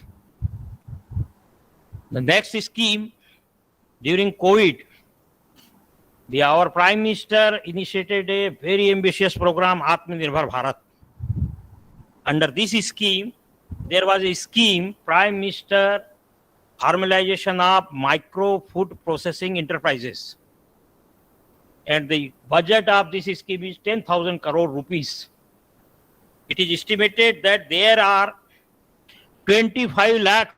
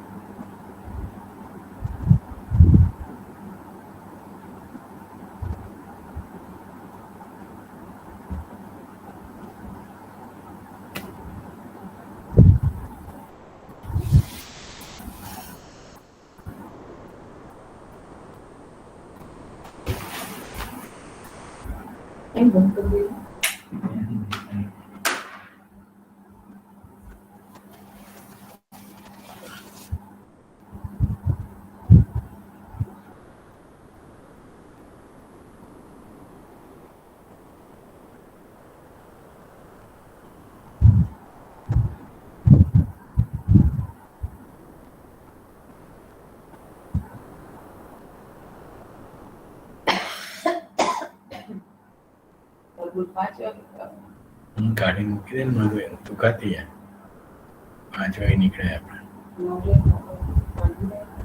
રસોઈ કરું તે પછી કરી રાંધીશું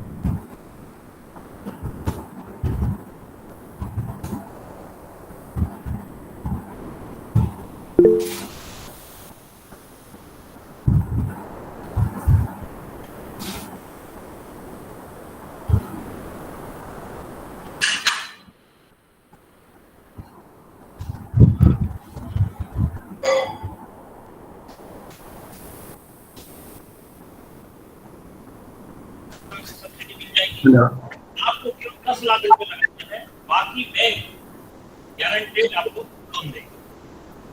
तो पूरी छत्तीसगढ़ में अगले के अंतर्गत लगभग 6,00,000 इस प्रकार की माइक्रो फूड इंडस्ट्रीज लगने की संभावना है।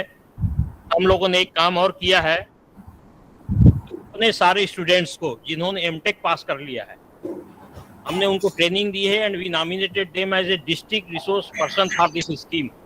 दे are working in the different districts और वो लोगों के प्रोजेक्ट बना रहे हैं, उनको अपलोड करा रहे हैं और उनको पास करा रहे हैं, उनको लोन दिलवा रहे हैं।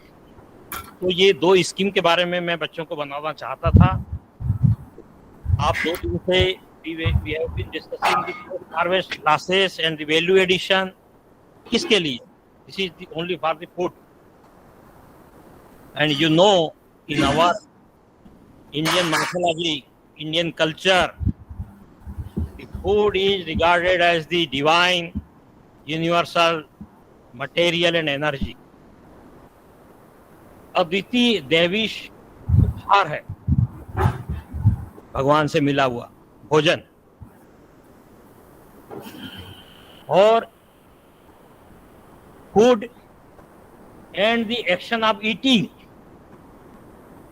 भोजन और भोजन का खाना, यही सब जीवों को चलाता है। The plants gets food from soil. Soil is also a living thing. Then plant grows. Then animal eat the plant. Then some animal, big animal eat the small animals. So Every living thing is also a food. In cycle, you can think food eats food. Food eats food and life eats life. जीवन ही जीवन को खाता है. आदमी vegetable खाता है, fruits खाता है. Let us friends be pledge, save the food, save the life. Thank you very much.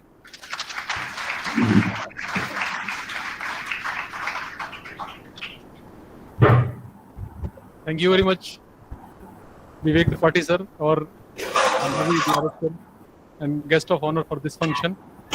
We are really blessed to have you with us to motivate, and I would like to share with all of you that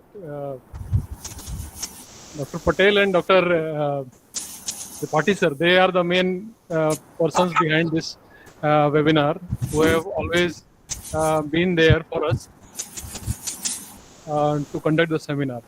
To continue ahead, I would like to ask our chairman sir, Dr. MP Thakur sir, to say a few words for all of us for about the webinar. Thakur sir, please.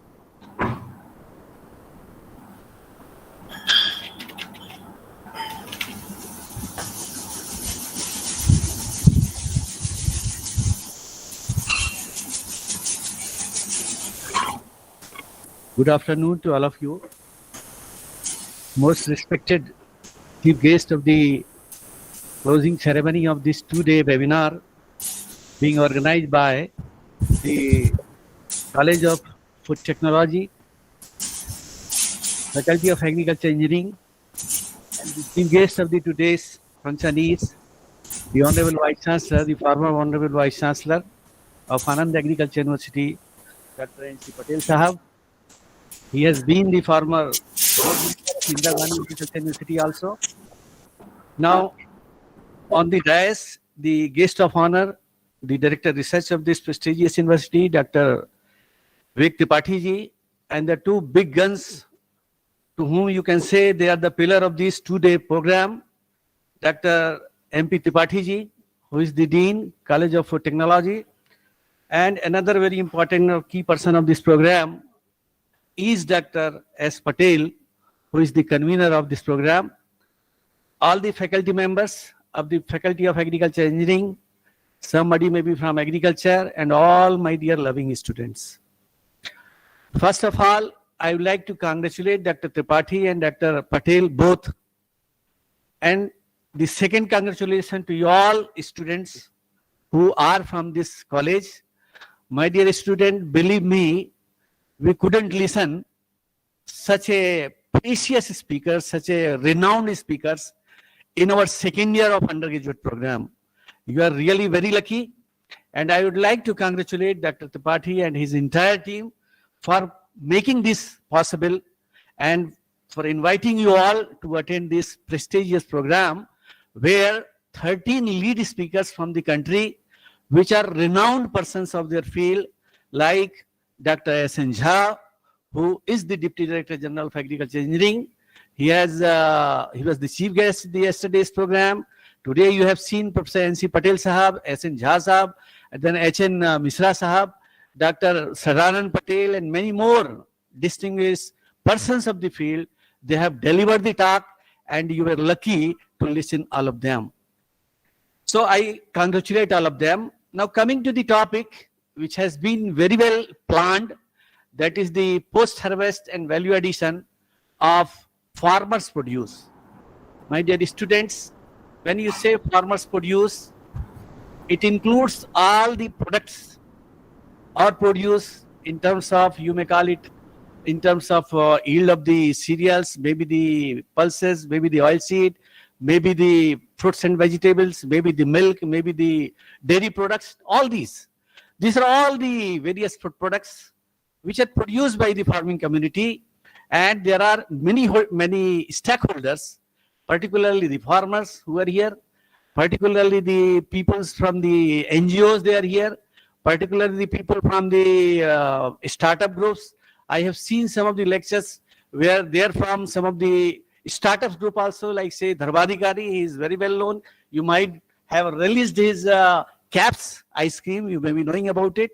He is the owner of that Caps ice cream. So my dear students, Dr. Vivek Tripathi has also given you a detailed account of the post-harvest losses. I think if you ask me in single line why this program has been organized, then I would say that really this is the need of the hour. My dear friends, you will wonder to know that we are losing 1/3 of the total produce around the globe. Around the globe. Can you believe 630 billion tons in developing countries of the world and about 670 million tons in the developed countries of the world we are losing every year. Imagine if India is producing 306 billion tons of food grains, imagine 1/3 of it's going waste. How much energy you are spending? Say land, say water, say inputs, say energy. How much you are putting? And you are wasting 1/3 of it. See, if the horticultural produce is to the tune of 325 million ton in India, do you remember how much we are losing every year? It is 40 to 50%. Believe me, you can verify the data from any of the reliable source. 40 to 50% of the fruits and vegetables we lose every year, and in Chhattisgarh, I think it may be more than that. Even in cereals, which we consider as a safe food, do you know how much we are losing? We are losing 30% every year. Do you know in fish production how much we are losing? 35% we are losing. And in oilseed we are losing 20%, 25%. My dear friends, if you go to Denmark, they process the milk to the tune of 70%. Milk processing in Copenhagen, Denmark, or in Denmark, it is something about 70%. There are many countries in the world who are processing milk products, other dairy products, other cereals, other vegetables.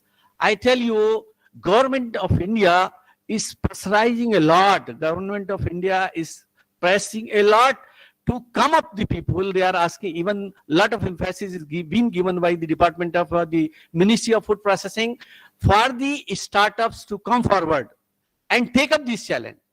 You see, in Chhattisgarh, we are producing 85 lakh tons of paddy. And I tell you, my dear friends, due to improper storage structures or due to improper temperature or relative humidity in the storage, or maybe in the handling, or maybe in the process, there are many factors which are responsible for causing these losses. If you think of doing something in the form of a startup, in the form of mini rice mill, in the form of something, I tell you friends, a lot can be saved by you. I will urge you all to please sincerely think in this direction. Similarly, if you think in terms of pulses, I tell you, we are surplus in pulses, in some of the pulses, and if you process this, I tell you, your benefits will definitely go high. So I will urge you, you talk of again the milk processing. I tell you friends, one of the project is funded by National Dairy Research Institute, Karnal, to one of my assistant professor in Ambikapur. Yesterday he was making his presentation and he was telling that, sir, I am in search of the industry in Chhattisgarh. I tell you, sir, there is no industry which is processing milk. Processing means making chocolate out of milk, not the milk processed product. So industry which are involved in milk processing products are not there. So what I mean to say is, there is enormous scope. Say our area in Chhattisgarh under forest is 44%. Imagine yesterday the Honorable Vice Chancellor was talking about tamarind. Dr. Patel knows very well about it, and many of our colleagues who have served in Jagdalpur area, they know very well about it. It has enormous scope. Lot of tamarind is produced naturally in state of Chhattisgarh, but due to improper processing and value addition, I tell you, the benefit which should go to the farming community, to those tribal people, it is not going. You are going to be the expert of your field. Please think from beginning. You are in second year, you may be in first year, you may complete your program maybe within 4 years. Start thinking right now what you want to become. This is the message I want to pass on to you. And I tell you, friends, processing and value addition is one of the area which requires the talents, which requires the technology like processing food industry. This can be run by the people from the agriculture engineering faculty or the department which Dr. Patel belongs to, that processing this agriculture processing and food engineering. I tell you, friends, in the month of April, I have been to the Navsari. I tell you, I have seen 35 products of fruits and vegetables. And believe me, wherever we went, all the products of university having FSSI number, they were served to all of us during all the time. No product was purchased from the market and served to the accreditation team of ICR. What I wanted to say is, those kinds of things you can start thinking from right now, and in years to come, definitely this sector will flourish like anything. And I tell you, friends, Government of India is thinking a lot. It has a lot of money to pour, and right now the processing of vegetables and fruits and other food, it is hardly 2.5 to 3%. And Government of India is aiming to reach this or to take this data to at least 10%. So think there are a lot of potential, there are a lot of possibilities. So I would request you to kindly think in this direction, and being the people from the agriculture engineering side or from the BTech side, how you can intervene in the system and make your presence visible in the community. How can you help people? So I tell you, friends, even in Chhattisgarh, enormous scope did exist. What you have to do is, you have to see around you. You have to see around you, start thinking. You will find a lot of scope, and money is not at all the limiting factor nowadays. Modi ji, thanks to Modi ji for popularizing so many schemes, for giving so many schemes for the youth to come up to come forward.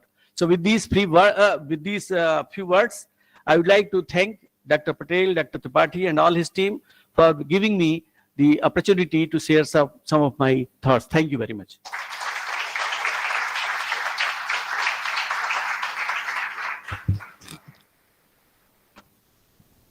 Thank you, Thakur sir, for your eloquent speech. And I feel that the problems that are presently we all are facing in today's scenario regarding the food losses and all, that is the biggest opportunity that you all budding engineers have, that you have to come up with a new idea for a startup. So with these thoughts, let us proceed. We have with us our chief guest of this valedictory function, Dr. N.C. Patel sir, former Vice Chancellor of Anand Agricultural University and board member of IGKV Management Council. I would request Patel sir to deliver his lecture to our students, both online and offline, to the participants. I beg your pardon. Sir, please. Thank you. Thank you very much. Dr. M.P. Thakurji, am I audible properly? Hello? Yes, sir, you are audible. Okay. Dr. M.P. Thakurji, Chairman of the Valedictory Session. Dr. Vivek Tripathi ji, Director of Research. Dean, College of Food Technology, Dr. Tripathi ji. Convener of this webinar, Dr. Sadanand Patel. All the faculty members, participants who are joining from online mode, and all the participants who are present in the conference hall, my dear students. I am really thankful to Honorable Vice Chancellor Dr. Girish Chandelji for inviting me to be the chief guest of this important session, as well as Dr. Tripathi as well as Dr. Sadanand Patel ji for giving me the opportunity to share some of my views. We have heard the learned opinions and views from the guest of honor, Dr. Vivek Tripathi ji, and the chairman, Dr. M.P. Thakur ji. As well as you have heard almost 12 to 13 experts, including the DDG as well as Vice Chancellor and many other, Vice Chancellor of Kota University, Dr. Joshi, and many others. So you are all participants are aware about the importance of post-harvest technology and value addition of farmers' produce. Now, as far as when we talk post-harvest technology, it starts after the harvesting activity. Whatever farm produce is there, that farm produce is transported from the farm, stored for storage of grains, different technologies and equipments are used.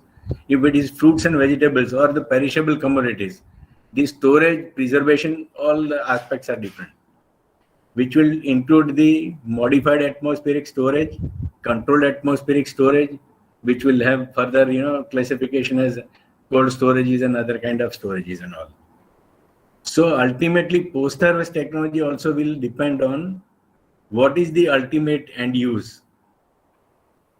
Is it for long-term preservation and then sale when the market prices are high, so that the earning of the farmers or individuals or entrepreneurs or the industry can be increased to the level you want?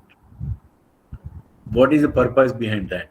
And then what is the duration of storage? Depending upon all that, the technology will differ. The important thing when it comes the wastage and all that, Dr. Thakurji and others also must have talked about, the losses part. If the harvesting technology is improper, the post-harvest operations are not proper, that only ultimately leads to losses. If it is grains, oilseeds and similar commodity spices and all that, what is the moisture content after harvesting and before storage? If it is properly dried, you can store it for a longer duration, maybe 6 months, 8 months, or even 1 year, or even up to 2 years. It depends upon the amount of moisture you keep it. Because if the product is stored at high moisture content, because of the respirations, all the living cells ultimately will release carbon dioxide, heat and moisture. So moisture will be further built up. And there will be possibility, or the atmospheric condition inside will be such that microorganisms will develop, and that will fungus and all kind of things. So the food products quality will be deteriorated, or subsequently the insect pest and other problems also appear. So all these aspects will have to be handled properly so that our post-harvest losses are minimized.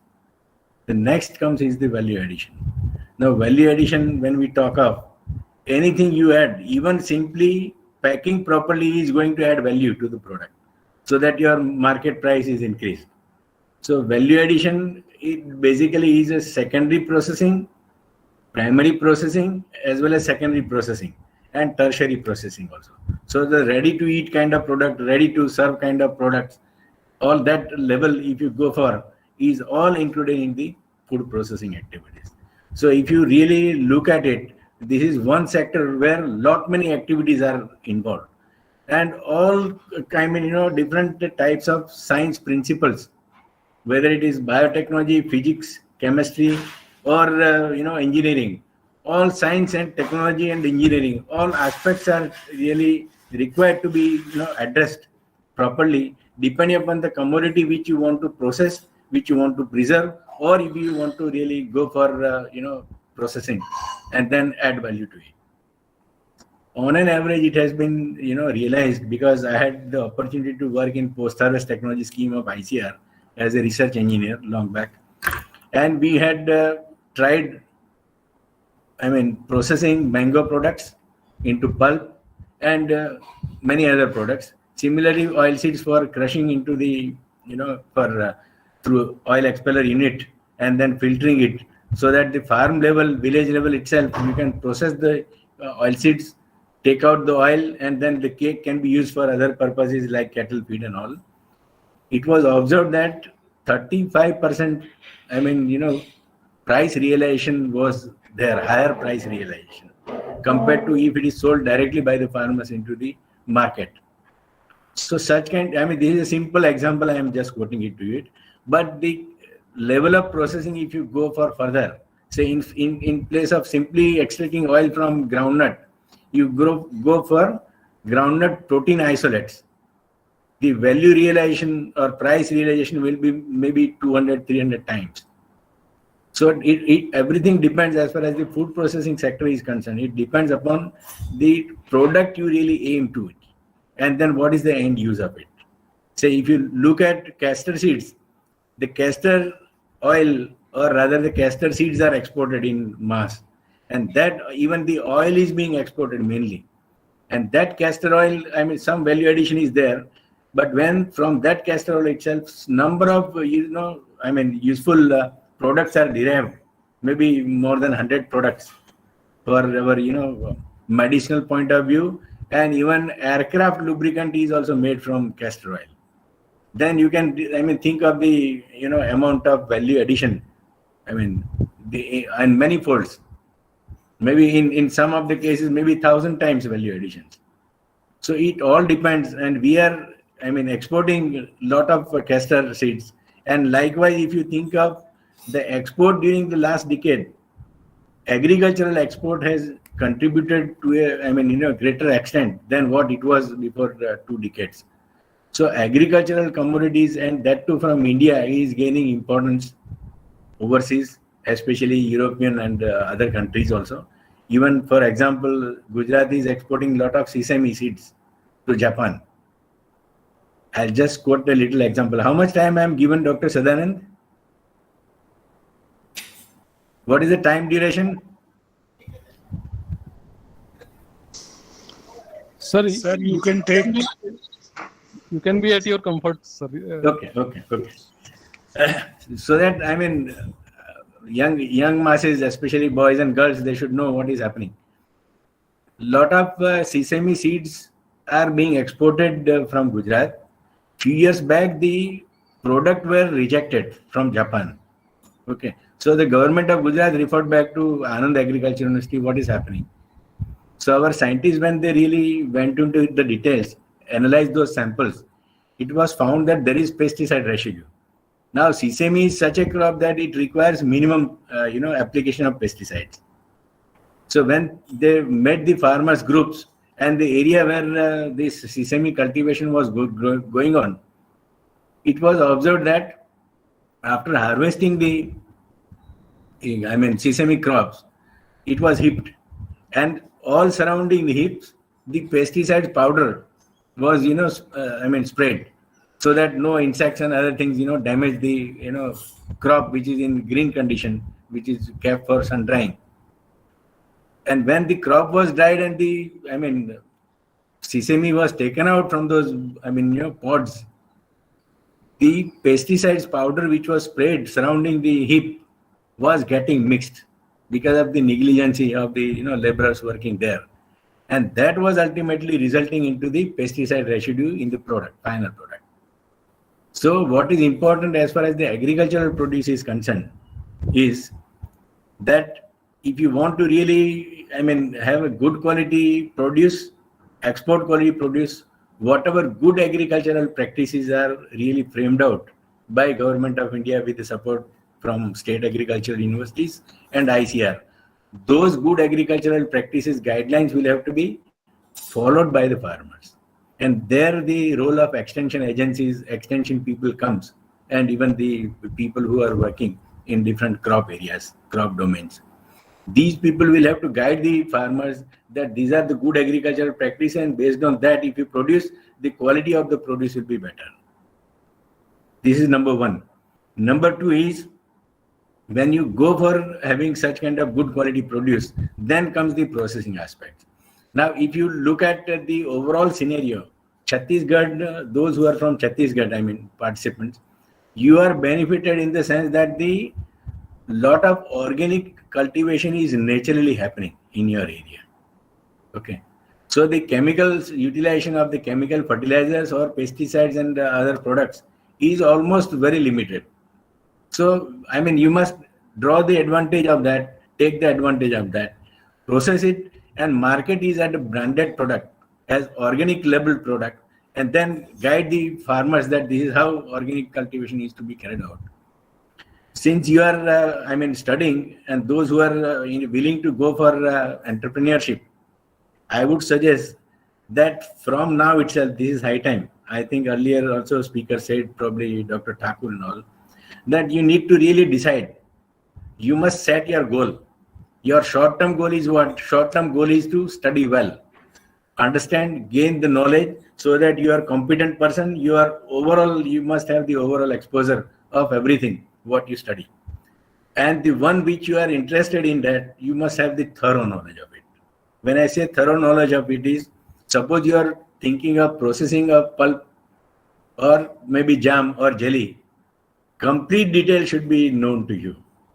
Okay. If you want to go for village level scale industries, medium scale industries, small scale industries, what kind of products are being produced by different people, what are their markets, what are the process technology parameters, what are the critical points in that process technology, all those issues will have to be studied by you thoroughly, and then think of doing it. So you can prepare. The most important is for any food processing industry aspects, when you think of, is availability of raw material, the market, and the consumer preference as far as the quality of produce is concerned. Okay, these aspects will have to be considered. Otherwise, as it is said earlier also, lot many schemes, including Prime Minister Krishi Sampada Yojana and many other schemes MFPI has really launched. Those schemes, the takers are very limited. The important issue comes is the knowledge gap. Those who are really enthusiastic, willing to work, go for food processing, they are not aware of the technologies. Whereas you are studying from now, so you are in a good position that you can get the details. You have the laboratory facilities also available, and then when you go for hands-on training for skill, you must be skillful. If that is the thing, if you are aware about everything, you must be able to do any aspect, starting from the laboratory analytical person to marketing expert, even the processing experts. If you can have those kind of skills and those kind of that kind of intention in mind, you must have exposure of everything. At the same time, you must be expert when you are processing one particular product, or you are going for one particular technology for real adoptions and then subsequently popularization. Even packaging is a big deal. If you want to really change the packaging, your profit margin increases from 10 to say 25%. So it all depends what is the period you want to store, what kind of package you want, whether it will be Tetra Pak, polypack, or maybe tin packing, or what kind of product you want to make it. All small interventions will be required, and it will have to be thoroughly studied. Probably that will definitely help you. Lot many incubation centers are also there. You don't restrict yourself when you are thinking for going for a certain kind of technologies or product finalization. You don't restrict to your state only, but you can think of export also. What are the export opportunities? You study the website of APEDA and many export agencies, they are giving the information. Even Government of India, the ICR and other websites also, the details are available. So you can consider where three things are there. One is local, processing for local consumption, maybe district level or at the most state level. Then maybe other states, and then going for export. So target that, and accordingly you devise, you back calculate and start everything, including the FSSAI licensing and all that. If you look at the value addition scenario, till now, the farm gate price as far as India is concerned is hardly 25%. When I talk of farm gate price, means I'll just simply give you the example. For example, tomato is sold in the market, vegetable market, at 8 rupees kg. Okay. That means the farmer is realizing only 2 rupees per kg. So the amount of money realized by the farmer is 25% of the sale price, which is highly, very highly low. So the other than farmers, the people who are in the chain, maybe 7 to 8 mediators till it comes to the consumer, are getting better margins or the money out of the production of the particular commodity. Processing, rather the value addition will shorten this. Rather money realization or the price realization by the farmers, farm gate price will be easily increased to about 50%. What is the way out for this? Because some of you may not, be willing to take risk and then go for entrepreneurship or the industry. You can do one thing. As an expert of food processing technology or food technologist, you can share your knowledge. You can be a part of the system and see that farmers' revenue is increased. Farmers' livelihood is improved. Probably you will have a lot of satisfaction in life. How can you do it? The easiest way is form a farmers cooperative. Okay. There are many FPOs, farmer producer organizations, have not been working so well. There are several reasons. I will not go into the details of it. But if you form a farmers cooperative, provide them the technical know-how, your guidance, and then support how to really do it. Probably those farmers cooperative and then branding of the product. Okay. Say like Chhattisgarh rice, or maybe Chhattisgarh some fruits and some vegetables. And then there are agencies, why I am saying this is, the papita which are grown in Gujarat is sent to Mumbai, Delhi and nearby big cities market with good packing and all that. The price realization is almost more than double. And that is distributed to the farmers. Likewise, several examples are there in our country, but those examples are being, successful in certain pockets. When you go into the details of why it is happening like that, the simple and most important issue is honesty of the people who are involved in managing those societies or the business and the technical know-how. Okay. Quality of the raw material itself is important, and then subsequently the final produce will come accordingly. So these are some of the points I thought that you must know about it. There are ample opportunities you think of, and there are opportunities in every sector of it. With this, I think I have taken sufficient time. I mean, the experience which I have and the exposure, lot many things can be said. But just one last example I'll cite before you and then close my talk, is you must have multidisciplinary knowledge. For example, if you are food technologist and you forget about engineering, it will not help you. If you are engineer and you don't know about food technology, or maybe biochemistry, will be lagging behind. I'll just give you one simple example. For example, P&P processing, which is called as pulse milling. So pulse milling is basically removing the outer seed coat, which is called as husk. So dehulling operation is one, and then whatever the cotyledons we got it in the whole round shape, that particular cotyledon is ultimately splitted into two, and that is called as dal. So that is pulse milling. Now this pulse milling activity, every single grain of P&P arhar is being put into the machine for 3 to 5 times. Can you imagine? The pulse mill having capacity of about 1 ton per hour will give you dal after 4 days of processing operation. So what is done is, every time in the dehulling machines, scratches will be made on the outer surface of the grain, and then oil will be mixed into it, maybe 0.5% or even little less. Okay, so there is a screw conveyor where some amount of oil at a specified rate will be allowed to drop into the screw conveyor where the P&P grains are moving ahead. So oiling of the grains will be there on the outer surface. Then it is sun-dried, so that the oil which is put on the surface slowly will get into the seed coat of it, which is already dehusked. So some seed coat is still remained attached. So the oil which is applied onto the grain ultimately loosens the seed coat, and then once again it will be put into the machine. Then once again drying, applications in some, I mean, places, even the little bit amount of water is also added. I'm explaining the whole almost process of the pulse milling. So likewise, when the complete seed coat is removed, it is called as gota. Okay.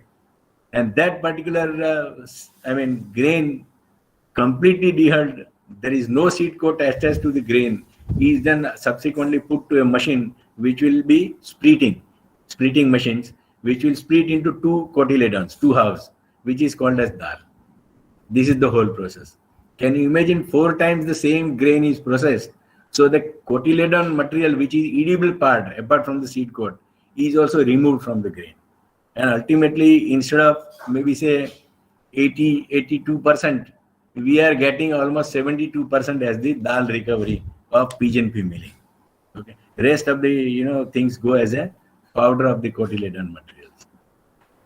I had tried with one of my postgraduate students, and where food grade enzyme was found out, and the rate of its application was also done, and it was found that after soaking into that enzyme for about 8 hours, after drying those grains, when it was put to the machines into the dehuller in single pass, you will wonder, in single pass the husk was removed and the splitting of the grain was also possible. Just in one pass dal was ready. That means the existing machinery's capacity would be increased by 4 times. At the same time, your cost of production or the processing cost would be reduced by almost 1/4. Then that was demonstrated to a pulse miller of Padra, which is near Vadodara. The presentation was made by the students, and then it was demonstrated also. And then it was said that further refinement is required, little bit fund. The pulse miller thought that it is very easy, what is to be done. He bought the name which was told to him. He tried on his own, but then certain things were kept with us, technological part. It didn't work it.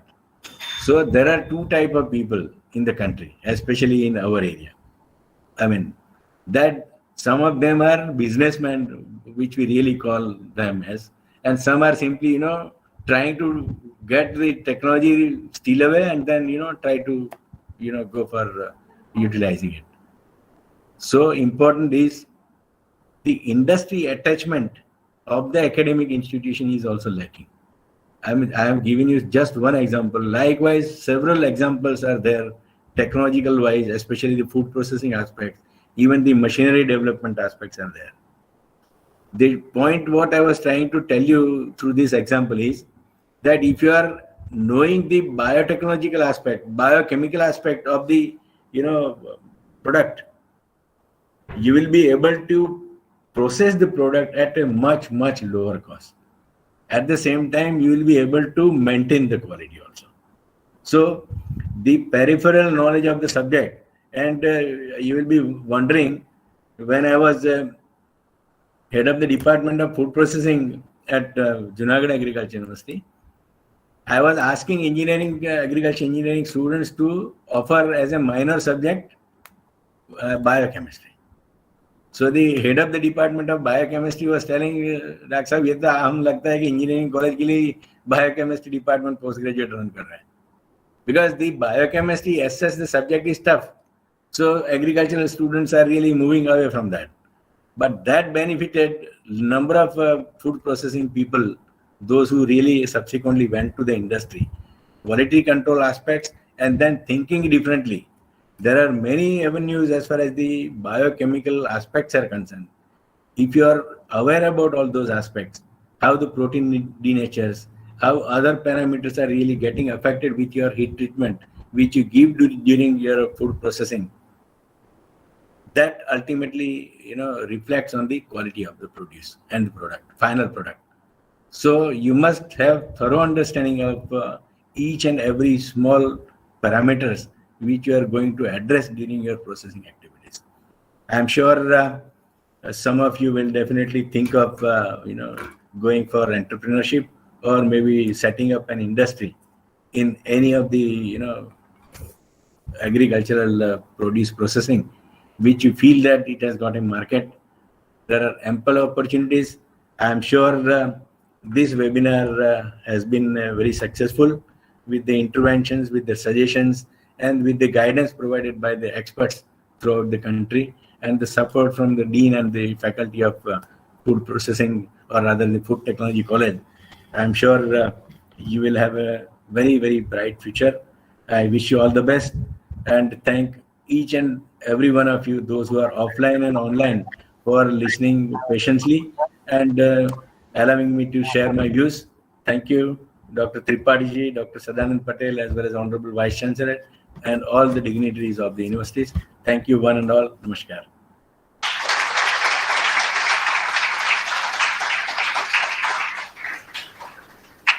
Thank you very much, sir. If there are any queries, if any student, online or offline, any participant. Sir.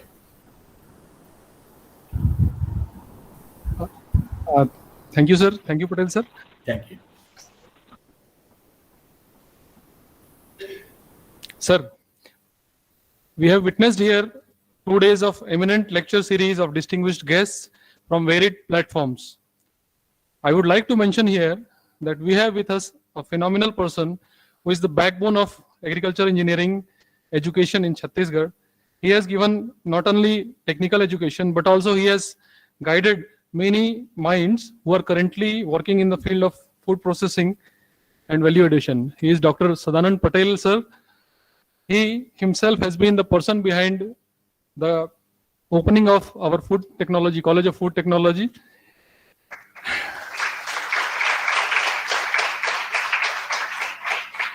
Dr. Patel, sir, is always available for us for any guidance or any support whenever we have approached.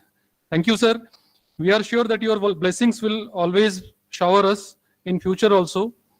It is very difficult for us to speak about this charismatic and generous personality in a few words. Our Dean, Dr. MP Tripathi, sir, has asked for your permission for honoring you with a token of regard, sir. Kindly allow us, sir. I request Dr. MP Tripathi, sir, to honor Dr. Patel, sir, with a token of regards. Thank you, sir. Thank you for being there. This is a very small thing and we cannot match. And I am sure the motivation that you give us, the results. Thank you. Thank you very much, sir.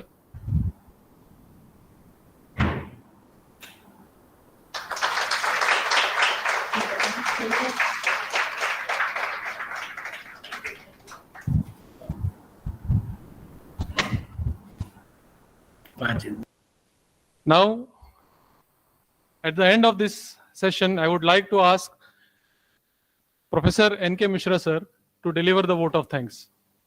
Sir, please.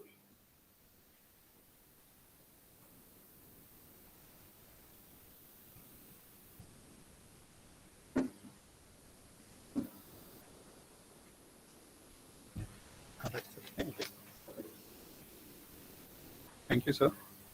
On behalf of organizing team, it's my pleasure to propose a vote of thanks on this occasion to all the participants, online or offline. I would like to thank the chief guest of valedictory function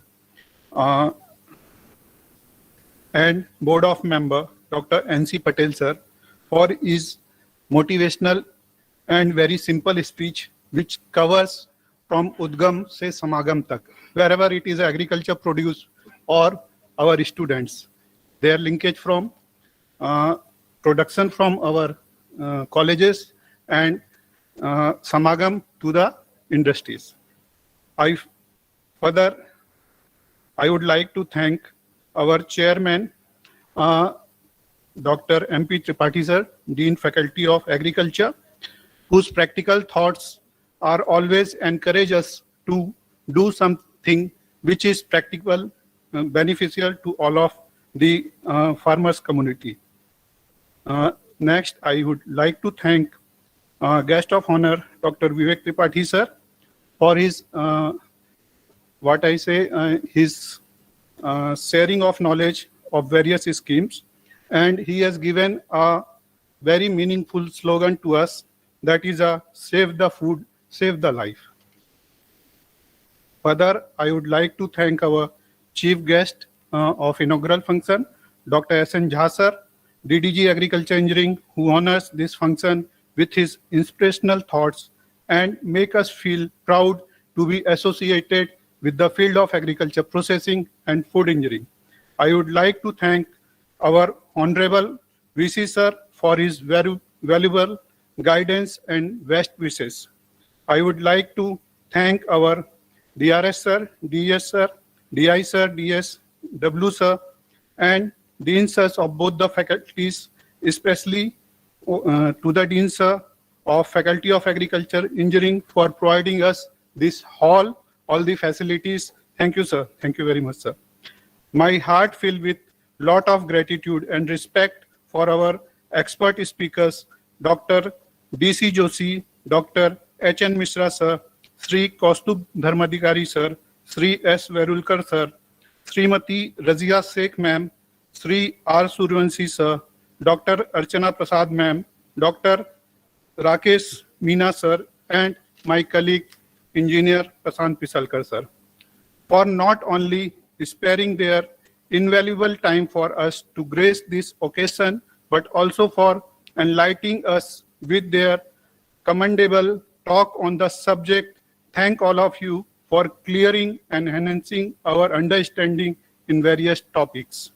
I would like to thank our beloved, respected Guru and convener of this program, Professor Dr. S. Patel, sir, for his all supports and encouragement. I would like to thank our guiding leader and organizing secretary of this program, Dean Dr. M.P. Tripathi, sir, for his all supports. I would like to thank the media in charge of our Vishwavidyalaya, Dr. Nair, sir, technical teams for making possible this electric connections, net connections, and all other things.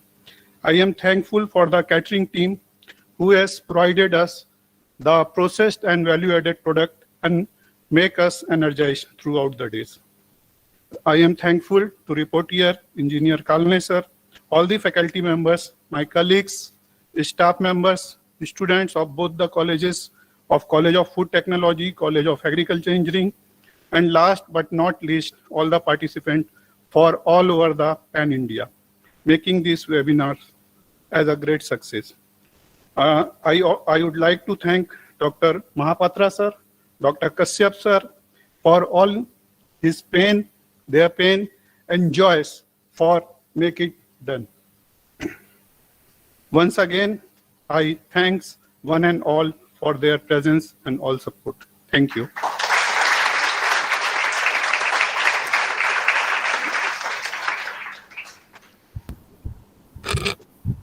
Thank you, sir. Thank you, Patel, sir. I would request all the guests for a small photograph. जी sir, students पीछे आ जाएंगे sir. Students हैं वो पीछे चले जाएं, एक ग्रुप फोटोग्राफ लेना चाह रहे हैं. पटेल सर.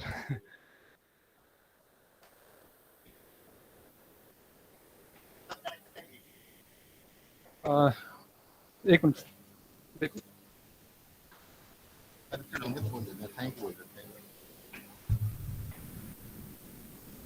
नहीं.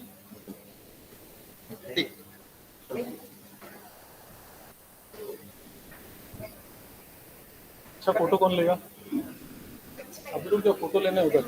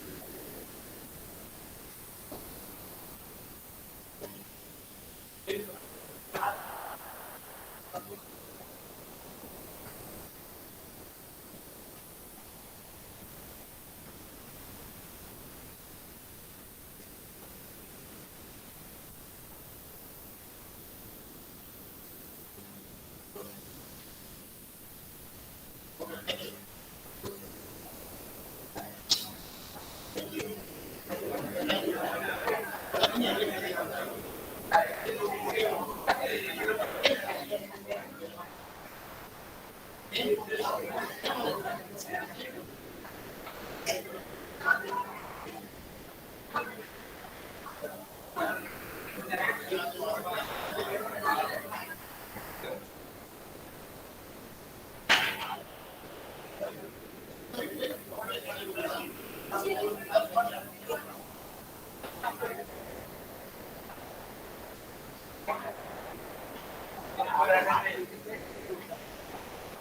you.